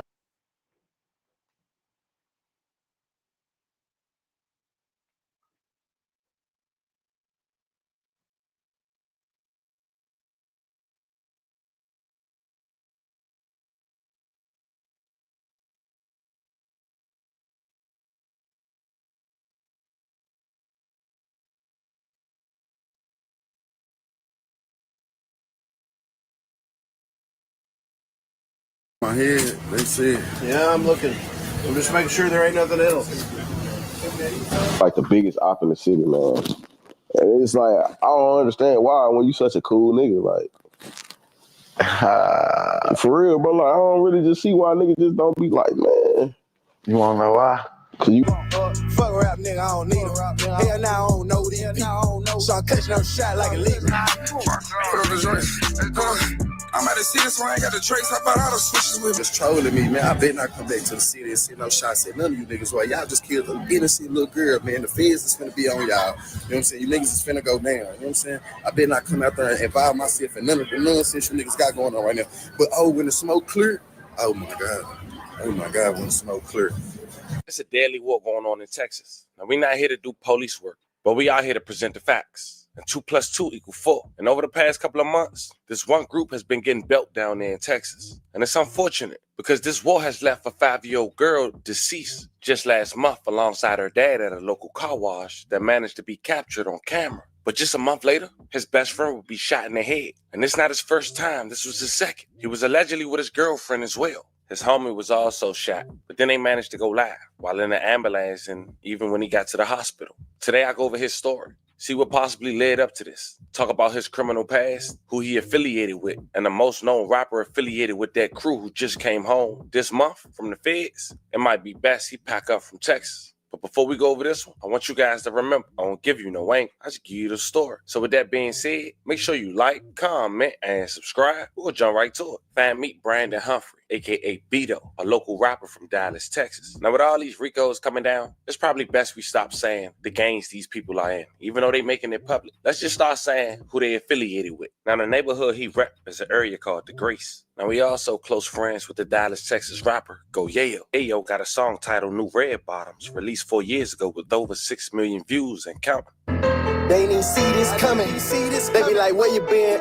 Well, nigga, I been after some money. Now, before the late rapper Mo3 had lost his life, Beto had got into an altercation with him after opening up for Yellow Beezy. But the crazy part is, he used to live with Mo3, but it seemed like it was the war. Let me break this down. Beto will also go by Trap Boy Beto, which also Trap Boy Freddy, close friend, who some would say is best friends to Yellow Beezy, which is the guy who was recently indicted for the M for hire and the demise of Mo 3, who is currently out on bond before taking it to trial. Some would say it's all starting to make sense. Vito dropped the song titled Ice with YTB Fat, Trap Boy Freddy, and GS Lil Ronnie, who we'll later discuss, who we also did a video on, who lost his life with his daughter at the car wash. Play with me, I'm going right back, Jack. He tried to run and got hit in his back. Now, before this war in Dallas, they was all cool, and they have a story with Mo 3, and Vito was no different. No, he wasn't cool with Mo 3 when he had lost his life about 5 years ago. But 2 years prior, 7 years ago, he did an interview with BZTV, and Vito spoke on how he once lived with Mo 3 after they connected. So shit, you know what I'm saying? It would never, I wasn't really on no rap shit. You know what I'm saying? We just stuck in the street. So niggas start fucking with bro to the point where man, this nigga start fucking with this little bitch. I fuck with this little bitch, he fuck with a hunger. We started being around each other. And nigga ended up really locking in like that. I ended up living with it. With 3? Yeah. Damn. So like what was y'all day-to-days like? Like what was y'all doing for fun? Like what was y'all?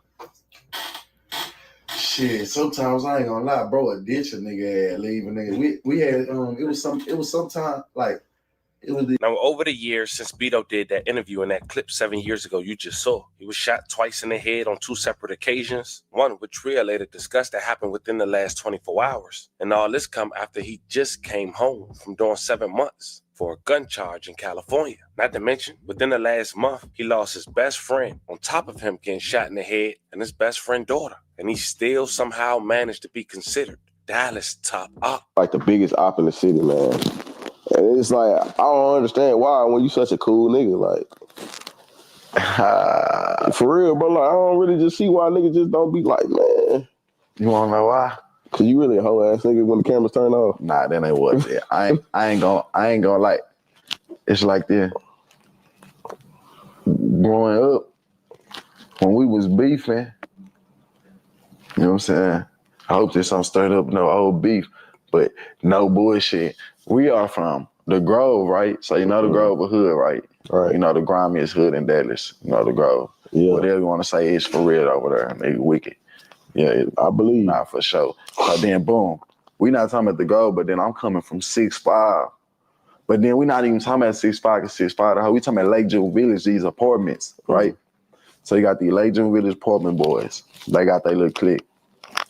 We beefing with John West, 444, Bunton, Park Road, East Dallas. Niggas beefing. Like, they clicking up at times trying to get at us. Nigga, we just by ourselves. We young niggas trying to jump us. We bucking a burner. No bullshit.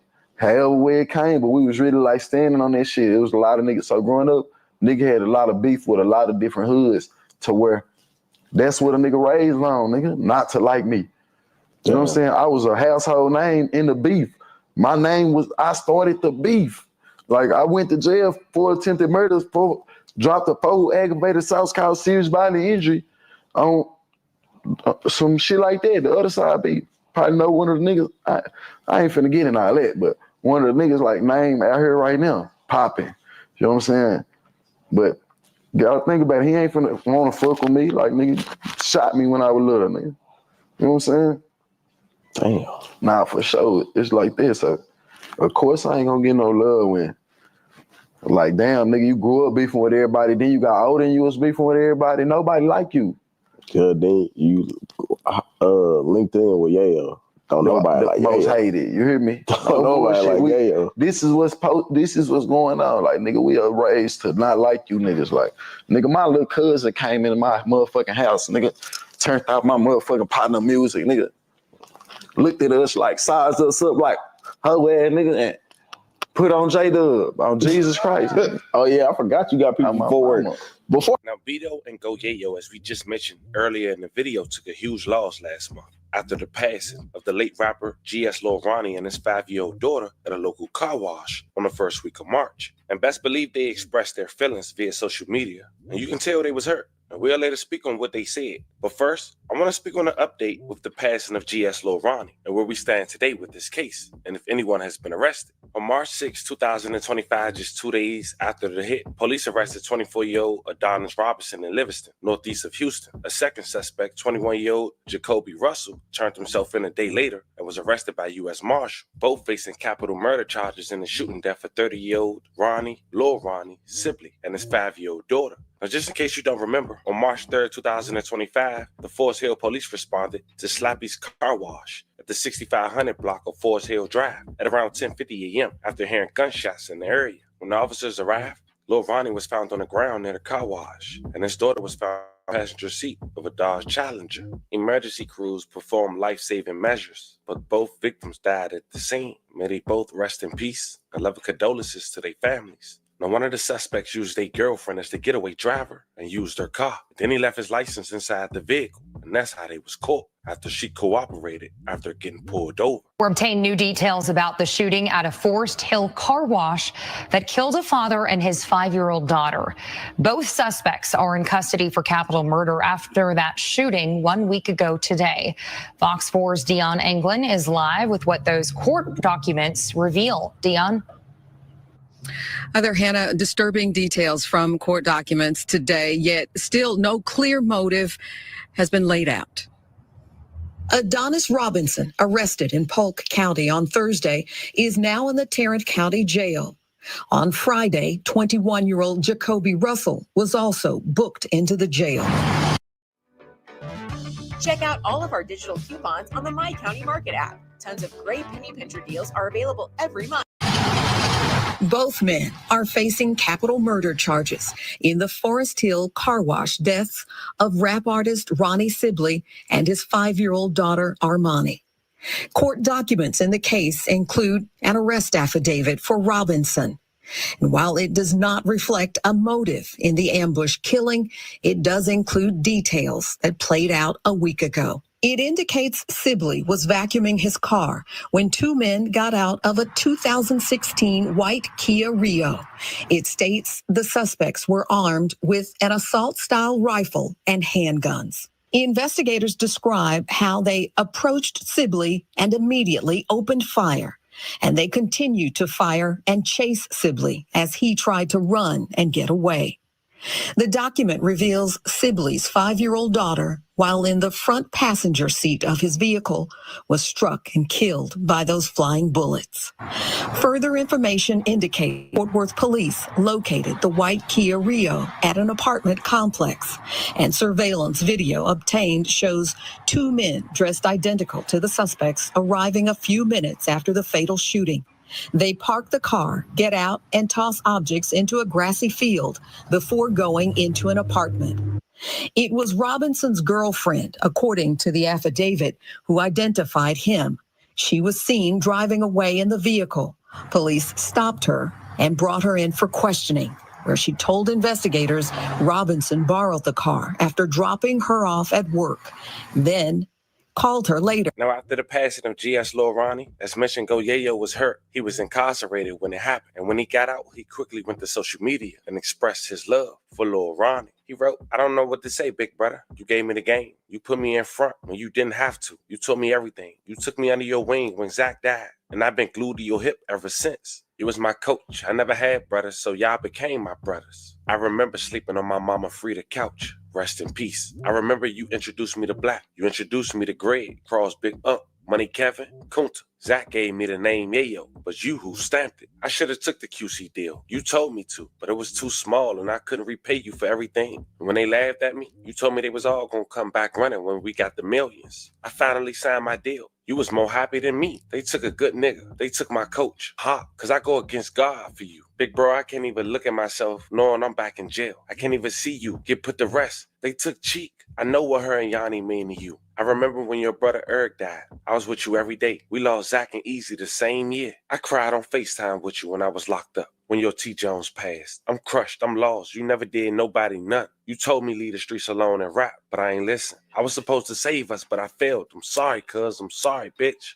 I'm missing a part of me that you gone. You know what I'm gonna do about you. More until I join you. Blood, you and Chink on my kids. Every dollar I get, every hoe out, and everything that I drop is for you till I go. How I'm supposed to do this without you, cuz? Shaman, I'm sorry. This my fault. Somehow. But we gonna win in the end. F-rap, F all this shit. I never get to just shoot the shit with you again. I'm through, cuz. I'm sorry. Lil' bro gonna do it for you. Hood Fame 4E till Zach, I miss him. See y'all soon. And that was from Hood Fame Go Yevo. And alongside many pictures he posted with this message was a picture in front of GS Lil Ronnie mural. Now, GS Lil Ronnie was also close friends, and some would say, depending on who you asking, best friends with Beto. And this what he had to say via social media after the passing of Lil Ronnie. I better not come back to the city and see no shots at none of you niggas. Why y'all just killed an innocent little girl, man. The feds is finna be on y'all. You know what I'm saying? You niggas is finna go down. You know what I'm saying? I better not come out there and involve myself in none of the nonsense you niggas got going on right now. But when the smoke clear, oh my God, when the smoke clear. But just a month later, April 19, 2025, while back in the city, an investigation was underway after a man was shot in the face. According to authorities, the man's girlfriend told police that her boyfriend was involved in an altercation shortly before the shoot. That man was later identified as Brandon Humphrey, also known as Beto. How do we know? It's because he later went live while inside the ambulance. And also his friend, when they got to the hospital in separate rooms, they both went live again. I'm gonna have to blur out the top part for YouTube guidelines because I still want you guys to hear what he had to say. Check it out. We're gonna rush up.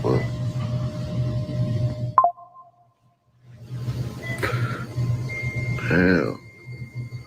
Last time I got shot in my head and it hurt this bad. And I wasn't even, I damn near wasn't even conscious.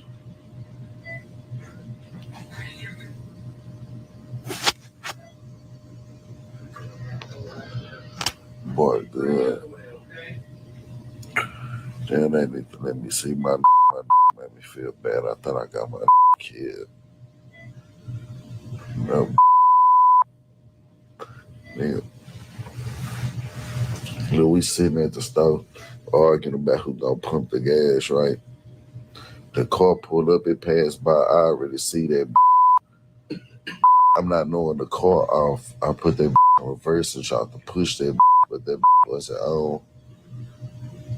So that wasn't moving. I watched them pull the Draco out the window. That said about 20 shots in my face. When that hoe hit my head, it kind of like, it shook me up to the point where the first thing I could think about was getting out the car running. I ran out the car, ran into a grabbed a jacket and was holding it over my head because I was bleeding too much. I jumped over the place where they was cooking the food and hid behind the stove like a scared than a but I ain't gonna lie, I was just scared. I thought them were real killers. I thought they was finna jump out the car and chase me down. Amber Chad sent the item shots to that car. Then they get out to finish the game. Hey, to all the people out there, man, it's okay to run, man. If you in a trouble situation, run. Hey, if you get away, thank the killers, man. Get on the internet and say, man, I got a testimony. God saved my life, man. They could have chased me down and killed me, but they didn't. You got some goof ass tough niggas like dude right here who think he tough. And God let him live. This is second time getting shot in the head from what I understand. And he making it sound like it's cool. No, it ain't cool, bro. I've been ambushed. I've been ambushed myself. I know what the fuck it feel like to get ambushed, bro. It ain't no funny feeling, bro. And if I would have got away and not got shot, I would have got on there and told the ops, hey, whoever it was, hey, look, I thank God that you ain't shoot me, man. You know, it's always some tough niggas, man. And they always, hey, look, he was just talking all that shit, but they end up getting shot in his head by a car that's moving past, you know? So ain't nobody exempt from getting that belt. That's what I'm trying to say. Nobody exempt. So don't let no tough guy tell you that he ain't never been touched. Beto, man. My took one to the head. Real shit, man. Took one to the head. I got a bullet still in my back right now. I can't even go into surgery till the morning. Like, I got a bullet lodged in my back right now. That hoe barely missed my spine. The fracture my hip. Bullet done broke my hip. I got a fracture hip, family. My took one to the head. But all this came from, man, they shot us the up, man. No.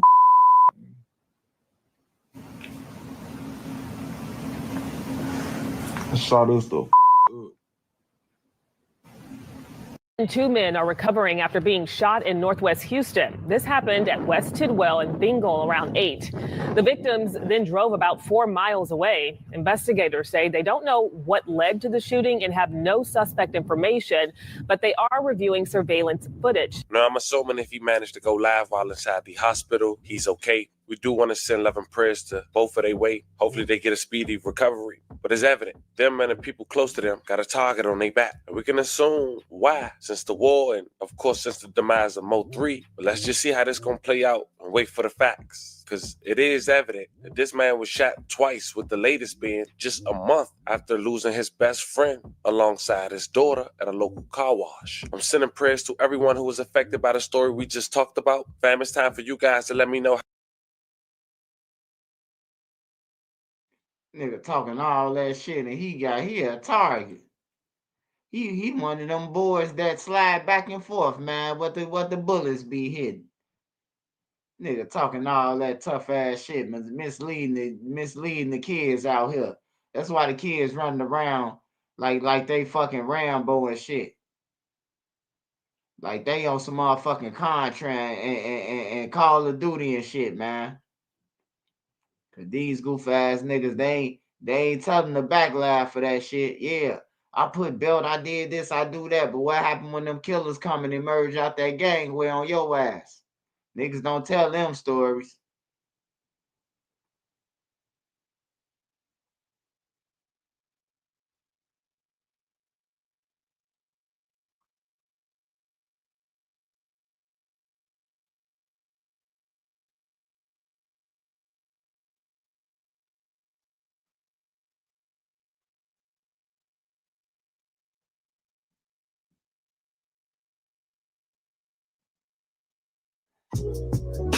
Nine to 5 in the rear view, and now happy.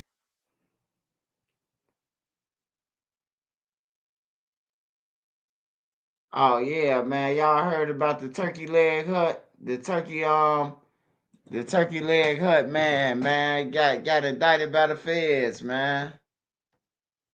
That's crazy, bro.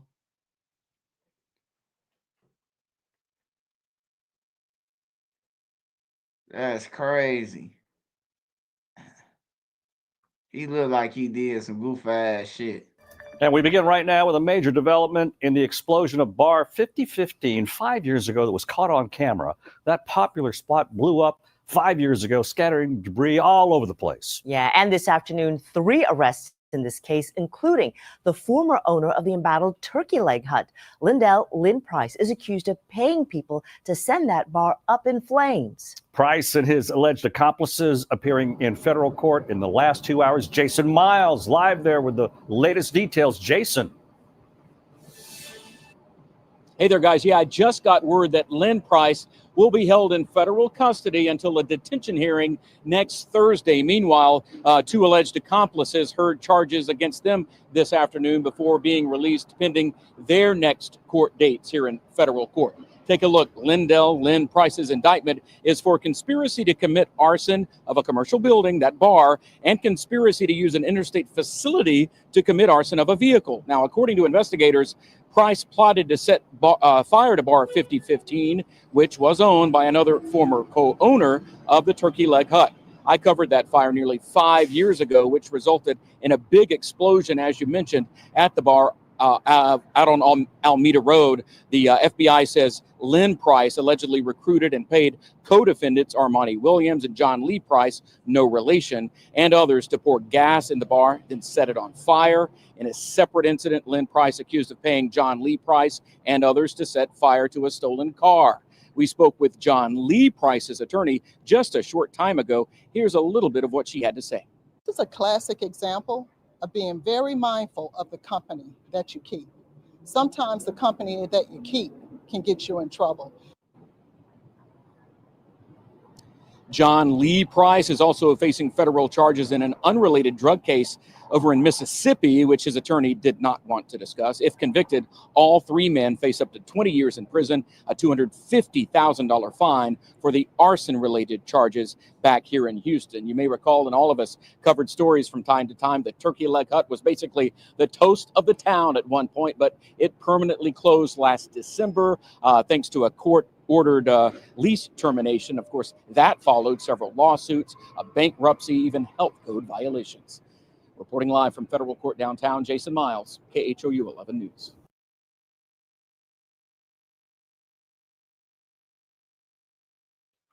Hey, don't go in business with your family, man. That's what it sounds like. Somebody got bigger than the other one, and somebody tried to cut somebody out, and he set that motherfucker on fire.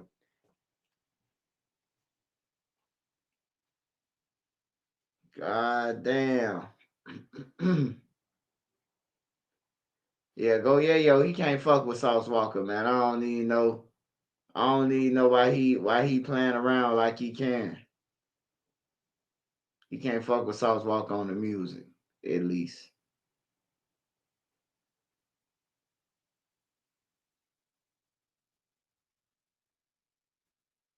Damn. If you love binge watching and you hate being interrupted by ads, you need Pi. It's a free browser extension that blocks ads on your favorite sites. You just install it once, and then like that, you can enjoy 911 police, fire medical.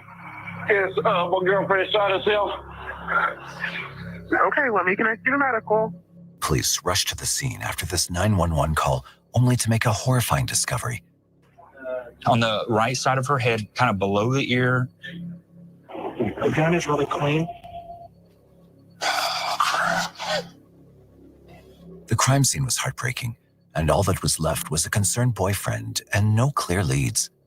Oh, no, we can't go in. We can't go in. Get out of here, No. And soon, the once worried boyfriend would turn out to be a prime suspect. He told me what happened. Told you what happened? What do you mean? After the 911 call on March 17, 2018, officers arrived at the Tulsa home of 30-year-old Jermica Willis. Looks like we're going to find out how much.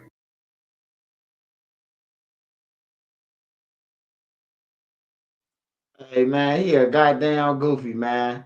Hey, how you gonna kill your girl and then call the police and then try to play like you ain't do shit? Like, that's crazy, man.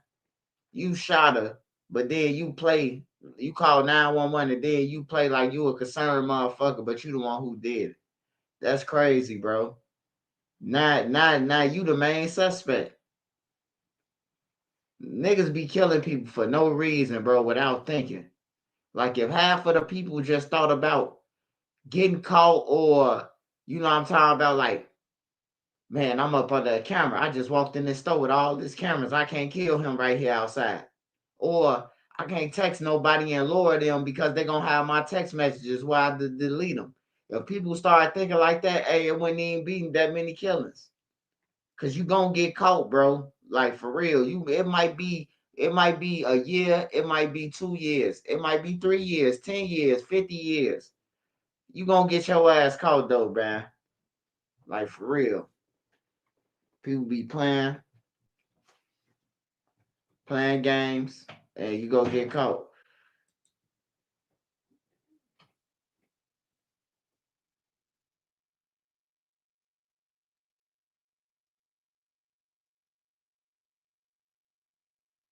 Hell yeah. Motherfuckers watch too much TV.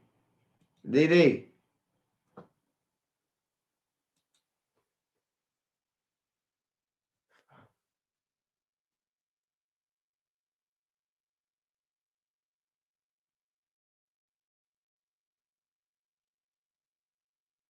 I gotta go back to the other one. I wanted the most out of everyone.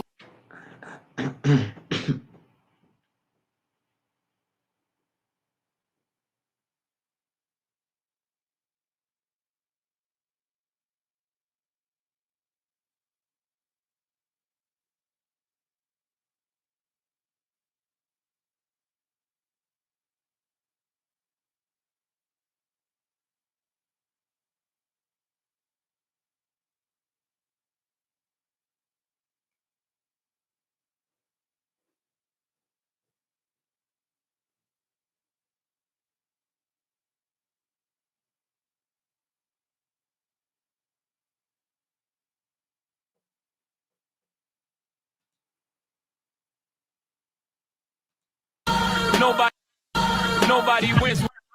Nobody wins when the family feels. Nobody wins when the family feels. But my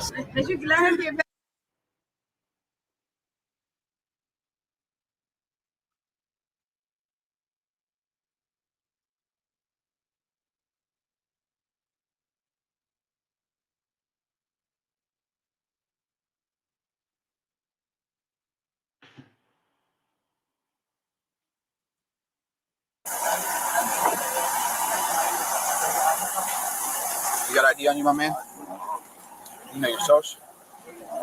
You don't know your social? How old are you? 19. You still should know your social, man.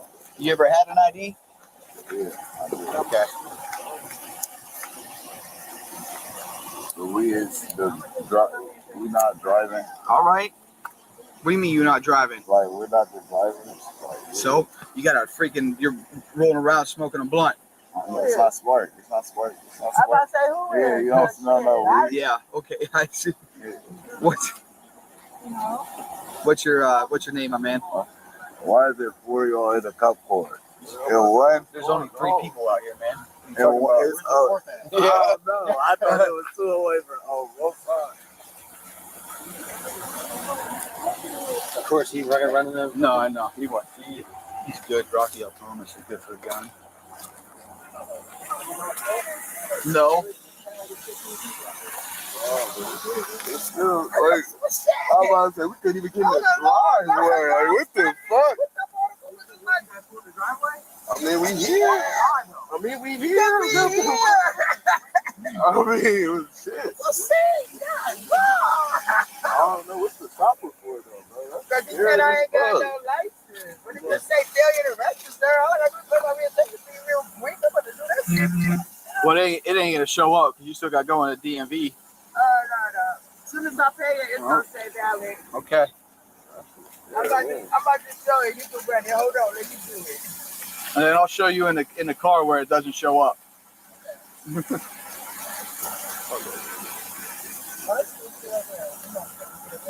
I ain't trying to move. I got a text with her. I'm talking about not to get shot. Hell no, like I'm in front of the spot, nigga. I don't live here. I look weird. They all just whooped and hopped out like you feel like you're more of a criminal. Like it's cold. With True Green, we got a golf course quality lawn at a great price. That's when the golfers showed up. Whoa, she's a beaut. I told ya. And because True Green does all the work, we get more family time. Did you know it was cold outside? Just out here trying to get some guns, man. Not saying that you're carrying a gun, but I mean we're out here doing a detail. A lot of gun violence out here. People getting shot. Yeah, so I mean it's nothing against you guys or anything. Your boy in the back. Your boy in the back seat got shot before. Huh? You got one guy that's been shot before. Yeah. How y'all know that though? They acted that. Yeah, they blocked the way, so we came around.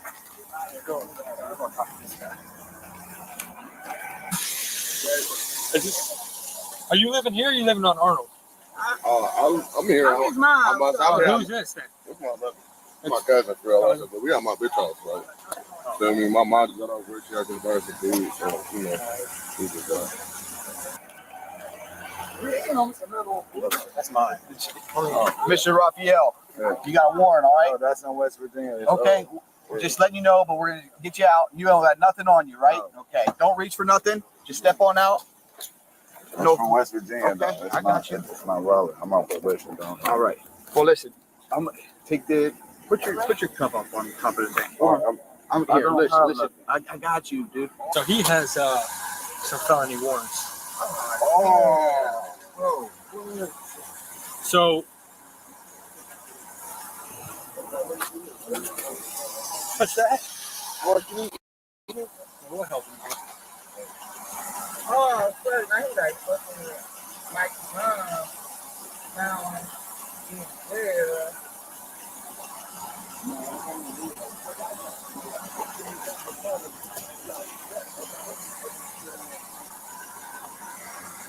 All right.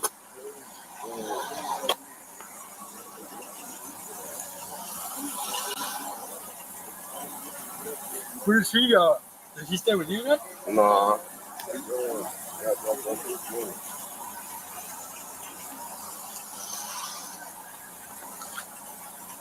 I'm gonna take this shit off my team. Oh, that's weird. Take that bullshit. Yeah, it's cold, though. Come on, hold on.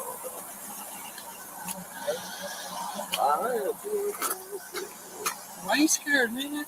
This is weird. This is new to me. I don't be on stuff like this. But don't be scared, man. No, it's only scary because like it's unexpected, you know. And then the fucked up shit you be seeing about y'all, and then That's the media, man. yeah, I know. They make it way worse than it needs to be.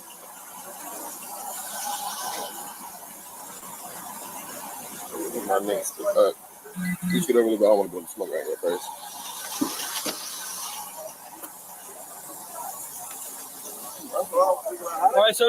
All right, straight.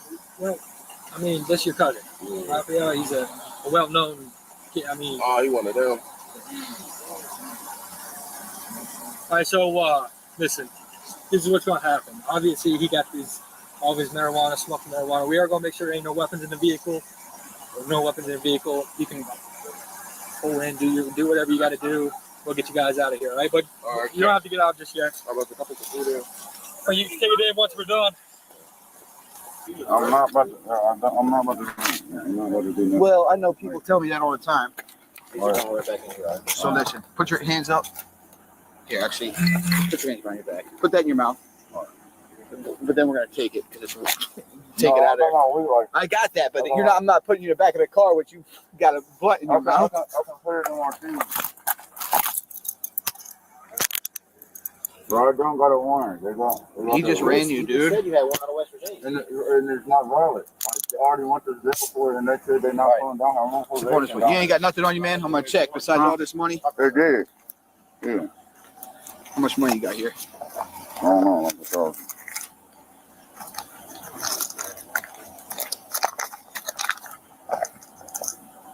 No, man, for one of them.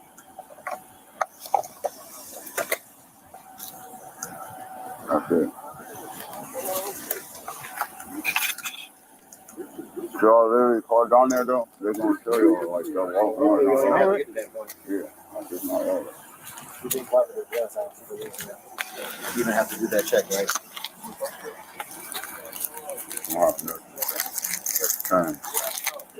Well, I know.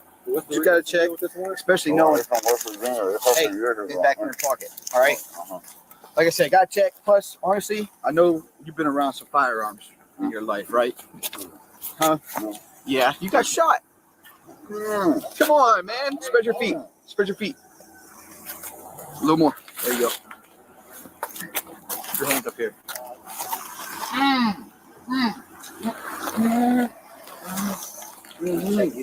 Yeah. I'll let you clear out.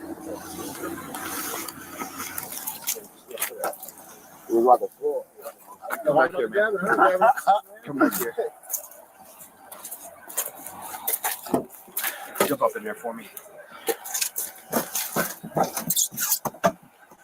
But and nothing, dude. There ain't nothing in your car. Nothing, bro. In his car. Nothing, bro. Okay. What you doing over here? Nothing, bro. What are you talking about, bro? Because you don't live over here. Where I live at? Was on the west side. Weren't you hanging out with all them V guys? Yeah. Yeah. Oh my God, you is crazy, bro.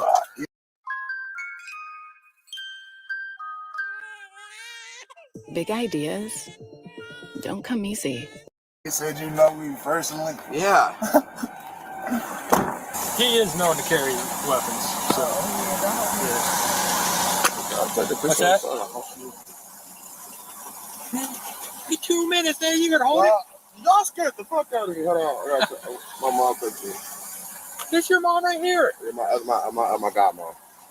My caller. My little brother just went to the hospital earlier today. Ambulance got today. Everybody search the car. Make sure there ain't no weapons, and then we'll get you out of here. You ain't going far, but we'll be done. I guess. Are you gonna step off for me? Oh, I do got a fucking weapon on me. What do you got? I got my gun on me. Where at? It's right here. It's right here. It's right upstairs in my Okay. I ain't even. I forgot. I am gonna take it out, okay? It's on safety.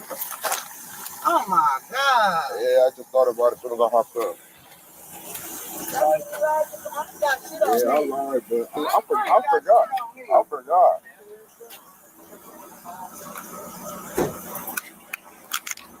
Oh my God.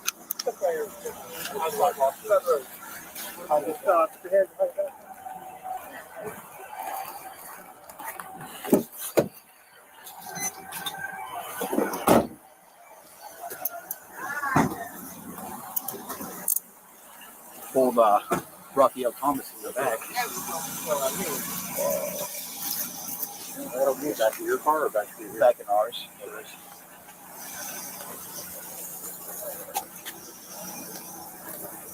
He has all the cash. You got the gun on it? Yeah. How much you got?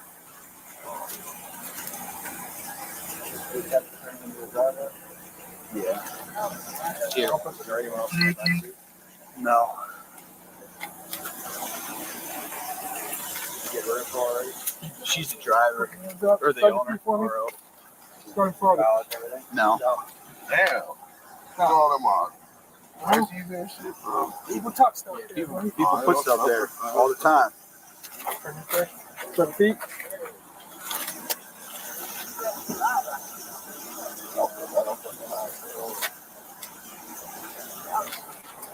You guys don't have a cage, do you?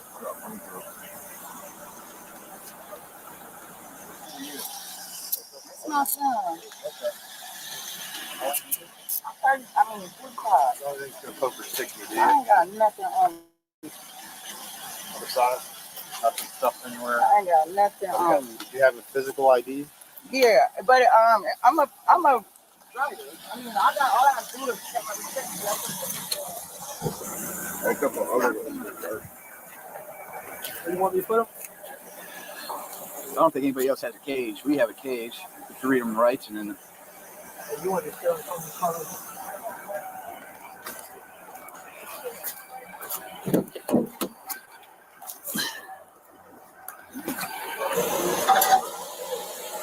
I thought I just put that this up. Read them in rights. Yeah, I'm sorry, but I swear that I didn't know I had that. Listen, I'm gonna read your rights, all right? You have the right to remain silent. Anything you say cannot be used against you in a court of law. You have the right to talk to a lawyer, have him or her present with you while you're being questioned. If you cannot afford to hire a lawyer, one will be appointed to represent you before any question if you wish.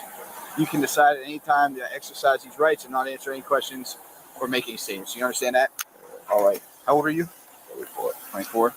All right. What's the powder stuff that he found on you?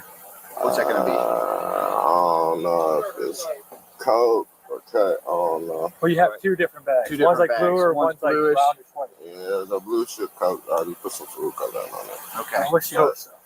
But I don't know if that one might be the same shit or some cut. I don't know. It's supposed to be coke though? Yeah. You know what this fentanyl stuff going around. I ain't trying to dabble. Are you selling it? No, Will you have it? How often do you use? Twice a week. Twice a week? Yeah. All right. Do you get like you use twice a week? There's no more longer anytime other than that? It was just the weekend. You know how parties get. Okay. All right, so the gun is yours? Yeah. So it did not get passed off to you? Yeah, it did. My cousin, Cameron, his No, I'm wife. talking in the car. No. So you had it on you in the car the whole Yeah, time? but I forgot. I just left the house and then I had to just walk back out again. You ever been convicted of any crimes? No? I gotta clean this record to see. Yeah. So what's your name? Turn signal. On to Eber. Hazel Eber? Yeah. Hazel Eber, and she's reinstate too. I'll do this. Appreciate it.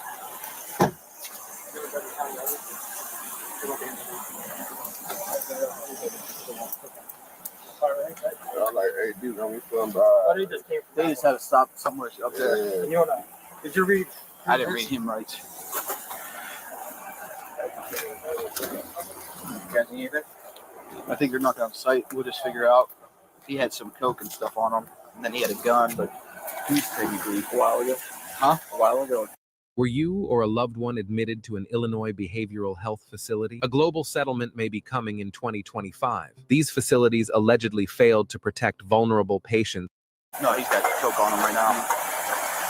He says he doesn't have any record, but I think there's probably a phone in the back. He talked about this. Ooh, shit.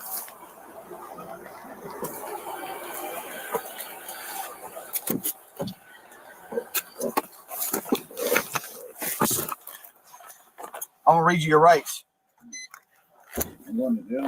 You have the right to remain silent. Anything you say can be used against you in a court of law. You have the right to talk to a lawyer, have him or her present with you while you're being questioned. If you cannot afford to hire a lawyer, one will be appointed to represent you before any question if you wish. You can decide at any time to exercise these rights, not answer any questions or make any statements. You understand those? What's up with the gun in here, man? Did you know there was a gun in there? No? Where'd you just get in the car at? Here. Like, I literally just rolled in here just to get some Burger King on my daughter. That's his mom. I literally just got in the car.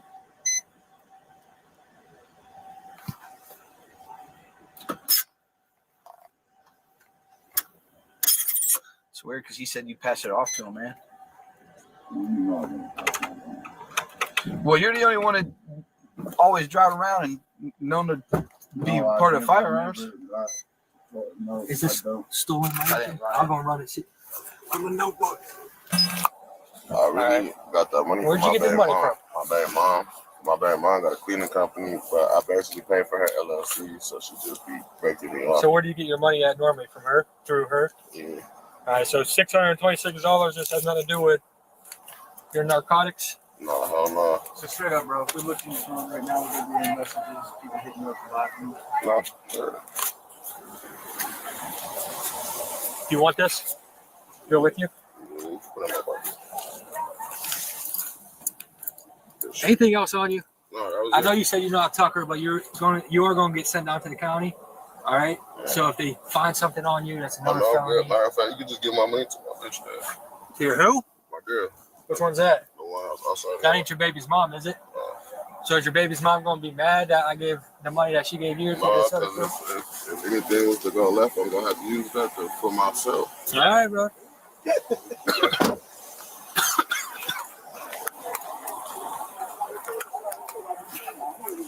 Hey, you, the girlfriend, he wants me to give you his money. $626 he had on him. Where's his phone at? In the car. I don't know if he wants you to have that, though. He does. So good. Yeah, he's not half much. He's not problems. I'd say you're good, right? 6 is right here. Hey, your phone, you want her to have that? Yeah, you're a trusting guy, man. Good. So you want her to have your phone? All right. Yeah. Here you go. Oh, yeah, my man don't cheat on me. That's good. I'm glad. You guys are arresting officers.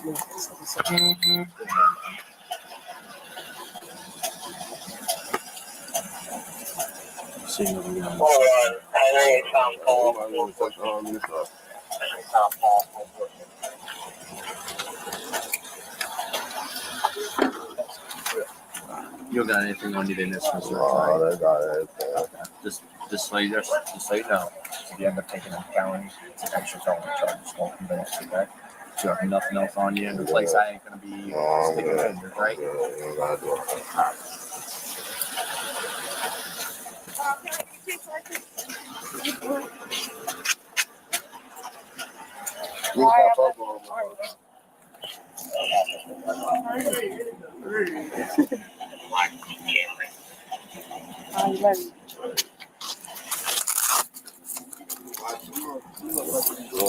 Real short. Make sure my mom gets that food. What food? It's in here? That's your bag or my bag? That's my bag. All right, go ahead.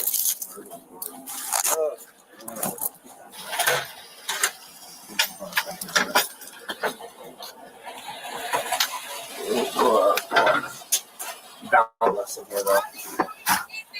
All right, what's the last four again? Come on out, man. Watch your step.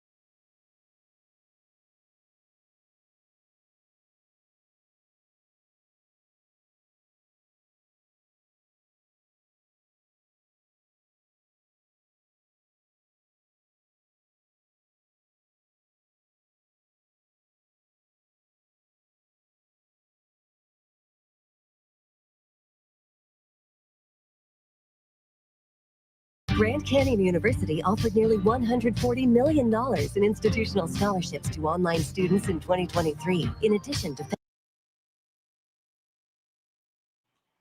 Easy, baby. Hey, wait, Huncho. Huncho got pulled over in Atlanta, but didn't stop. Oh, no. We watched that, man. We watched that. He told the police he had a RICO case, man. Yeah, we watched that, Huncho, man. He told the police, don't lock me up, man. I got a RICO.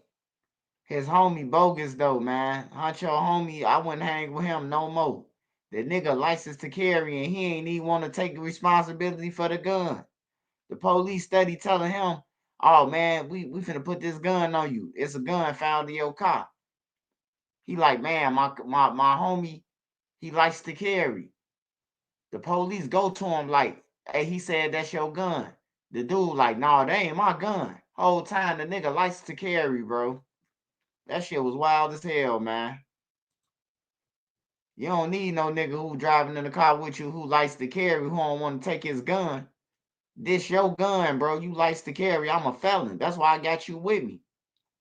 Yeah, Huncho don't need to ride with them niggas, man. Them niggas need to be in the hood.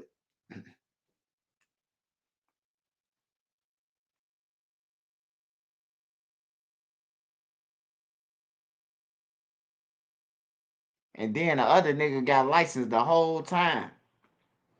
Like he tripping.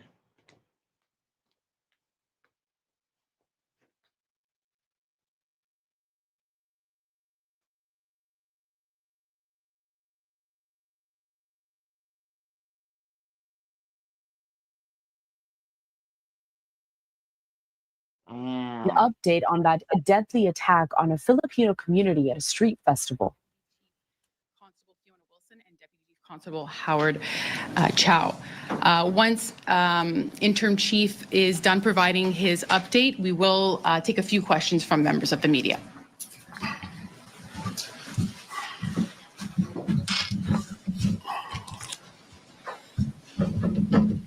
Morning.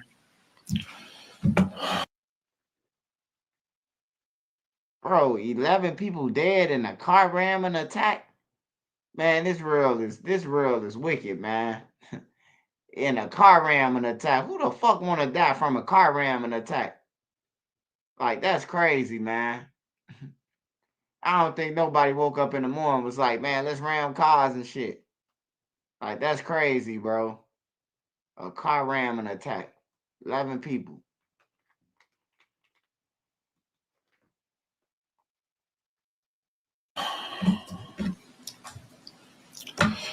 On behalf of everyone at the Vancouver Police Department, I want to extend my sincere condolences to the victims, their families, and loved ones, and to everyone who has been impacted by this senseless, heartbreaking act of violence.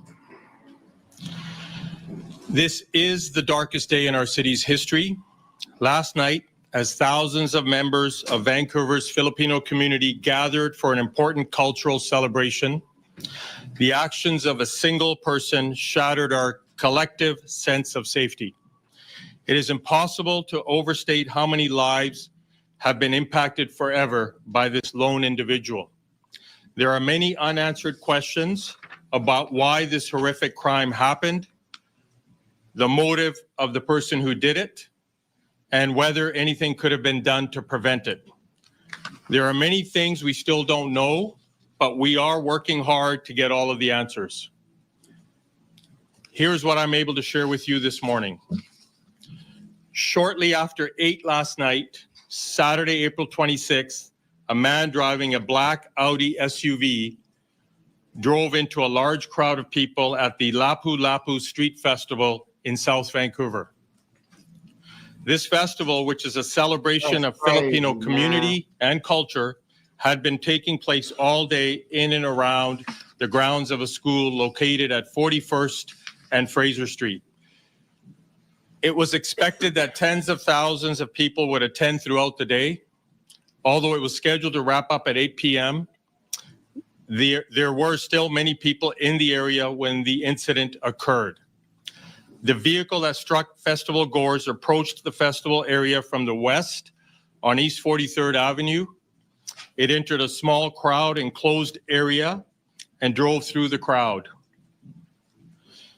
There were hundreds of festival goers still on the street, and multiple people were struck by the vehicle. There are now 11 confirmed fatalities. We believe dozens more are injured, some seriously, and the number of dead could rise in the coming days or weeks.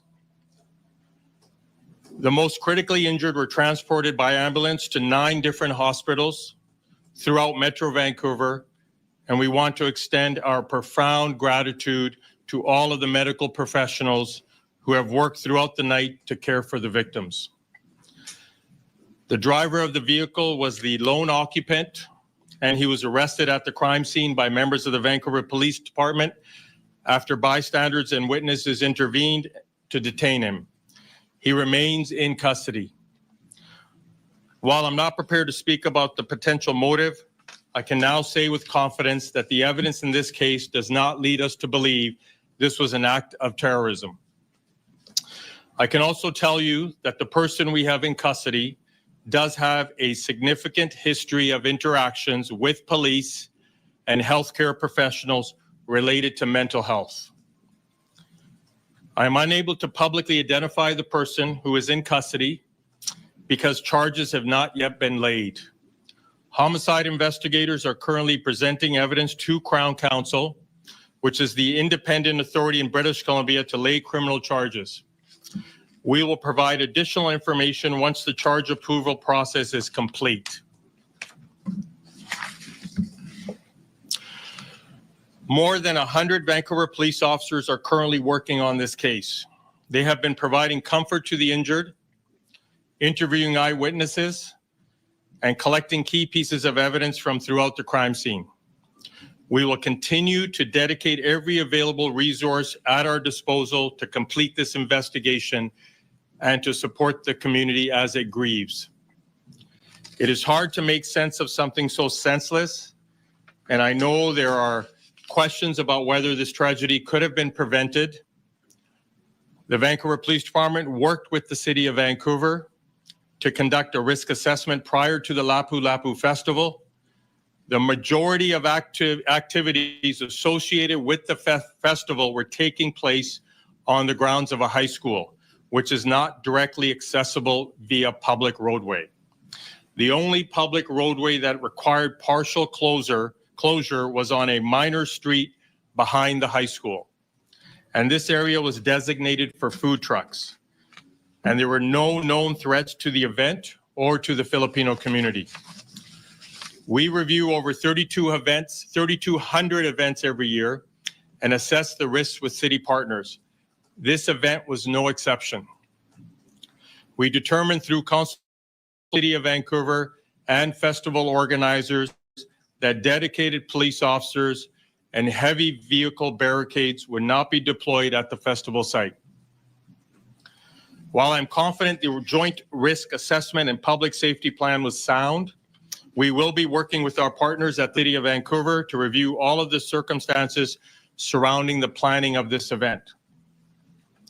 Today, our focus must be on the victims and their families, the community, and our city, and the ongoing criminal investigation.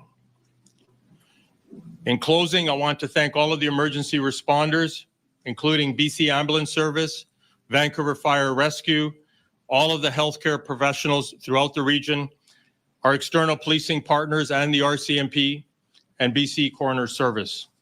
I want to offer my condolences to everyone impacted by these tragic circumstances. We are grieving with you. We're with you.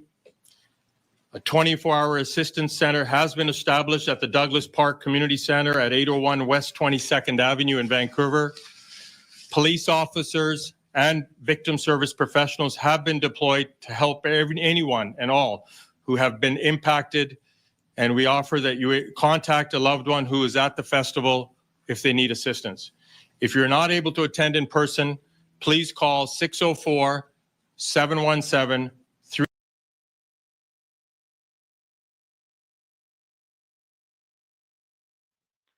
Hey man, condolences to those people in Canada, man. I got a lot of people who support me in Canada. Man, they talking about not an act of terrorism, man. What the fuck you call that then? If you're swarming into a crowd. Shit, when they did it in DC, they said it was an act of terrorism. Now it ain't an act of terrorism, huh? Shit. They letting the motherfucker off again, talking about some his mental health. That's why he doing that shit. Cause they keep on talking about he got a mental health problem. They need to stick it to his ass. Hey, them mental health problems, them shit's real, man. I try to give a nigga $100 bill downtown. He up the knife on me, bro. I was on Instagram live, bro. And I try to get this man $100 bill, bro. And this man up the knife on me, bro. Like like I was just trying to help him. So I know it's some people out here fucked up, bro. Cause if I was fucked up and the nigga put $100 in my face, I'ma take it. And thank him.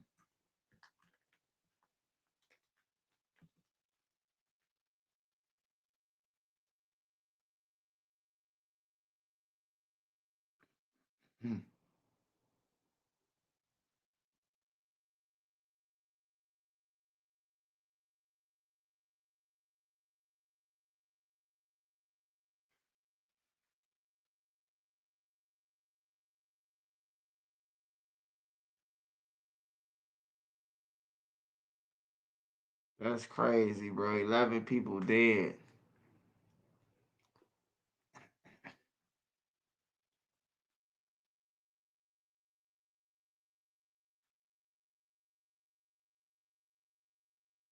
For a freak body ass nigga.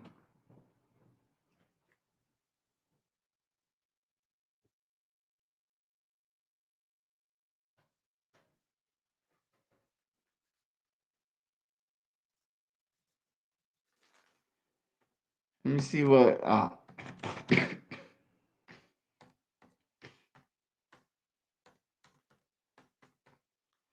hey man, K Flock homie, man. Hey, he a loyal nigga. He a loyal, solid dude, man. Man, took 30 years. 30 years, man. 30 years. I hope when K Flock get out, he take care of your family, man. Family ain't gonna get shit for them 30 years he about to do for K Flock.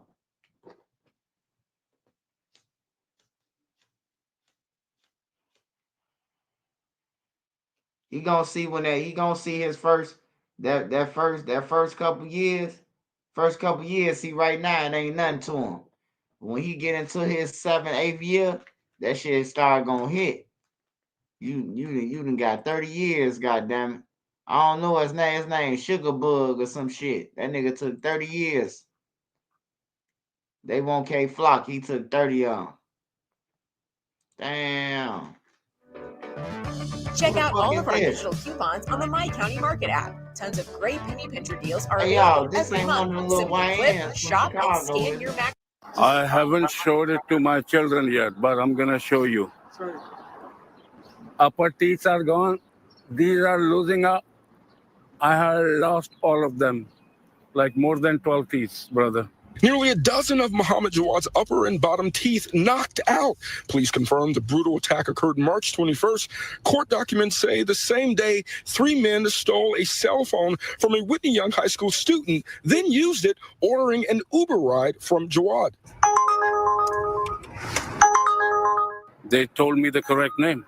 Felicia. Jawad picks the 3 men up from the Blue Line here near Halston and Van Buren. He dropped them off 5 miles away near Central Park and Crenshaw. I was in panic and shock. I was trying to open my belt. This boy came outside, opened my door, and it started hitting my face.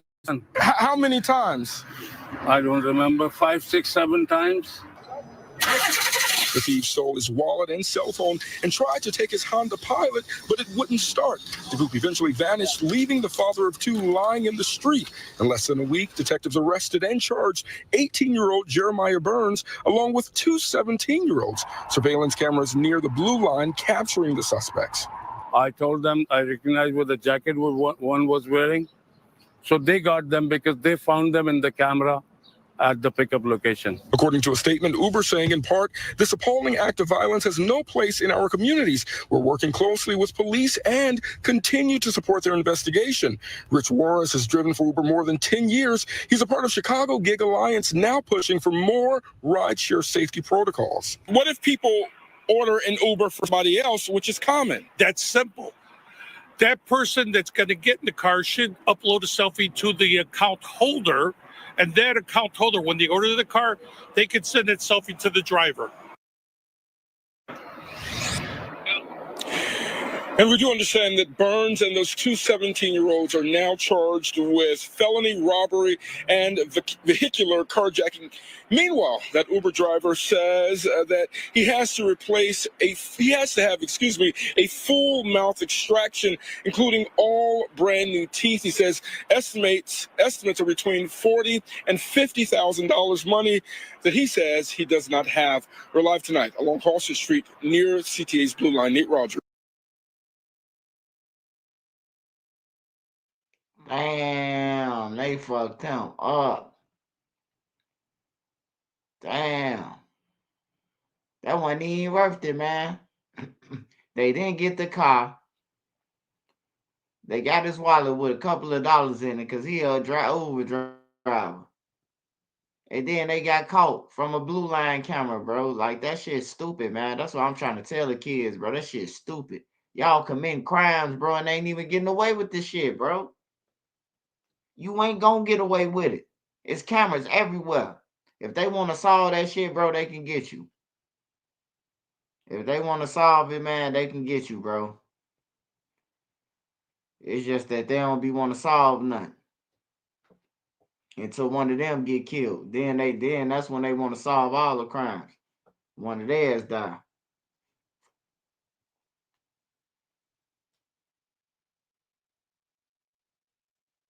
Man, I'm tired of Kanye West, man. That nigga need to go and check into a mental hospital, bro. For real, that nigga Kanye West, he's something else, man. For real.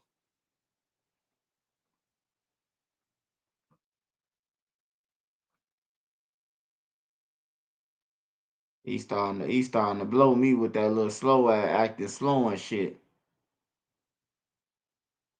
He's just going on rants.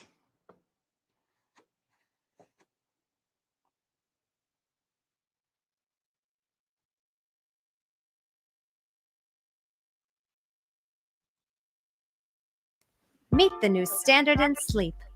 This is Pod 4 Ultra. It's not a bed, it's a revolution in the sleep game. Crafted for those who demand nothing but peak performance from every aspect of life, including sleep. It cools, it heats, it elevates, and it's clinically proven to give you up to 1 hour more of been shot inside his apartment on North Emerson Avenue in Minneapolis, Minnesota. 911, what is the an emergency? Yes, send a squad car, 2025 Emerson. And what's going on there? 872, I'm shot. 2025 Emerson Avenue North. Yeah. Who shot you? I got a open line. Oh. Are you there by yourself? If I get a paramedic on the line, can you talk to them? Police and emergency responders arrive, and a neighbor from the building lets them in. Despite their efforts, officers find Darren Blissett unresponsive. He's pronounced dead at the scene from 2 gunshot wounds to the groin, and investigators begin working to uncover what happened. Our coverage is made possible because of sponsors like Morgan & Morgan. Over the years, we've brought you mind-boggling video of crashes like these, but what happens to the victims? Apart from sometimes serious injuries, they can face months of paperwork, enormous... But on this floor? Unless you win. It only... But on this floor? Yes, sir. How are you guys related? Fiance. Okay, fiance. So he was he sleeping? No, They were just, the friend was hanging out. Okay. She was in the bed. Okay. She's having shoulder pain in the back or something. No, you want us to do a knock and talk down there? Well, I mean, I suppose we should canvass the apartment complex anyway. Knock on some apartment doors. And... Thanks, Chronic. You're going to chill here for a bit. We're going to go canvass. Which one it is before we start. The last. Is it on this floor, ma'am? Last door on the left here? Just point it out. Well, you know. So right there, on this side, Willie. You got right here. You might want to check what's he looking like? Oh God, did they really have to? Good luck with that one.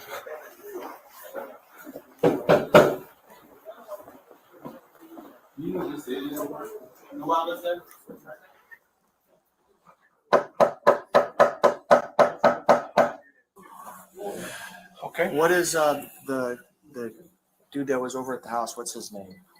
Do you know? It's in that phone. No, it's in that phone. You don't know his nickname or nothing? The red one is mine. The black one is my old man's. This is it's in that phone. It's St. Louis. That's his name, St. Louis. That's the person that came over. That's the name, St. Louis. St. Louis. Yes, sir. That's a street name. Street name, St. Louis. Copy that. We don't know what he looks like. Which one? Suspect's name is St. Louis. St. Louis is the street name. Suspect. Medium complected black male, about 5'9", medium build, about 40, somewhere around there. What's up? I don't even know. I don't know what that is. This is supposed to be Willie's, right?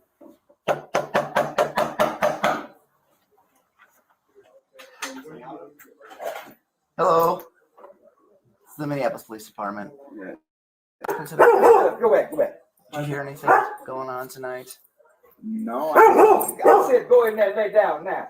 Do like I told you. No, I just took my dog out and walking down. I ain't seen nothing out there. Nothing happened. Nothing inside the apartment. You hear anything? No, I told you to go lay down. Now you go lay down. Did you happen to let anyone into the apartment complex tonight? No, I wouldn't do that. No? No, sir. Okay. 70-year-old man by himself here, name of dog. All right, what's your name? Willie Lloyd. Willie Lloyd. Willie Lloyd? Okay. All right, so you didn't hear or see anything, nothing, no arguments or anything going on in here? No, sir. I will let you know. Okay. Okay, well, thank you. I appreciate it. She was saying that Willie, the guy at the end, she was saying that he let her in as well. So he must let everyone in. I believe so. The guy with the dog? Yes. At the end? Yes. Yeah. He said that's who, that man said that's who. He said he didn't let anyone in. That man sat up there and told Darren that Willie let him in, because he didn't really know that I was woke. The guy didn't know I was really woke, but like, he said, give it to me, talking about a gun, give it to me. And then I was like, why is he tripping? Then he popped it, he pow. And then Darren was like, I'm shot. I was like, no, you're not. I said, I don't even think that thing was tripping. Then shot again. And he grabbed this Darren's gun. Sure did. He died. He has a gun? Darren has a gun? He had a gun. The guy took his gun. Okay. He snatched it. He took it. Yeah. Not long before the shooting, Jeffrey Murray, also known as St. Louis, approaches the apartment building and starts calling Darren Blissett to let him in. But Blissett doesn't respond. Murray doesn't give up. Surveillance footage shows him throwing small rocks at a window to get the attention of Willie Lloyd, a resident inside. Lloyd eventually opens the door for him, even though he later lies to police and claims he didn't let anyone in that night. Once inside, Murray makes his way to Blissett's apartment. Blissett's fiancée, who was in the bathroom at the time, told police she overheard them talking. At one point, Murray asks Blissett about his gun. When Blissett says he doesn't have it, Murray pulls out a weapon, points it at him, and shoots. In a desperate move, Blissett reaches under his pillow, hands over his gun, and says, "Take it." But instead of leaving, Murray fires again, then runs from the apartment, leaving Blissett bleeding on the floor. Jeffrey Murray was arrested about a month after the shooting, on October 7th, for illegally possessing a firearm. During questioning, homicide investigators confront him about the night Darren Blissett was killed. St. Louis, what's up, buddy? St. Louis. Okay. You need. Hey, this in Minnesota. This in Jay Cohen Minneapolis. is bringing you the hottest party of 2025. This in Minneapolis. It happened on Emerson. The apartments on Emerson. If you know Minneapolis, you know the apartments on Emerson. They got the three-story apartments that you can go. It's like a maze in that motherfucker. You could come out different ways in them apartments.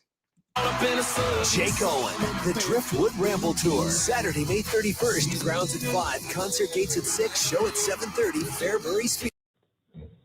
What's up? I'm just saying he's already here, man. We'll let you see your wife. What happened to that water bottle? I totally forgot. Remember, Can you go grab one? Yeah, we're just going the, doesn't Louis have somebody's desk? Yeah, right in front of my desk. What's going on? We'll explain everything, Jeff. We'll explain everything. Yes, sir. Those are for me, my personal collection. Okay. If you want some more, I got more too. Just try those though. No, I hear you. So, Jeff, my name is Sergeant Suster with the Minneapolis Police Department. This is my partner, Sergeant Wendy. The reason you are here, Jeff, is because there was a shooting that happened a couple weeks ago, right around a couple weeks ago, and your name has come up. So you haven't been charged with anything, right? Sergeant Wendy and myself are in the middle. We're in the middle of this investigation, and we haven't come to a conclusion on how to handle it, right? We haven't come to a conclusion on who we're going to charge and if anybody's going to get charged. That's why you're here, right? Because we don't want to come to a final conclusion on how to handle this case until we give everybody an equal opportunity to give us their side of the story. So it's more than just me involved? There are some people involved. We've spoken to just about everybody, and you're the last person that we have to talk to. So we just want to get your side of the story, okay? What story, sir? Yep, I'll explain everything. But before I do that, I just want to just get some preliminary information from you. And then we'll just go from there. And then I just have some pictures I want to show you, okay? Right, okay. I don't want to, incriminate myself, man. It's your name. Yeah, but. So Jeff, I'm you have scared, to, man, yep. I'll be honest with you, because like. Don't be scared. We're not gonna play. The thing is, man, when you don't know something, you know what I'm saying, and they just snatching your wife up, you know what I'm saying, out of a car with 30-some officers. Come on, man. You know what I'm saying? I would have an idea if I did something. It's serious. Okay. I will tell you that. Okay. We are going to want to get your side of the story for sure. It's super important for you. Okay. Because it's very serious. All right. Your name came up in a shooting that happened at 2025 Emerson on September 9th. Okay. Who's saying that? DB, Darren Blissett. Yep.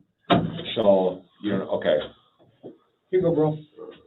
Apartment 202, 2025 Emerson. Right, Darren Blissett. So, just so you know exactly why you're here, it's the dude that you call Pops, right? That everybody calls you, DB's son. Okay. That's why you're here, for that incident. What incident? He got shot. And they saying I shot him? Come on, man. Listen, check it out, man. I don't know who's saying what, man. You know what I'm saying? You know what I'm saying? Me and this man,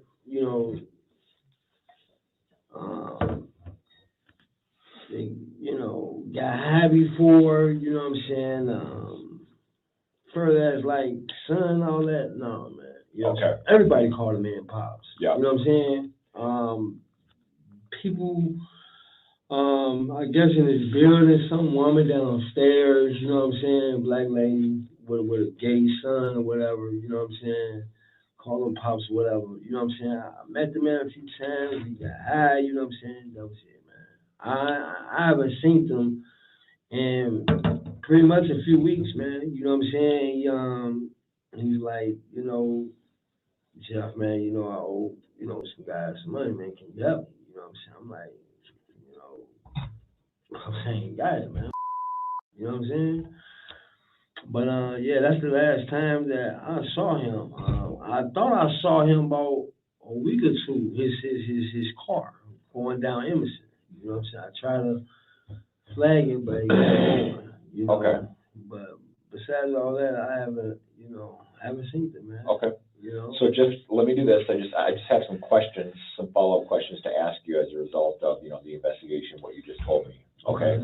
And then we'll just try to clear this up. Yes, sir. So obviously, since you came down here in handcuffs, we have to read you your rights. Okay. But that doesn't So I'm being charged? No. Okay. Hear me out. You're not charged with anything. Okay. You're here because you are a possible suspect, but sometimes when we hear from somebody and get their side of the story, they stay in custody and they're arrested. And sometimes when we hear from people, we get their side of the story, they're unarrested and they're allowed to walk out the door. It just depends on what we hear. Yes, sir. Okay. But since we're asking you questions about this, I have to read you your rights. Make sense?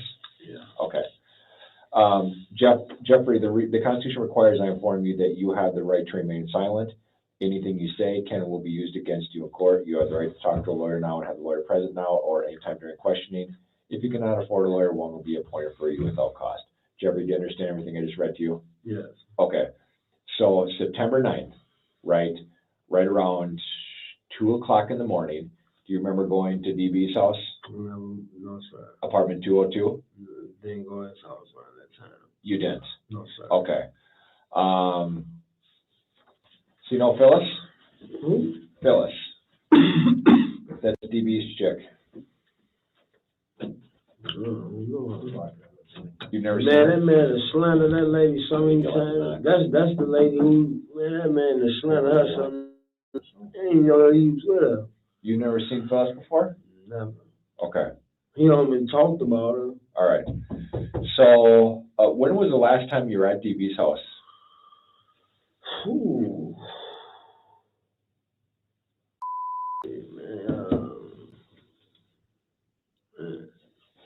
Probably sometime in August. In August? Yeah. That was a long time ago.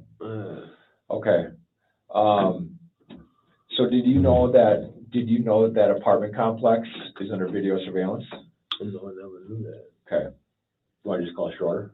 Yeah, cool. I got this in airplane mode, so I can't. I'll tell you. I don't have my phone. Oh, you don't? No, I am seeing somebody.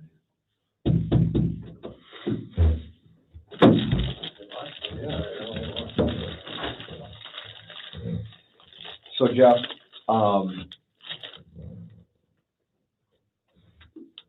the apartment complex is under video surveillance. Okay, video surveillance shows you in the back going to Willie Lloyd's window and throwing rocks at it, and then Willie going and letting you in, right? And you brought some plates, and the plates were in a bag, and you left the bag of plates in Willie's apartment. Yeah. Do you remember that now? Yeah. Okay, that was on September 9th. Okay. Yep. Okay. You remember that now? No, coming to me, yeah. Okay. So the video shows you coming into the apartment complex, going into Willie's apartment with that bag of plates. What were the plates for? The plates were, the man cooked me something to eat, you know what I'm saying, and he asked me to return his plates. You know what I'm saying? So I gave him his plates back. Okay. You know what I'm saying? But why? We got high together, and me and him, and I petted his dog. At that, I left. Okay. So if the camera showed me that, you just see the camera showed me leaving. Yeah, the camera doesn't show you leaving his apartment. How come it don't? Why do you think it doesn't? Are you serious, man? Jeff, you go to DB's apartment. Who? You Nah, do. man. Do you remember smoking some cigarettes there?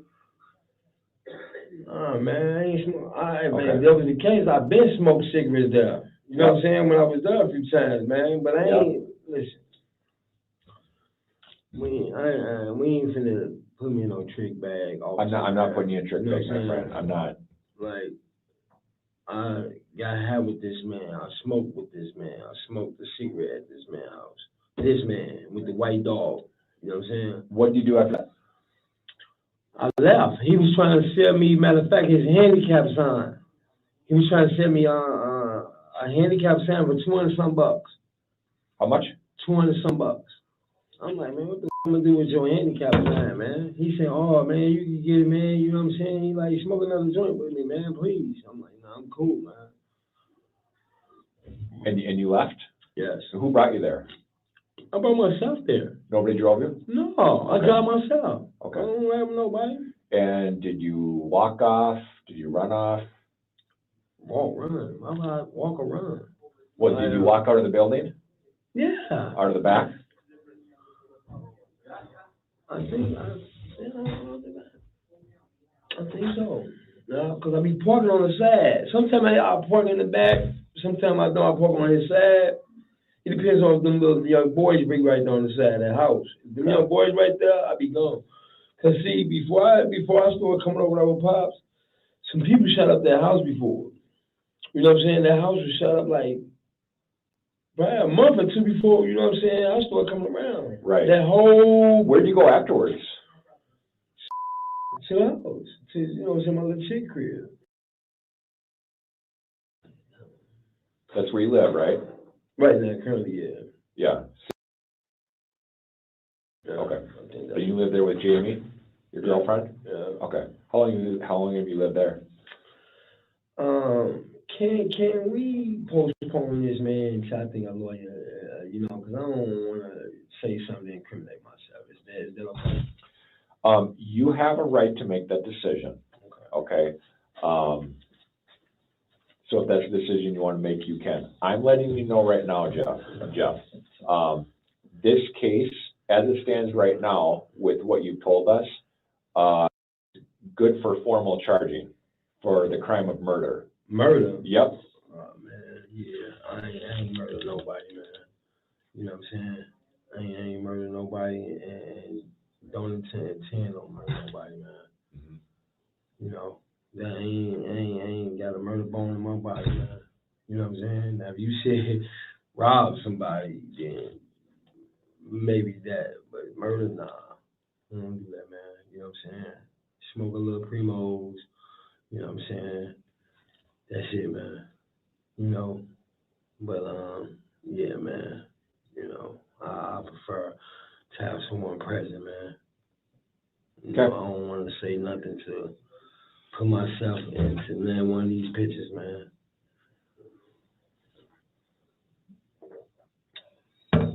Okay. All right. Well, the next steps are we're going to get our paperwork ready. We're going to walk you around Hennepin County Jail, and we're going to book you for the crime of homicide.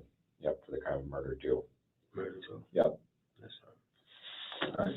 Well, I better speak to my just before I go, man. Please. Speak to who? Just my wife, man. It's just we'll see. Man. We'll see. I don't gotta. I just please, man. You know, early today. You know, since she wants to good, man. Yeah, we have to go talk to her first. Please, man. Yep, we have to go talk to her first. I can't answer yes or no right now. Okay. We need to go talk to her. We'll be back. Yeah. Let's go talk to Jamie. While in jail, Jeffrey Murray made several phone calls, urging his girlfriend Jamie not to cooperate with prosecutors. He warned her not to mention his nickname, St. Louis, fearing it could link him to the murder. Right now. Oh, okay, yeah. He called earlier, way earlier, trying to see what was up, want to know. But I told him I ain't know nothing. I was like, you gonna have to call back. No, he said he gonna call back. He was wondering what was going on. He was like, who am I calling for? He didn't even know. He was like, who? I'm lost. Somebody said something about something happened to his son or something. I was like, I'm lost too. I said, I told him who it was though. I said St. Louis, and then he's like, oh, the goal? What? Damn, I ain't want you to mention that name on that line like that. It's all good. I'll clear it up. You know what I'm saying? Yeah, we got to watch what I said your name, your real name, and he said, who? So I ain't know what to say. He was wondering who the hell, baby. What am I supposed to? It's all good, Queen. You ain't know. Yeah, I mean, he but said, who? I said, Jeff. He said, Jeff who? And I was like, I was like, man, I didn't need to send a message. And then he was still lost. He was like, I'm lost. So for in order for him to call back, I had to tell him. You didn't have to He tell wasn't going to know. How else was I going to explain Just you? be like, look, man, my husband did it. Who's your husband's name? I'll let him tell you. You can't let nobody pressure you to say okay, my bad, my it's bad. No, like, it's okay, Queen. It's okay. It's all right. You didn't know. But now you do. Right, you should have told me all this yesterday. Like, you just be having me and don't even tell me. You ain't tell me all that. You ain't say all that. You ain't say all that. I said we got a conference Yeah, call. you told me that, but you don't be make. Hey, just let him. You ain't say that. I was thinking he knew who you was, who he was calling, what for. He didn't know none of that. But despite his efforts to control the narrative, the evidence was overwhelming. Murray was charged with second-degree intentional murder in the death of Darren Blissett. A Hennepin County jury found him guilty, and he was sentenced to 486 months in prison, just over 40 years. That includes 60 months for illegally possessing a firearm as a convicted felon. Murray has more than 15 prior convictions, including for felony assault, aggravated robbery, and aiding and abetting kidnapping. He remains incarcerated in Stillwater, with an anticipated release in May 2045. For exclusive clips and behind-the-scenes content, join us on patreon.com/MidwestCrime.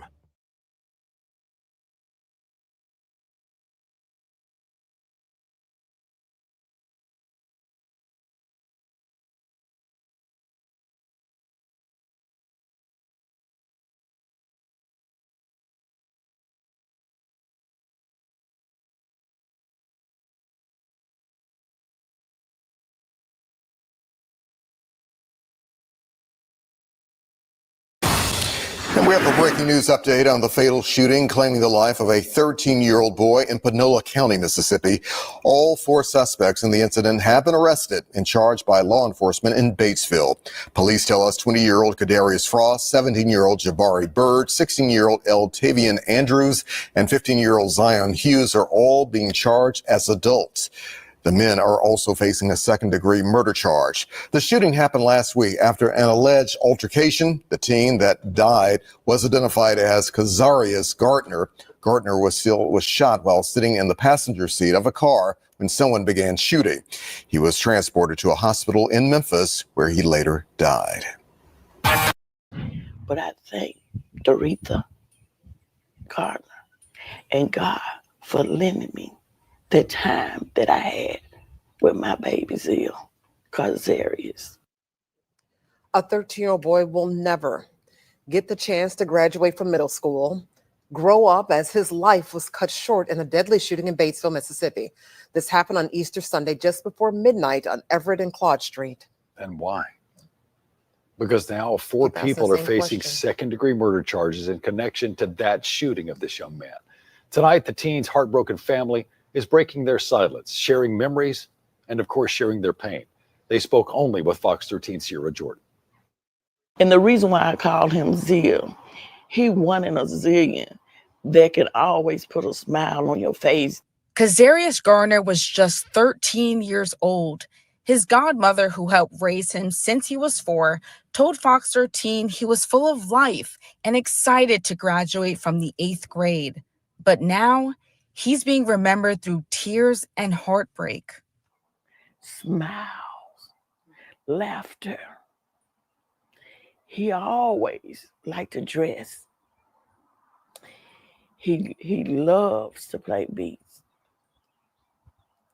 He always wants to flip and dance.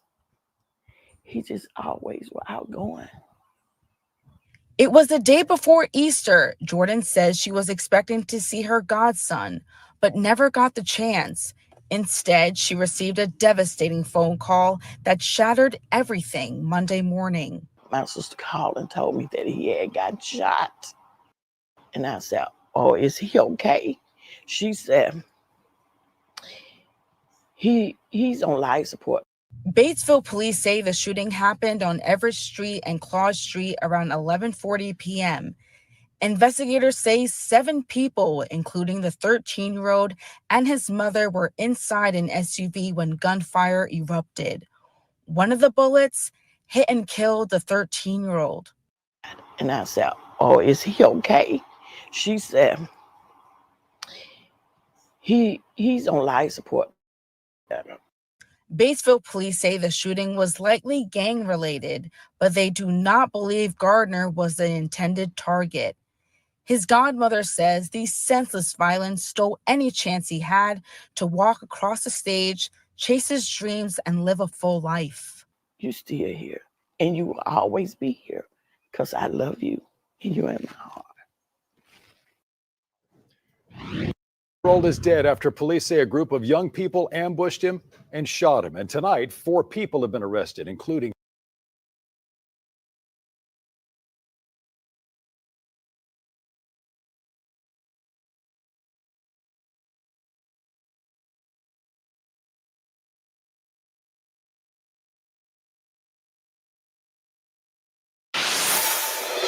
When I got there, I saw my baby on a stretcher and he had bandages on his head.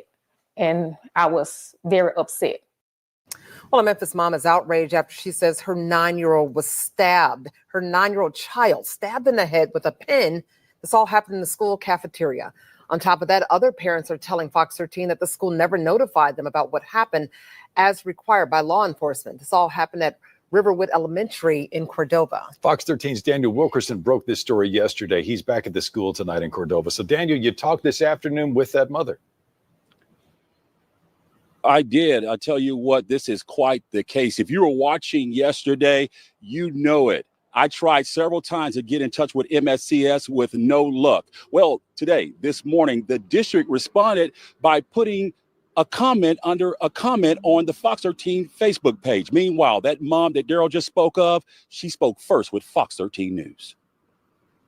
He's very lucky. Mary Mole says she panicked when she got a call from Riverwood Elementary Wednesday. On my way there, my sister called me and said, "Oh, you're going to be mad because it's more than what they say it is. He's been stabbed with a pin, in his face multiple times and his hand." Police said a 9-year-old classmate stabbed her 8-year-old son. Mole says she was 15 minutes away when she heard her son in the background of the call screaming. When I got there, I, like any other parent would do, I could have because how could y'all not protect my child from this? This incident happened in the cafeteria. How did a pin get from the classroom to the cafeteria? She gave us her son's account of what happened. He bumped my son and he kept shoving him and my son shoved him back. And that's when everything started. He got the pin out and he stabbed my son's hand first. MSCS tells Fox 13 News it immediately contacted parents of both students involved. At dismissal, the district says the principal gave letters to the other children who witnessed the incident to share with their parents. In that statement, the district said, quote, "Because of the sensitive nature of the children's ages and an ongoing review of the incident, we only contacted parents of the students who were involved or witnessed the incident. This was an isolated incident that did not place additional students in harm's way. The safety of students and staff remains our top priority," end quote. But this concerned parent says that response just doesn't cut it. And I was a bit concerned because I didn't know what happened, and I shouldn't be finding out about this from my children or a news story.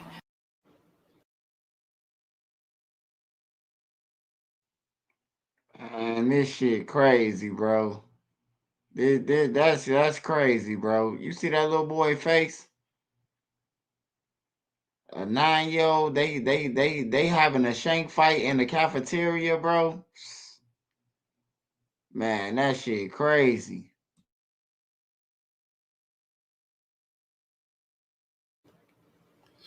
So what's next in all of this? Well, police gave that accused 9-year-old involved in this a juvenile summons. So he, along with his parents, will have to appear in court. Daryl, as we bring you back in, we even had a parent just a little while ago show up, saw the news, wanted to know what in the world we were here for. She was unaware of what happened.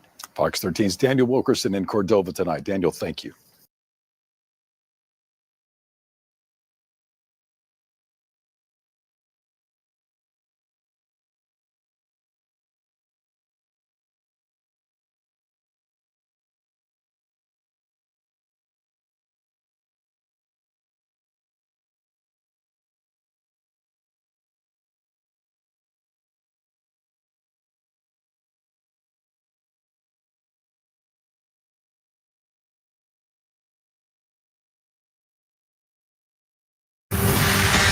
Time check, it is 6:23. In 2022, a Memphis family received a life-changing phone call where they learned a teenage loved one was shot and killed. Now, over a year and a half later, they are still trying to get justice. Here's more in today's Manhunt Monday. It's him. It's him. Try to get in touch with his dad. It's him. Shay Moore is talking about the moment she found out her nephew, 18-year-old Kylan Dixon, had been shot. Memphis police say the shooting happened September 23rd of 2022 in the 4600 block of Chulahoma Road at County Line Grocery Store. Moore says the nightmare started with a phone call. My daughter called, actually. I was in the bed asleep. And when she called me, everything in me I just jumped up out of my sleep because she was crying. It was like, they killed my cousin. Her cousin, Kylan Dixon, who Moore says was a caring and loving teenager with personality that could light up a room. Homicide investigators say when they arrived on the scene, they found Dixon lying in the parking lot of the store with multiple gunshot wounds. Moore says she saw the surveillance video of the shooting and the whole situation was senseless. The boy was already in the store standing in line like he was finna buy something. And I guess he seen from outside my nephew walking in. So as he see my nephew coming walking in, he leaves out of the line to go like he leaving out the door. So I guess words were exchanged. I don't know for sure. But we see the boy like turn around, walking back like he finna get back in line. And that's when we seen him pull the gun out to shoot him. Moore says that's when the gunman ran away. He shot him inside the store. My nephew ran out and collapsed in the parking lot. Moore says when she arrived on the scene, all she saw at first was crime scene tape and blue lights. I had to pull a police officer to the side and ask him, like, is that Kylan? He was like, yes, it's him. Moore says Kylan died in that parking lot. Memphis homicide investigators released this picture of the shooter. Take a good look at him. If you recognize him, you're urged to call Crime Stoppers at 901-528-CASH. Your tip could help put a dangerous criminal behind bars. Your whole ass going to jail when you get caught. You shooting at a motherfucker because you bum. He in front of you on the line. Get your coward ass, soft ass dude.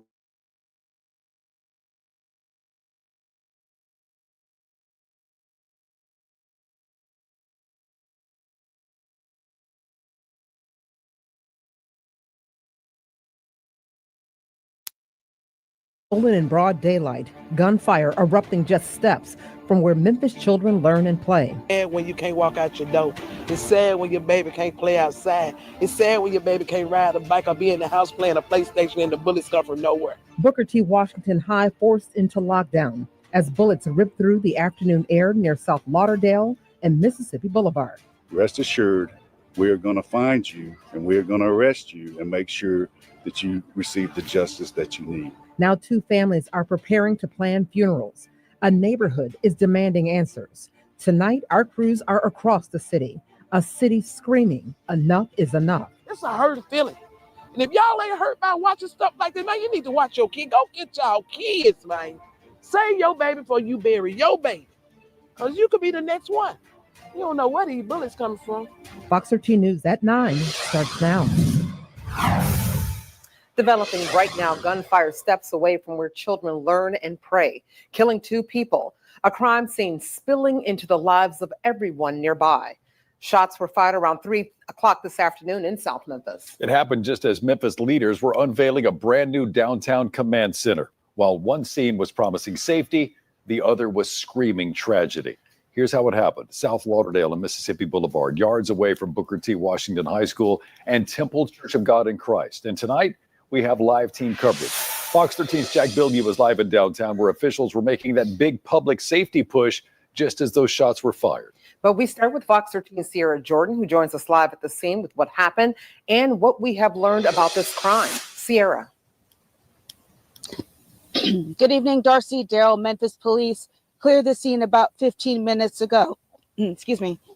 For about 6 hours, Police were here investigating the shooting that took the lives of 2 people. Now, I was able to speak to a few people who were here on scene, and they all said the same thing, that they're fed up with the gun violence that continues to plague the community. The whole community ought to be hurt. We're losing every day, and enough is enough. It was supposed to be a normal Thursday afternoon until gunfire rang out just yards away from Booker T. Washington High School in South Memphis around 3 p.m. Memphis police say 2 male victims were shot and killed near the intersection of South Lauderdale and Mississippi Boulevard. I'm hurt. A lot of parents are out here right now crying and hurt. Those boys were seniors in high school. When you say you're going to buy your baby's last suit, you know, she bought the suit for prom. But really, she bought the suit for a funeral. The deadly shooting put Booker T. Washington on lockdown. That lockdown was lifted shortly after, and students were allowed to leave around 4 p.m. Fox 13 watched officers conduct their investigation at the Claiborne Point at Heritage Landing Apartments. A blue tarp can be seen on the grass next to the apartment complex. This is not going to be tolerated. And to the suspects who committed this crime, rest assured, we are going to find you and we are going to arrest you and make sure that you receive the justice that you need. The entire city is fed up with the gun violence, including the founder of Right in Tears. Mary Trice told Fox 13, more action needs to be done from the community to stop the youth violence. That hurts me, that people got to bury their kids. It's sad out here. And ain't nobody doing nothing, but I'm cried out. I don't know nothing else. I asked the police today, what can we do? What can we do? Now, Memphis police say the suspects are still on the loose and they need your help in finding those responsible for the shooting. If you have video of the shooting or any information about what happened here, please reach out to Crime Stoppers at 901-528-CASH. Darcy, Daryl. That is Fox 13 Sierra Jordan.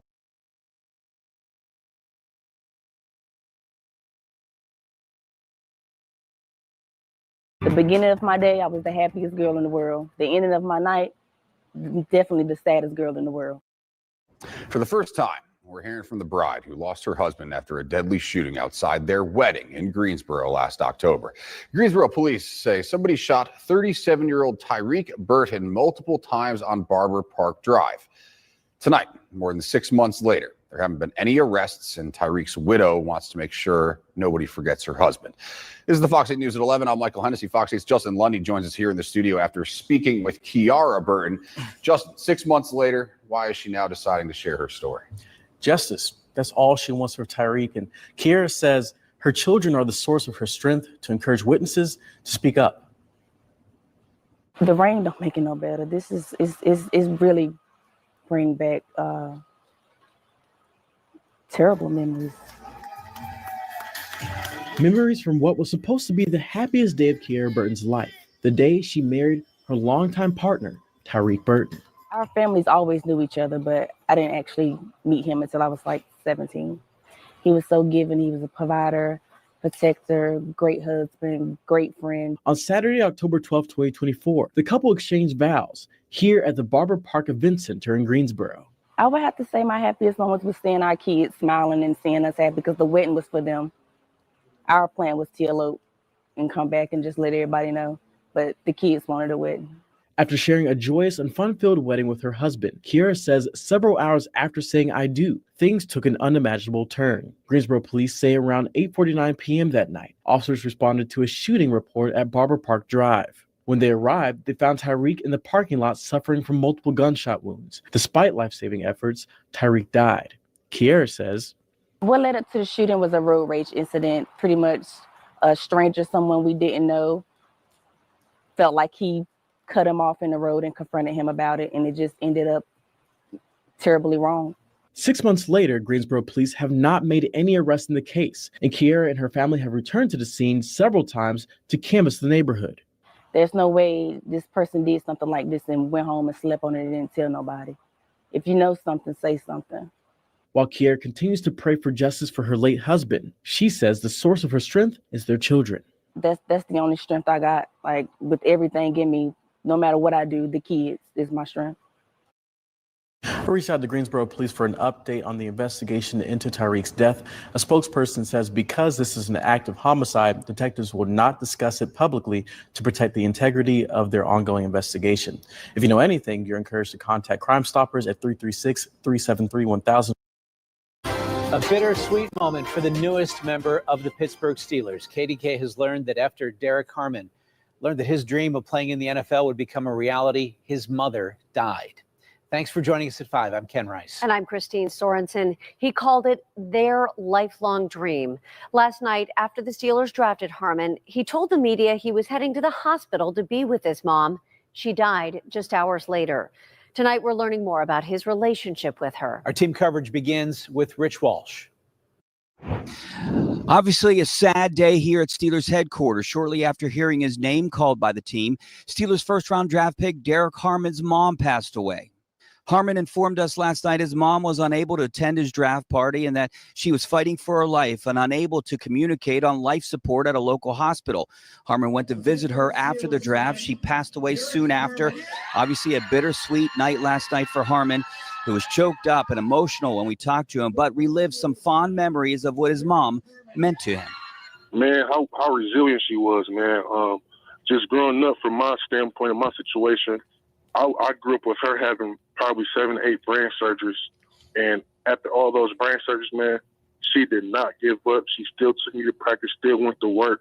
And I always in the back of my head from the beginning of my college career was, why can't I keep going? If I'm tired, I'm injured, whatever it is, why can't I keep going if she can get up and she keep going after brain surgery? So just her resilience and her hard work, really. Harmon is expected to be introduced by the Steelers at some point today. Meanwhile, the Steelers do not have a second-round draft choice. Their next pick is in the third round, choice number 83. With the Steelers on the south side, Rich Walsh, KDK News.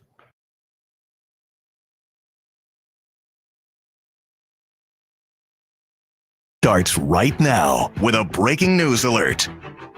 We begin with that breaking news, a tragic update to a story we've been following for weeks. Family of London Thomas tells us the 17-year-old's body has been found. It's been 3 weeks since London was last seen. 7 News Detroit reporter Tiara Braddock live in Southfield for us tonight. And Tiara, lots of questions remain tonight.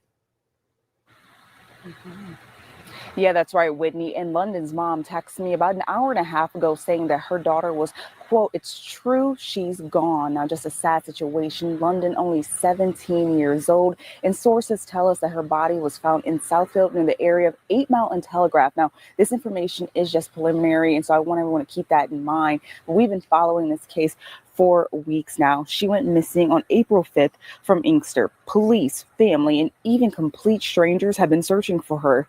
Last week, police raided the home of London's boyfriend, which is in Inkster. Now, that's where she was last seen. Police have confirmed the 23-year-old is a person of interest in London's disappearance. We spoke to London's dad a few weeks ago at one of the search parties. Hear what he had to say about his daughter. London is my best friend. She's a good kid. She's very talented. She's down to earth. Everybody love her. She do hair and makeup. She's well known. She's a little artist. She like to rap and dance and sing. Just a very sad situation. Now, we are still trying to find out more details about exactly what's surrounding her death and where she was found. But once we figure out that information, we'll be sure to make sure everyone knows online and at home. But for now, we're just going to figure out some stuff out here, Whitney. All right, Tiara, thank you so much for your live reporting. Hard details to hear there. And we know this is a case so many of you have been following at home. As Tiara said, we'll continue to bring you updates on air and online at WXYZ.com.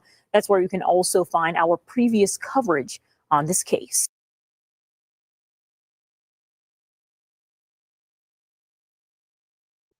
Hey, man. Hey, eat money, man.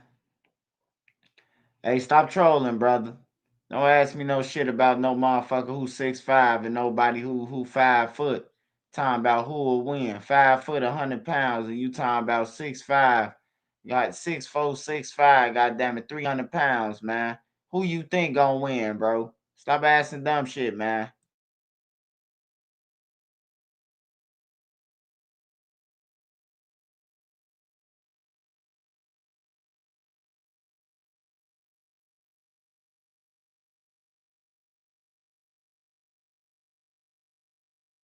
Kubota Orange Days, now through.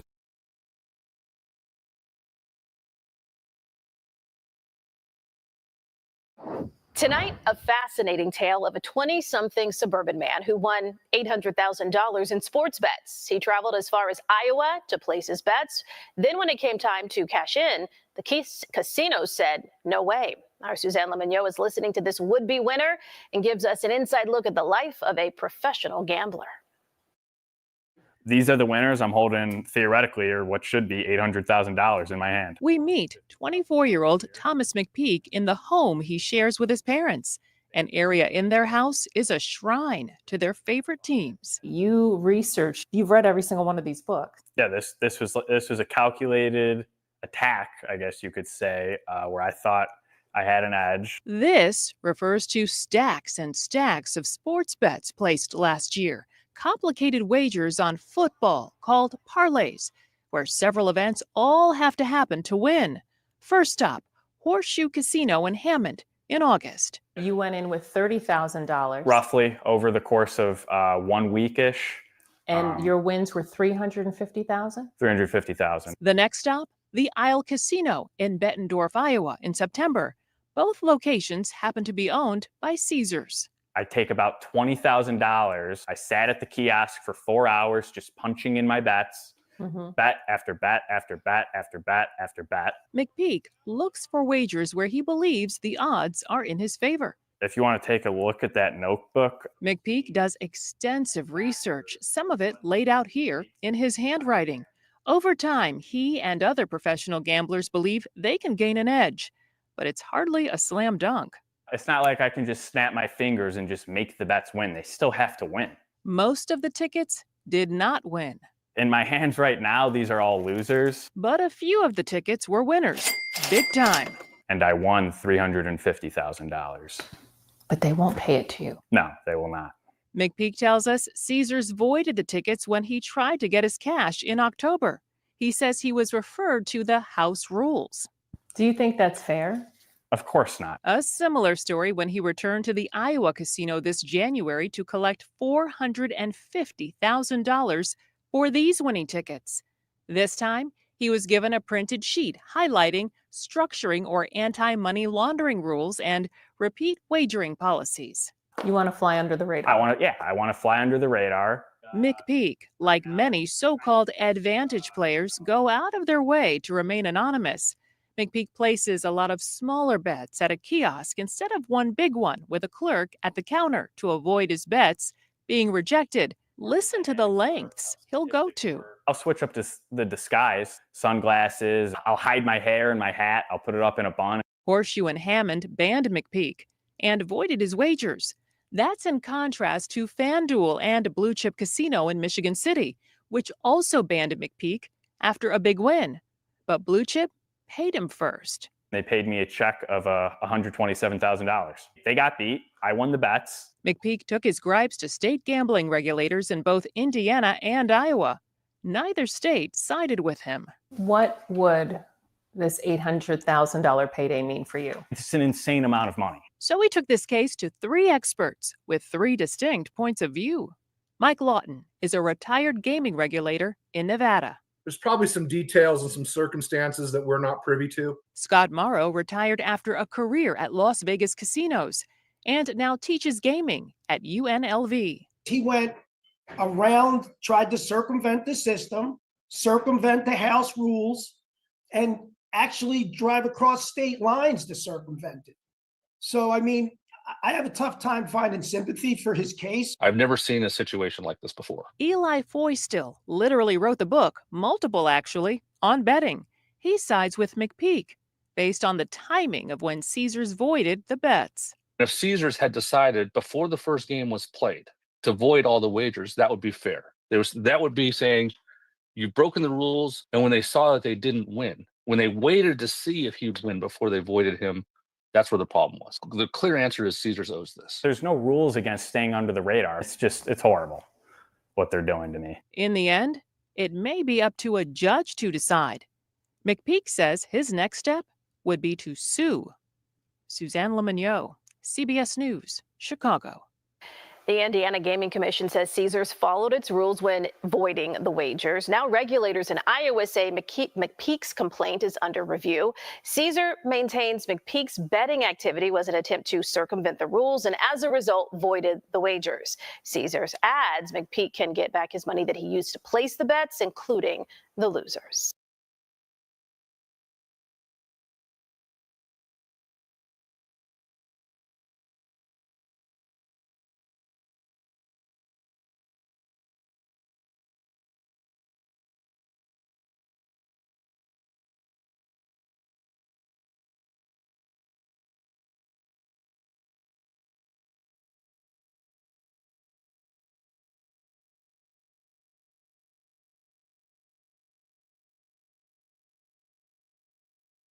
Six-inch roast beef and cheese with Swiss.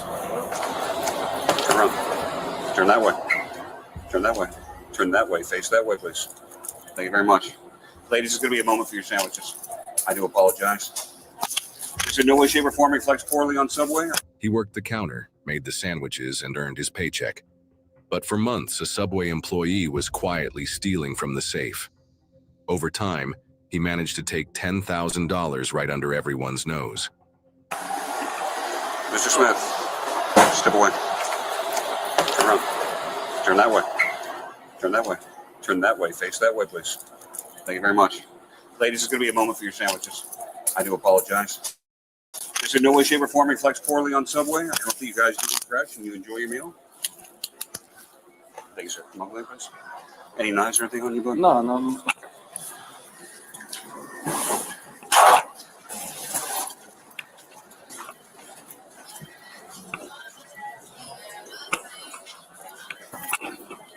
Someone will be right out to help you.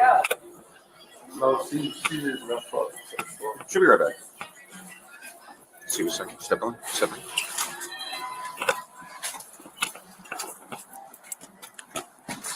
All right, we are going to park right over here for a moment.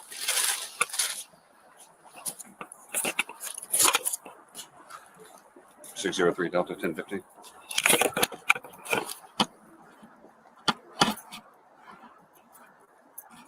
Watch step. 1015, same location. If you can, send Robo Patrol for transport.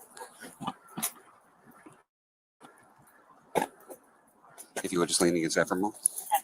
Thank you, sir. Anything on you that I should know about? No, just myself. Okay, nothing that sharp, or I don't have to worry about being stuck. I've been stuck before for reasons. Get some cash going out of your pocket. Looks like 25 and put it right back here in your pocket, all right?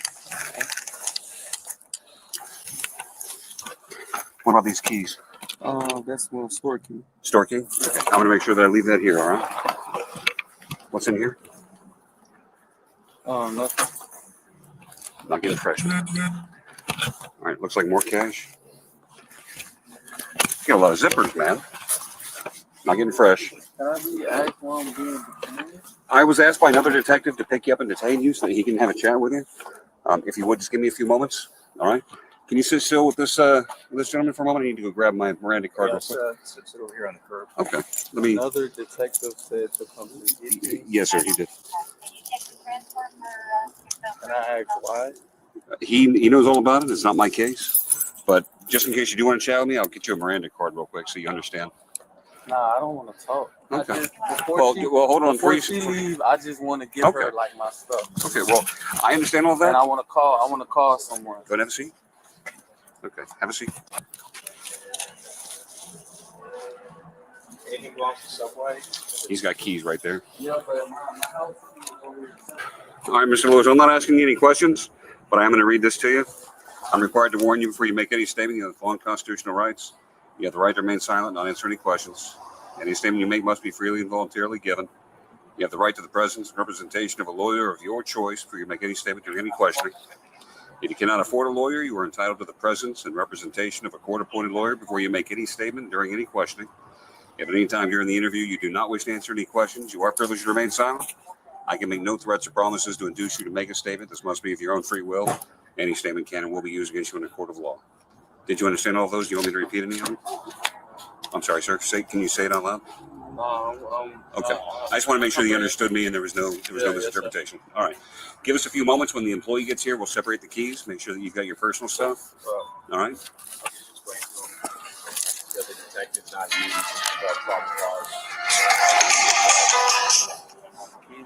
Sergeant Powell, how are you? I am. We've got a second 1015 for Vera. He's going to be coming out to speak to him, but we just need to transform him to the district. Yes, sir. Get down at Southern and Crestwood at the subway. Eat fresh. Officers transported the suspect back to the station for questioning, and when the cameras started rolling, he gave his side of the story. Meanwhile, the store manager provided a detailed statement of what led up to the arrest. Now, Jake, you already made a police report with us, and what we're going to do is I'm going to swear you in. Okay, so everything you tell me from here is going to be the truth. Okay, so raise your right hand. You swear everything you tell me is going to be the truth? I do. All right, so let's get started. Jake, briefly, what made you call us initially? Well, I just started noticing the sales were lower than they should be. Well, let's start off. What store are we? Subway. Okay, and you are the Owner, yes. And what is the address to the Subway? 12041 Southern Boulevard, Suite 2, Loxahatchee. Okay, and what day did you notice the shortage? It's been, well, I've noticed the sales been down for a while, but last 2 Saturdays ago would have been the 3rd.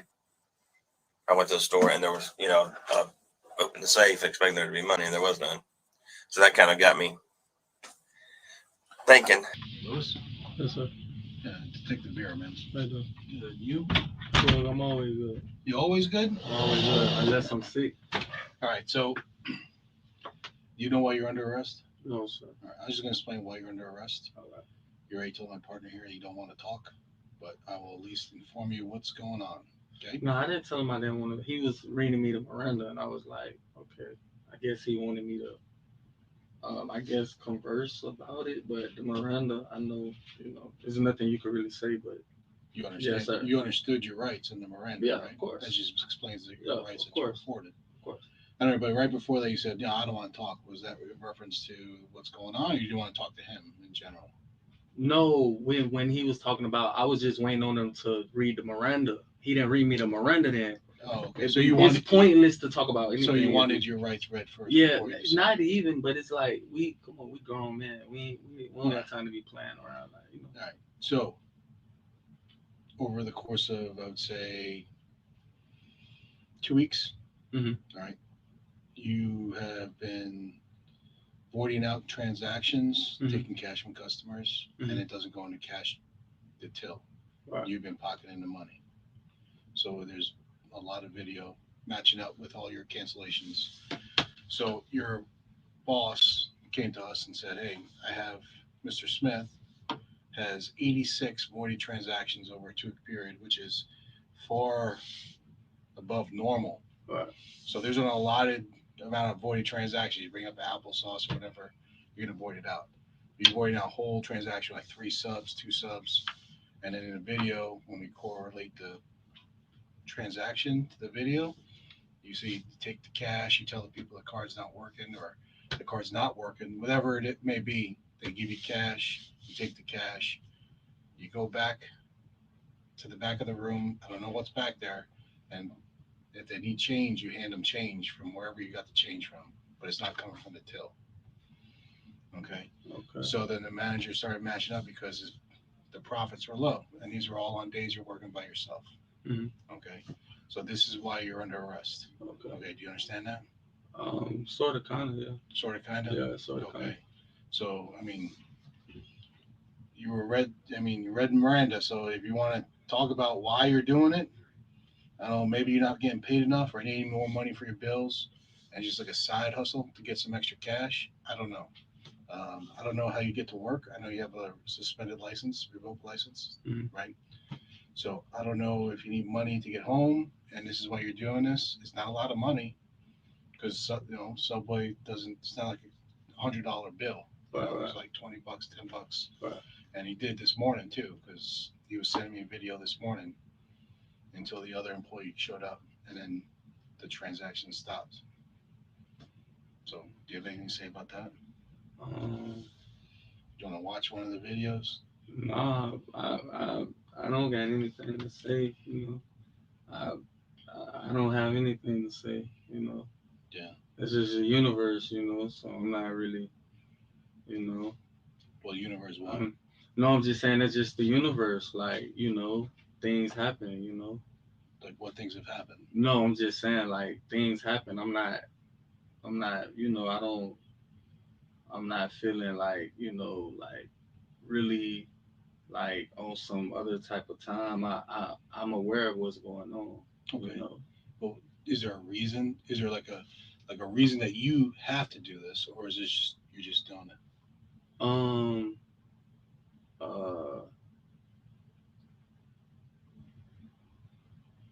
Listen, I understand like rent's expensive. A lot of shit's expensive. Right. And I understand that working a job like that, and then you also just got out of prison a couple years ago. Yeah. So it's hard to get a job that's going to pay. But nah, it ain't got nothing to do with that. Because if that's the case, I would have been back in prison for real. Getting it. I went to prison for getting the big rips. No, I'm just saying if that was the case, yeah. That's not really the case. Like, you know, you gotta. It's like I don't know. I don't know what the, you know. I'm not saying I didn't do it. I'm not saying I did do it, but like, you know, you gotta you know. I know I'm a black guy, whatever. You know what I'm saying. I know I'm overqualified for the job. You know what I'm saying. I just feel like, you know, this, like I said, it's just the universe. Like I wasn't like, you know, I take full responsibility or whatever. I'm a man for anything, you know what I'm saying? So, you know, it happened. You know, I'ma just deal with whatever. Was it just something easy to do over that course of time? Nah, it's not that, cause it's like since you guys got camera footage, you could go back and I haven't stole from him. You know what I'm saying? Like I've been working for him for a minute. 2 months. Yeah. And it started like right at the end of January. So it's like. So it's been recent, like last. I don't know about right at the end of January, but like I don't, you know. It's like if you're getting accused for something and you just get into the store, it's like I ain't even been here that long. Yeah, but that wasn't right when you got in the store. Hmm? It wasn't right when you got in the store. What you mean? You started working 2 months ago, so this is like a little bit later, right? This is right, but I'm saying like the videos I have go back to February 3rd. Right. Okay, so right, I catch you. All right, so that's what 2 weeks ago. It's over 2 Maybe, weeks. yeah, probably like 2 Today's weeks. what, the 17th? Right. Today's 17th, 16th. Right. So it's about 2 weeks. Right. So the last 2 weeks. So in the last 2 weeks, the universe changed for you, where you? No, what I mean by the universe, meaning whatever someone does, they either gonna have to accept it or run from it for real. Well, that's everything in life. Consequences. Yeah, that's what I'm saying. That's so the universe. So everyone has consequences to every action. Well, for sure. Okay. That's why I'm not. You know, it is what it is. I'm not finna sit up here and you know, like I you know, I haven't been treated fairly. You feel what I'm saying? So, well, you know. Today? No. I'm just saying, like in general, like I run the store. You know, like I said, it wasn't like I've been for the work you're doing. You should have got compensated a little more money, or compensated at a higher rate. Not even. It's like you gotta treat the people right, man. What were the inequities at Subway? What was the owner not doing something right? You know, man, I don't. Was he leaving you by yourself too much? I don't know. You could say that maybe, but it's like, you know, just you got to do your people right, man. If someone's working for you, no, I understand. You know, you got to treat your employees properly, right. But I'm saying, what did he do that wasn't proper? What was he doing to make it unfair for you? I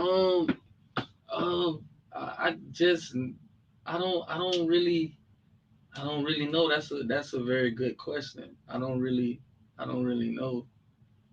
I don't really know for real. Because I met the guy. He seemed like a nice dude.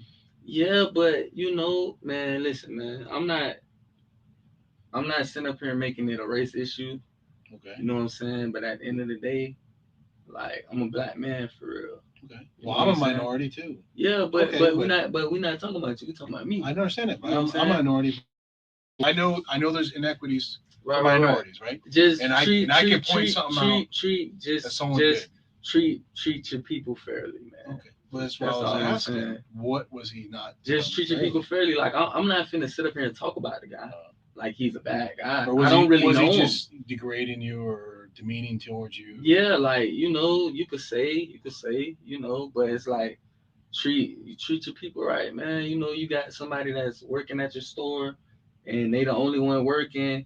You know what I'm saying? Like, come on, man, you gotta treat your people fairly. I understand that. You know what I'm saying? So Were other employees whatever. getting treated differently? Nah, it's only 2 employees. So The girl you switched out yeah, with right so that's it. Like, you know what I'm saying? It's like you gotta treat us right. Like, you know what I'm saying? I got you. I'm gonna wear whatever I gotta wear. You know, I'm a real whatever comes behind this, I'm gonna accept it. I'm not running from anything. You know what I'm saying? So I understand. you know, but but that's what we got to do. right. That's what it is. So, and then I got another question for you. Yeah. You still live in Lauderhill? No. Okay. I'm gonna need your new address because the jail's gonna need it when you get booked in. Because out of county changes bonds, changes stuff like that. What you mean, like higher bonds? Lauderhill's out of Palm Beach County. Lauderhill's in Broward. So where am I going? You're going to Palm Beach County Jail. So I'm gonna be in there for the weekend. No, you'll be given a bond. I'll be given a bond today. Yeah. So I wasn't like I won't even sit up here and be like I was like, man, I'm for the people. So it is what it is. Fuck it. You know, it is what it is. I'm for the people. Okay. You know, so it wasn't like I was taking from, like, it wasn't like I was like robbing them. Like, you know what I'm saying? Like, I understand. That's why we didn't go with robbery. That's why we went with the Right. scheme to defraud. Right. I get it. I'm for the people though, man. I'm for the people, man. Like, it is what it is. So was the money going to the people? I'm for the people. Yeah, you damn for sure. So For sure. you're like Robin Hood. You're doing some Robin Hood shit, right? You're taking money from people who got money and giving it to the people. I guess giving them deals, whatever. I guess. Yeah. You know, that's what Robin Hood did, right? That's the old. Yeah, I ain't never tapped into Robin Hood. I ain't never tapped into Robin Hood. That's what he did. He took from all the people that got a lot of money. Yeah. Hooked up everyone. So what time I'm gonna be able to bond out though? Once you get booked in, I think it takes like about an hour or two, and then they'll give you a phone call to a bondsman. You call a bondsman, and you get your bond set. All right, let's get on it because I got a show tonight, man. A show? I do What do you music. do? I do music. Rap? Yeah, I do music. I do all that. So are you rapping tonight, or are you playing instruments? Or are you playing the? I'm playing for the band tonight. Opening up, yeah. What are you playing? Drums? No, I'm opening up. Okay. Opening up for some artists. Where? Where is it? What is the venue? It's in Miami. Oh, you're going to Miami? Yeah. Oh, you got a long drive ahead of you. Yeah. All right. Well, let me get your West Palm address, and then I can get. I don't have a West Palm address. Where do you live? I stay in like Oakland Park. Oh, so you still in Broward? Yeah. What's the address down there? The suspect was arrested and charged with felony grand theft and scheme to defraud. In the end, he was sentenced to 5 years of probation. What do you think? Justice served? Drop your thoughts in the comments and don't forget to subscribe. Life isn't about what we take with us. It's about who we are and what we leave behind. Life insurance from WAPO can help you keep giving even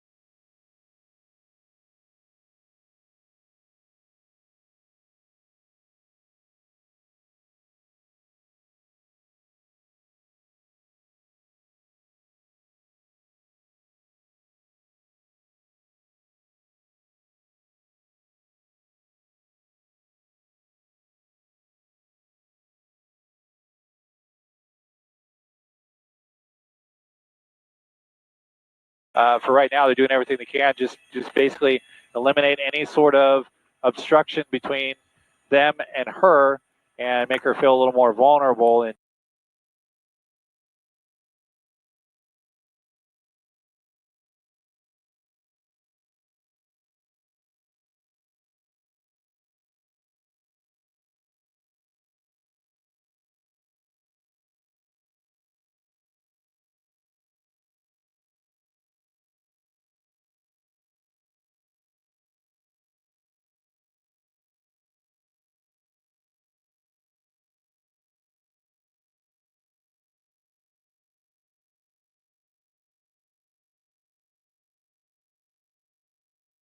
Raise your shirt up. Raise both your shirts up. All right, you're good. I'm off the porch. Come on back. Come on back. Stop. Hey, go ahead and go down your knees. All right, man. Bring your left hand back. There you go. I got you. 178, lifetime emergency. Hey, man. Come on, man. Stay awake. Come on. Come on. Stay awake. Stay awake. Wake up. What's your name? I don't know where I got hit. A couple of days ago, police had come across a dying man, one they couldn't save. The crime scene. Listen to me. You have warrants for your arrest for attempted homicide, carjacking, and fleeing and looting. Right now, it's attempted homicide, and if she dies, she'll be charged with murder. This is 17-year-old Shaquille McLean. 1 week ago, he left a woman for dead and has just realized that she survived. Now he will do anything he can to escape his crimes. You put a lady in the hospital. Every single time you opened your mouth and started talking to me, you lied. I'm scared. But very soon, he will be forced to reveal the truth, one that goes much deeper than anyone could have thought. What I need you to do is tell me what happened. I'm scared to tell you the truth because that's all it is. I don't want to die. At 9:30 p.m. on November 4th, 2021, officers in Tallahassee, Florida, responded to a report of a stolen vehicle at Sam's Club on Dick Wilson Boulevard. Upon arrival, they discovered a 70-year-old woman who had been brutally beaten with a large tree branch. She worked at Sam's Club and had sustained severe head trauma and multiple brain bleeds. Fortunately, she was rushed to the ER and survived her injuries. From here on out, a desperate hunt for the assailant began. When investigators reviewed the surveillance footage from Sam's Club, they discovered that the cameras facing the scene of the attack had stopped working at the time of the incident. However, other cameras did capture a 2009 Jeep Compass leaving the parking lot at 8:11 p.m. It would take detectives 3 days before they got their next lead. On November 7th, an officer spotted the vehicle and tried to pull it over. At that point, the driver sped away before ditching the vehicle at 220 Blackhorn Trail. But the car wasn't the only thing left behind. Detectives also found 2 passengers who had bailed out. According to their statements, they were riding with a man named Aaron Carter and a teenage boy they only knew as Kells, who was driving all 3 of them to the North Florida Fair in Tallahassee in the car he claimed was stolen. Eventually, detectives tracked Aaron down, who also worked at Sam's Club, and began digging deep into the identity of Kells. Before long, they learned that Kells was Shaquille McLean, a 17-year-old who knew Aaron from the Second Chance program and a group home in Panama City. Shaquille already had a violent record, including assaulting a police officer, and had only arrived in Tallahassee a month before, in October of 2021. As he shot towards the top of the suspect list, Shaquille was arrested on November 10th, almost 1 week after the robbery, and brought in for questioning. The following footage has been provided to us by the Tallahassee Police Department, Florida. So right now you're under arrest. Okay, so you're in custody and you're here at the Tallahassee Police Department. So before I can talk to you and ask you questions and you ask me questions and all that stuff, I got to read your rights. As detectives read Shaquille his Miranda rights, it's important to note that Shaquille was originally from Georgia. So what was a 17-year-old doing in Tallahassee without a parent or guardian? So, okay. Where's Mama? Mom gave me away at 2 years old. At 3 years old? To who? Well, she gave me away to the state? Like, did she put you up for adoption? No. Or? Well, it's somehow type of way how it went through the court system where she gave up her rights, which she gave me to one of her coworkers, but The lady who raised me passed away. Okay, when was that?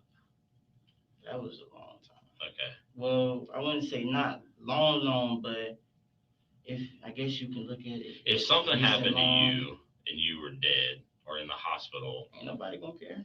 but Not who my are we girlfriend. gonna call? Well, Brendan's not your brother.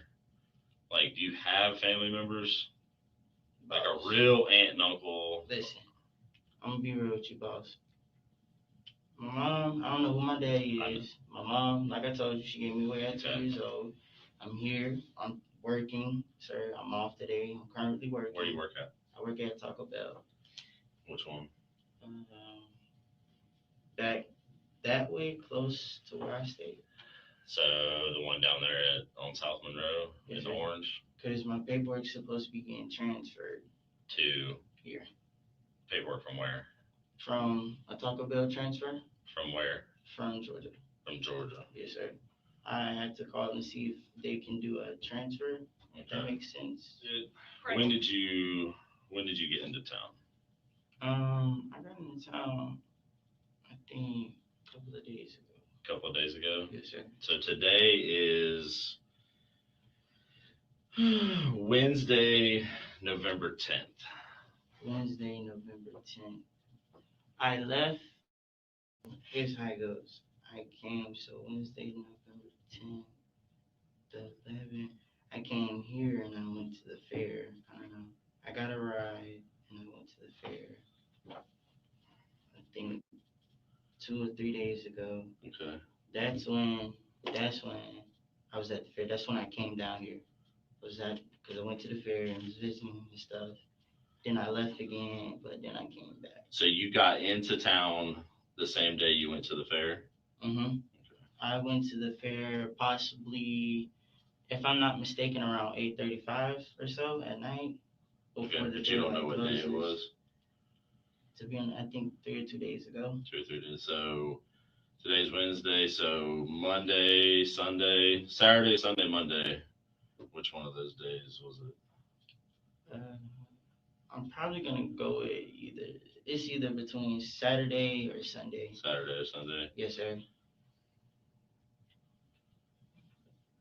So you got into town the same day that you went to the fair? Yes, sir, because I wanted to go to the fair, you know. Cool.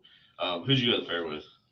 Well, I got a ride with some other people. I didn't know. They were just being friendly and gave me a ride. So I took it. That was my free ticket for a ride, so I didn't have to walk. This line of questioning regarding the North Florida Fair is incredibly important, as the strongest piece of evidence detectives have right now are testimonies from Aaron and the 2 witnesses. Not only do their statements place Shaquille as the driver, but also as the one who stole the vehicle.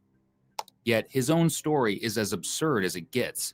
To put it into perspective, he claims he arrived in Tallahassee on either Saturday or Sunday without anyone accompanying him, and within hours of arriving, he supposedly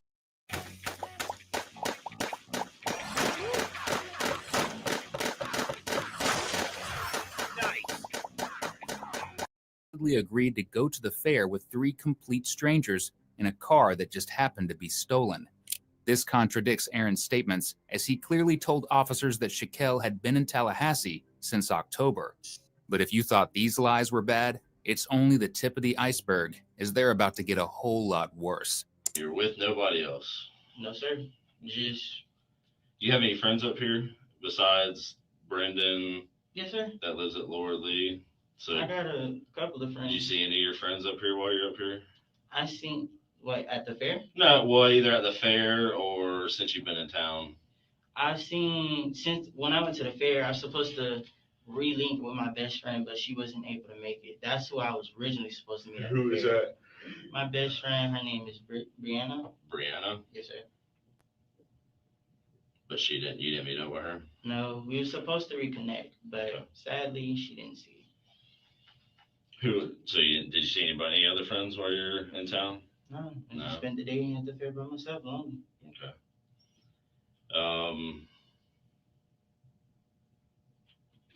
So what time do you think you got home? If you left the fair at 11-ish. It didn't take me that long because it's like right down the road. Just walked there, and so you went to Brendan's house. Is it Brendan's house? Mm-hmm. Okay. I just spent the night there, boss. Went to Brendan's house, and would you wake up the next morning, or? Well, we hung out. We hung out, played games, took my dog for a walk. Okay, cool. You know, So did what people would do. Kids are kids. Gotcha. Teens are teens. Okay, so you got here from Saturday. How did you get from Georgia to Tallahassee on Saturday or Sunday? Greyhound. Greyhound? Yes, sir.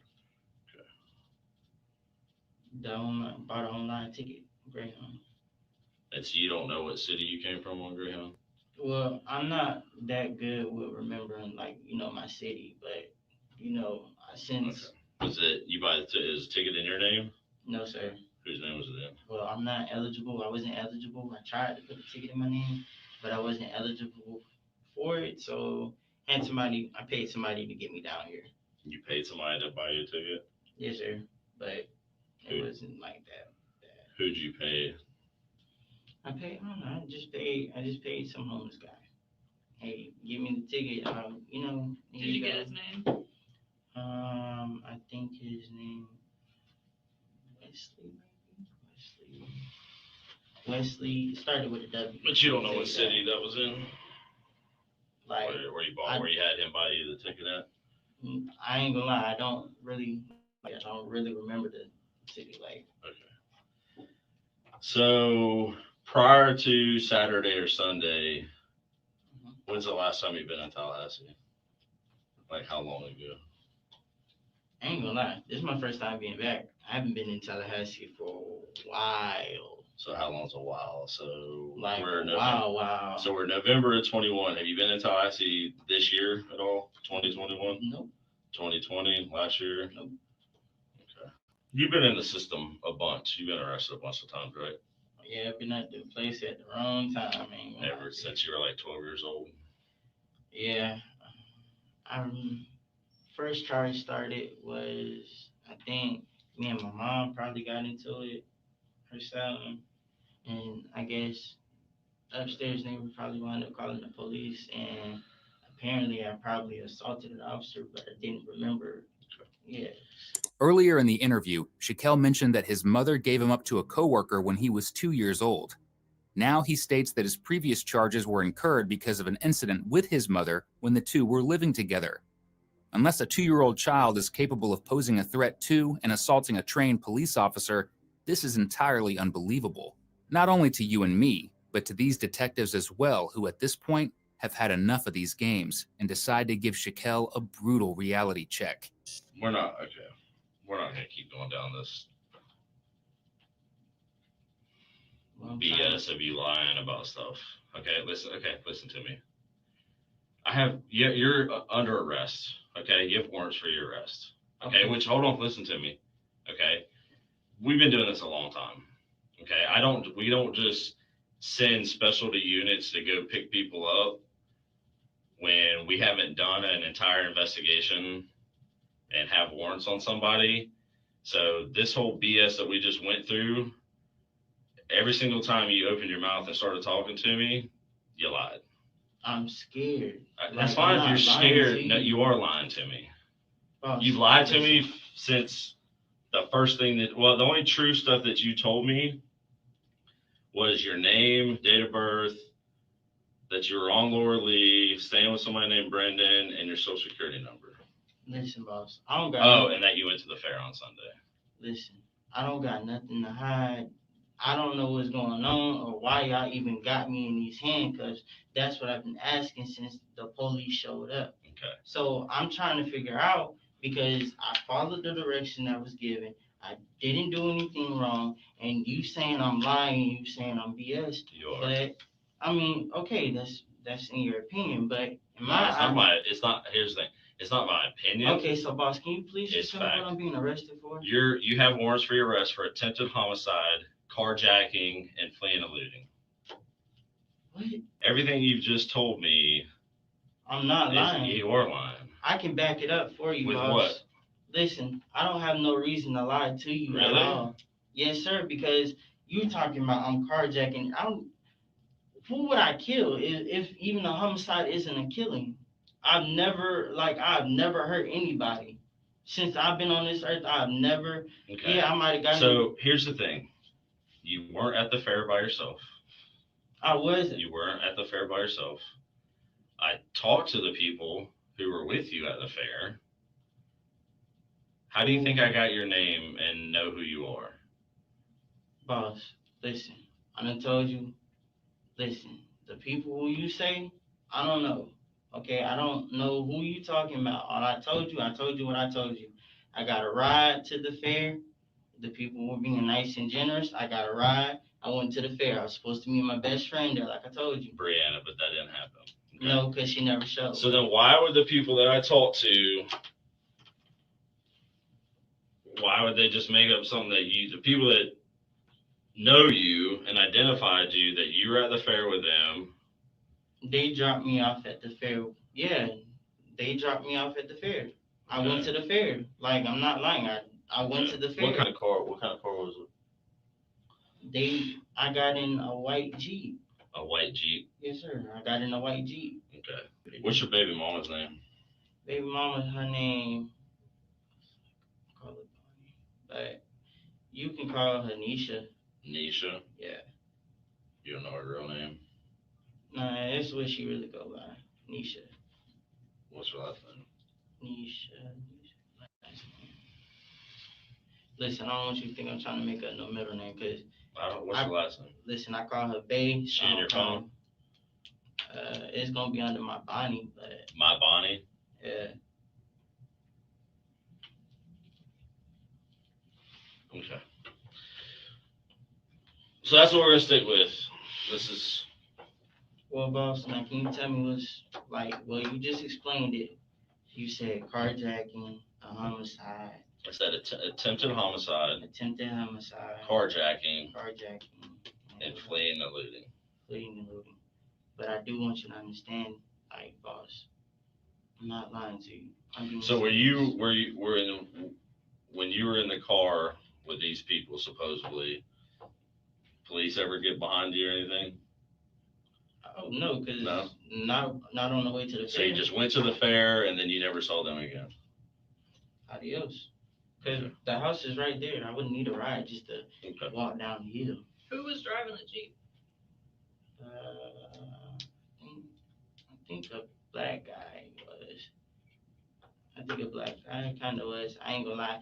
I did forget my. It's a little thing for my phone. It's like a little clip on.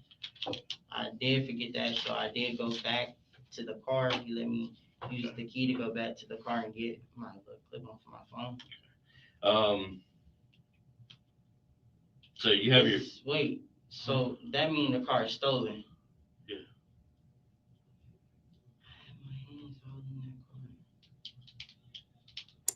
Look close enough and you'll see a bulb light up over Shaquelle's head in real time as he realizes his DNA might be in that car.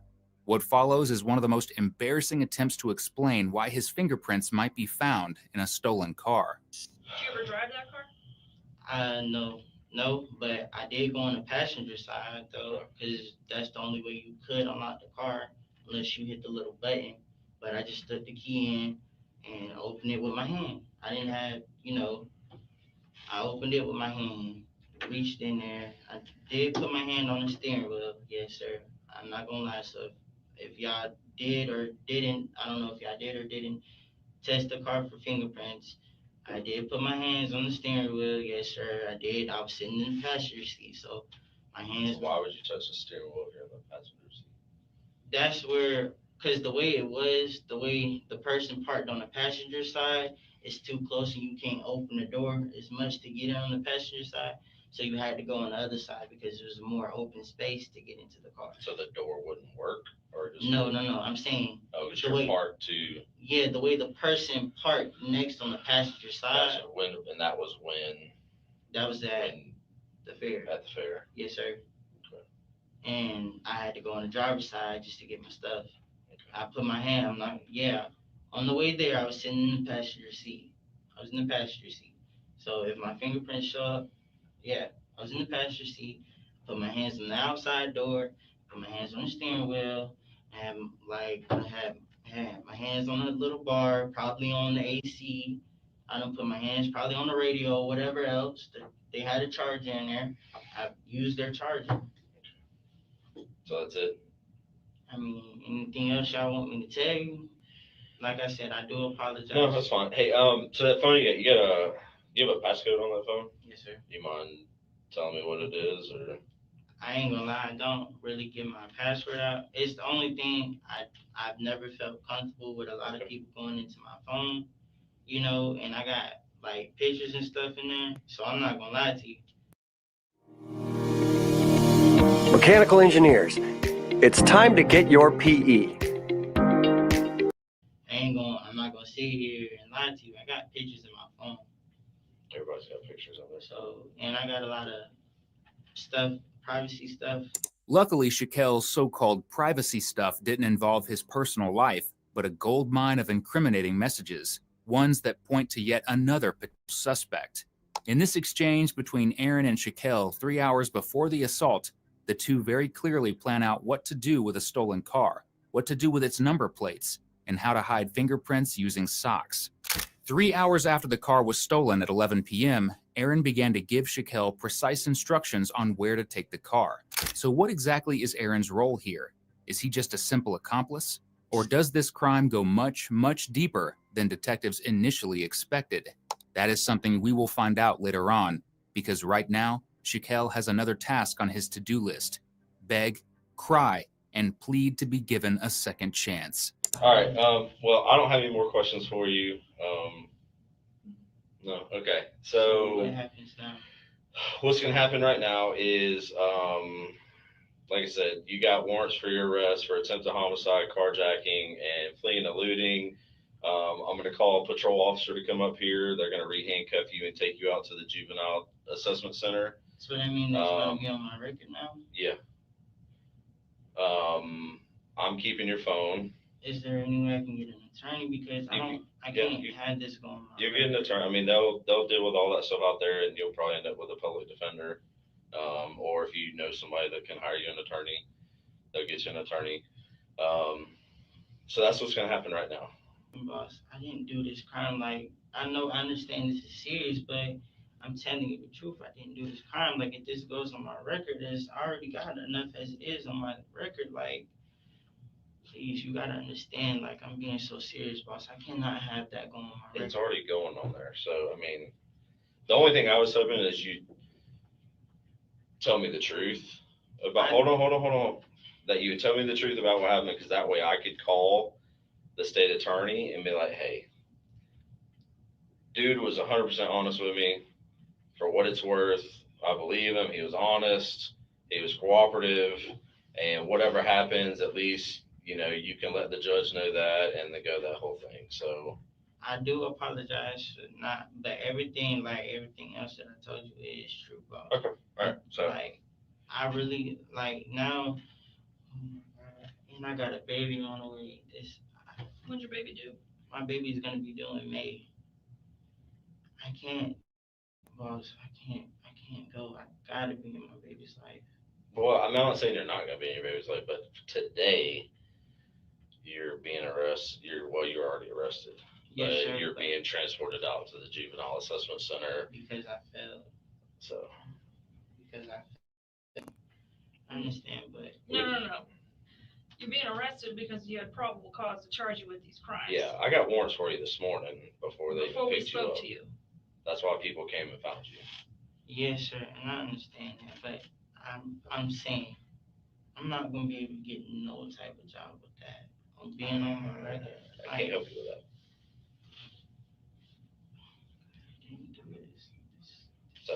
So work with, either get you a lawyer if you can, or work with your public defender that you're going to get appointed, okay? And do what's best for you and work through the process, okay? But things have already gotten to the point where we can't go back and undo them, okay? Probable cause is what it is, and that's what ended up having you here today right now. So you're already arrested, the charge is already there. What happens from here depends on you and your lawyer. You know what? It's okay. I understand. It's my fault. I should never asked for no ride. I should have just, none of this would have never happened if I never asked. All right. I'll try to get somebody up here as soon as possible. That way you don't gotta sit here, and we'll get you out there. All right. I'm not gonna cry. I'm not gonna cry. I'm not gonna cry.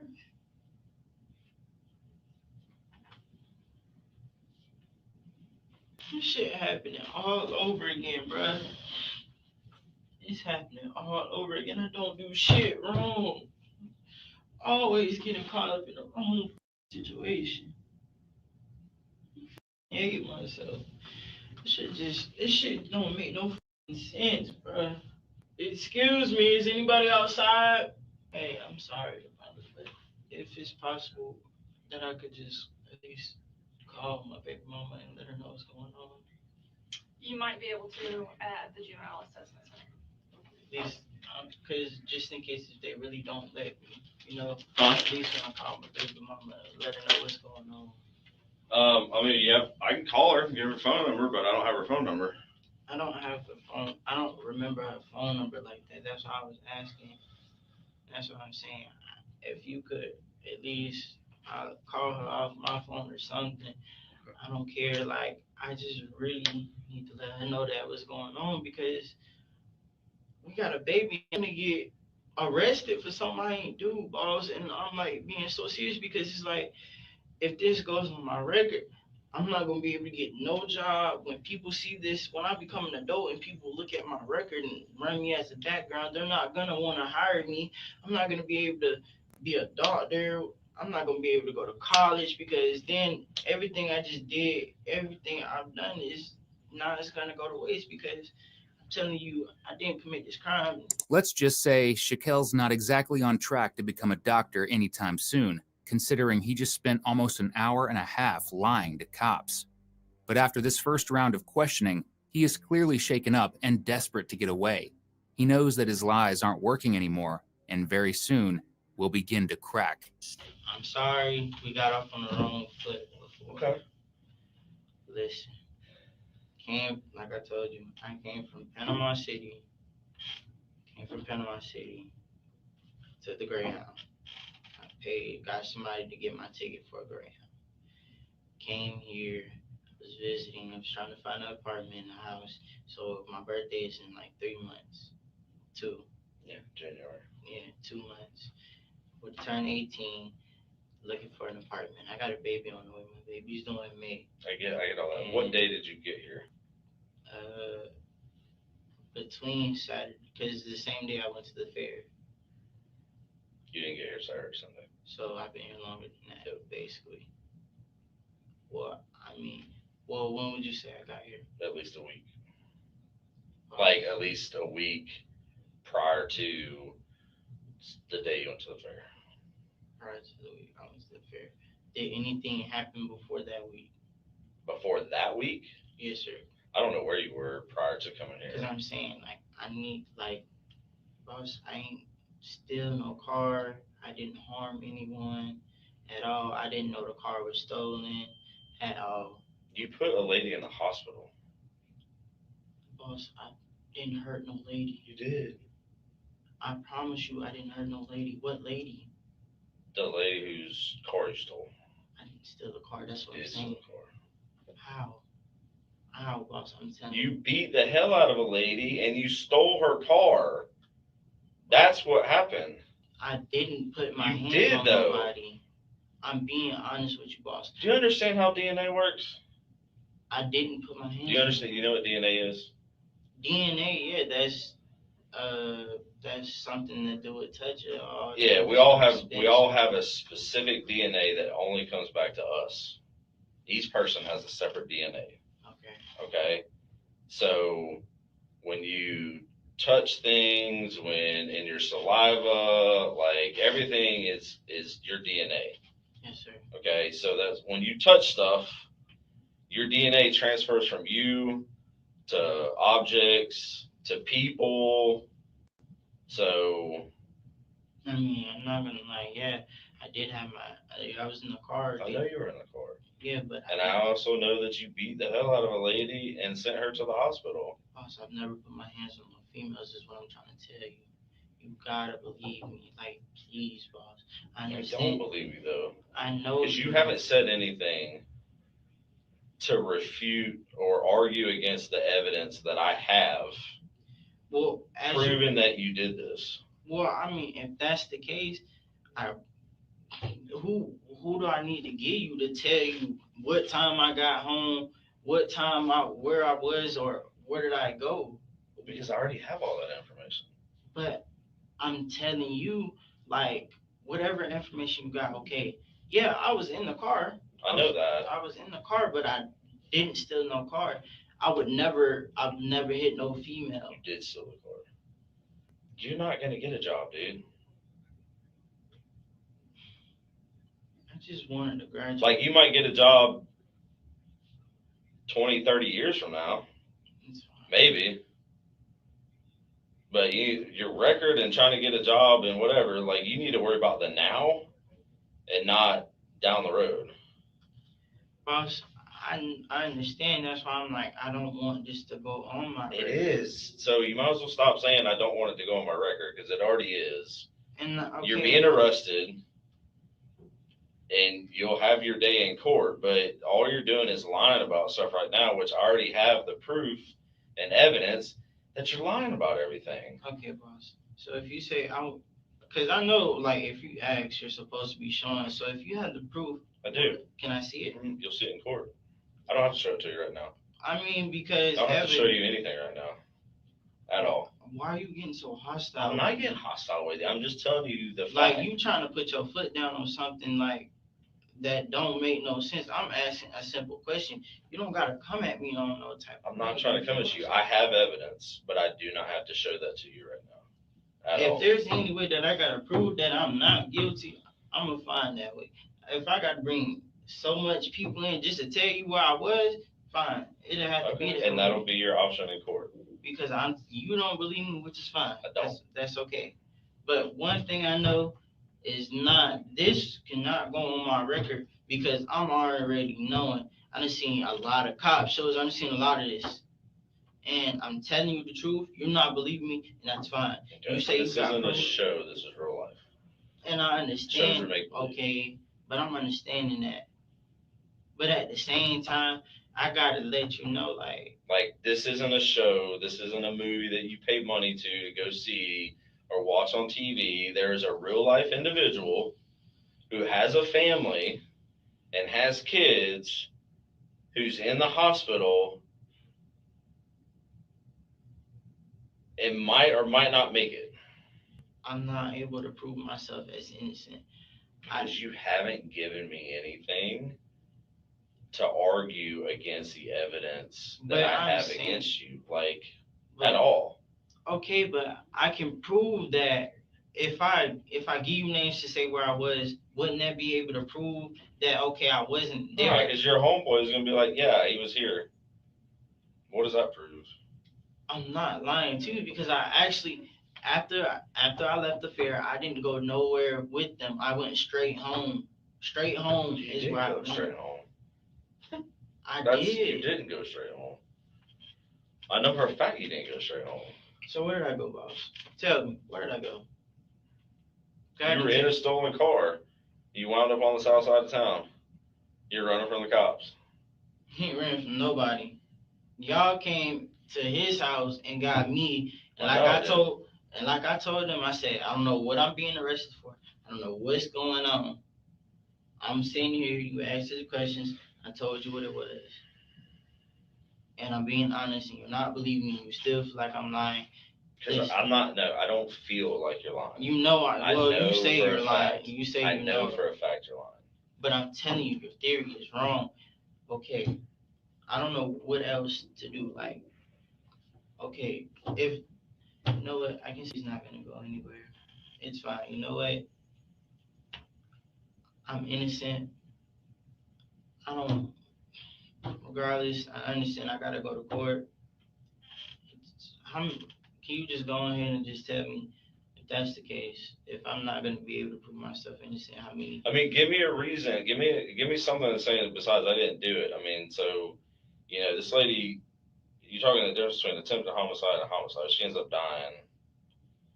You know, there's different levels. Like if you did something and didn't mean to, and it was an accident, then that's different.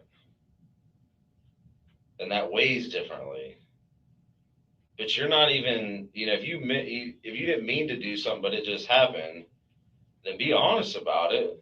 If you didn't mean to hurt somebody, and you got scared and you didn't know what to do and you drove off, then you know, tell me what happened.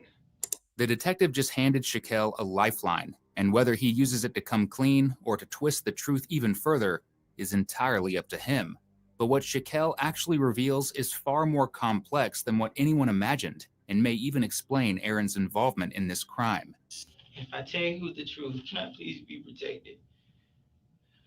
If you're scared of somebody, then I will let them know and they'll have to look at that. But I can't promise you or tell you anything.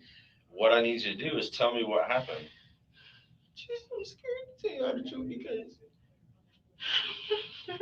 that's all it is. I don't want to die. Here's the thing. Right now, you're in police custody and you're going to jail. So nobody can get to you. Like, yeah, still, if they find out that I said something, regardless if it's not me, it's going to be somebody else. I can't do what ifs and like this and that. So you either want to tell me what's going on.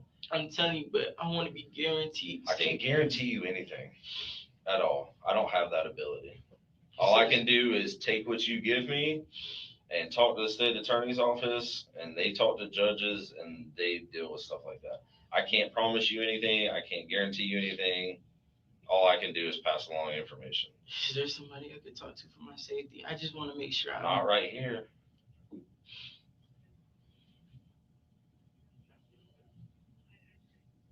I was threatened. You were threatened to do what?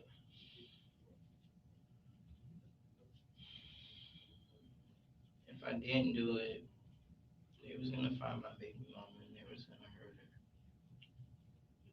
her. Who threatened you?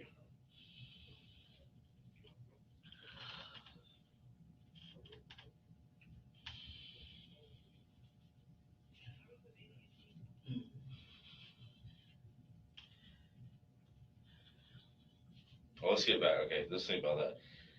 If you didn't do what, they were going to hurt you. If I didn't do what they told me. And what did they tell you to do?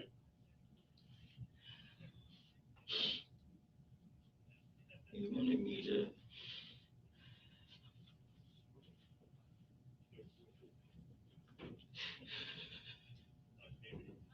just don't want to get my baby mama hurt. I'm just scared. I don't want her to be hurt. What did they threaten you to do, or what did they tell you to do to threaten whoever? He told me if I didn't do it, that, or if I did open my mouth and say something, that they either kill me or my baby mama. And I felt like I didn't have a choice. I was told not to call the police. I didn't want to do it. Didn't want to do what? I didn't want to take that car. You didn't want to take that car? Okay. So tell me, so they threatened you, but you did. So tell me what you did.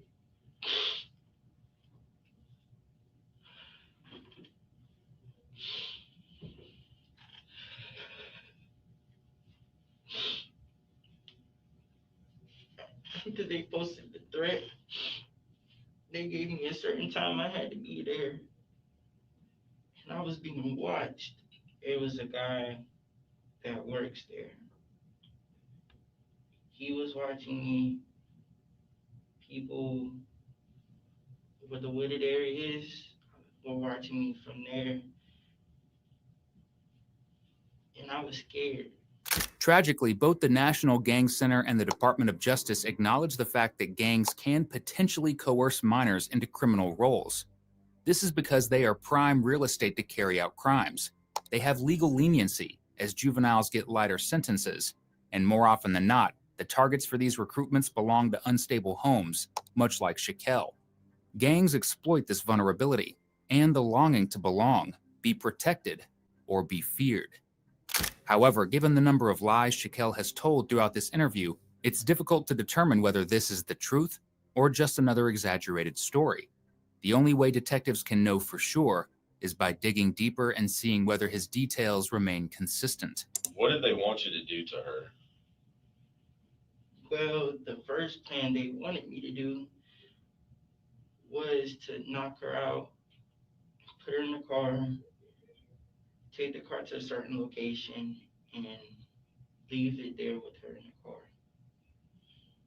But plans had changed, where they told me to just take her car. I don't know what they were gonna do to her or anything. Okay, so how did you get to Sam's? I walked From from, it's like a little roundabout.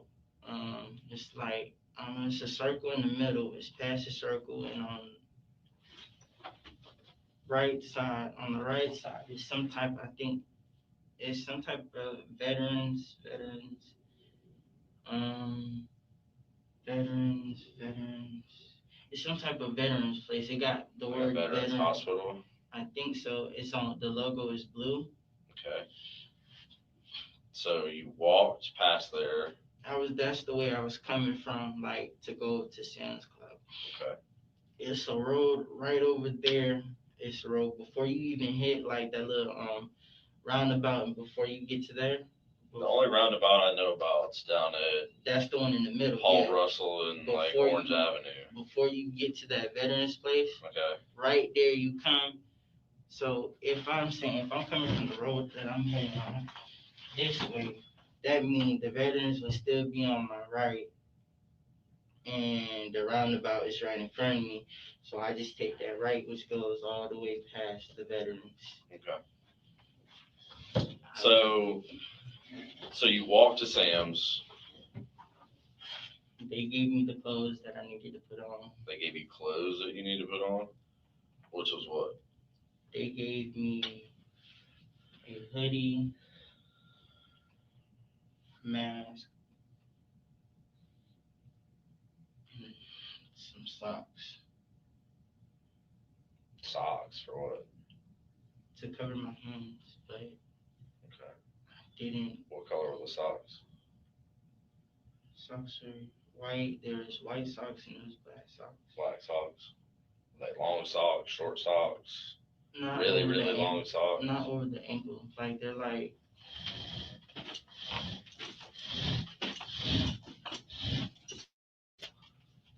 Like kind of like what you're wearing.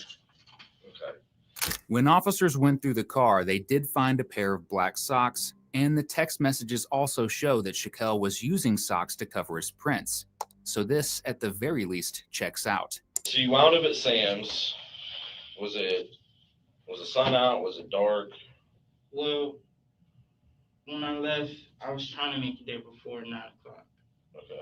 Because, like I said, I didn't want them to come looking for me, and I didn't want to hurt my baby mama. After that, they gave me the clothes. I changed into the clothes. In the back, it was over there in a certain apartment area. It was like a little cover up. I changed there, and that's when they broke a stick off the thing. They broke a stick off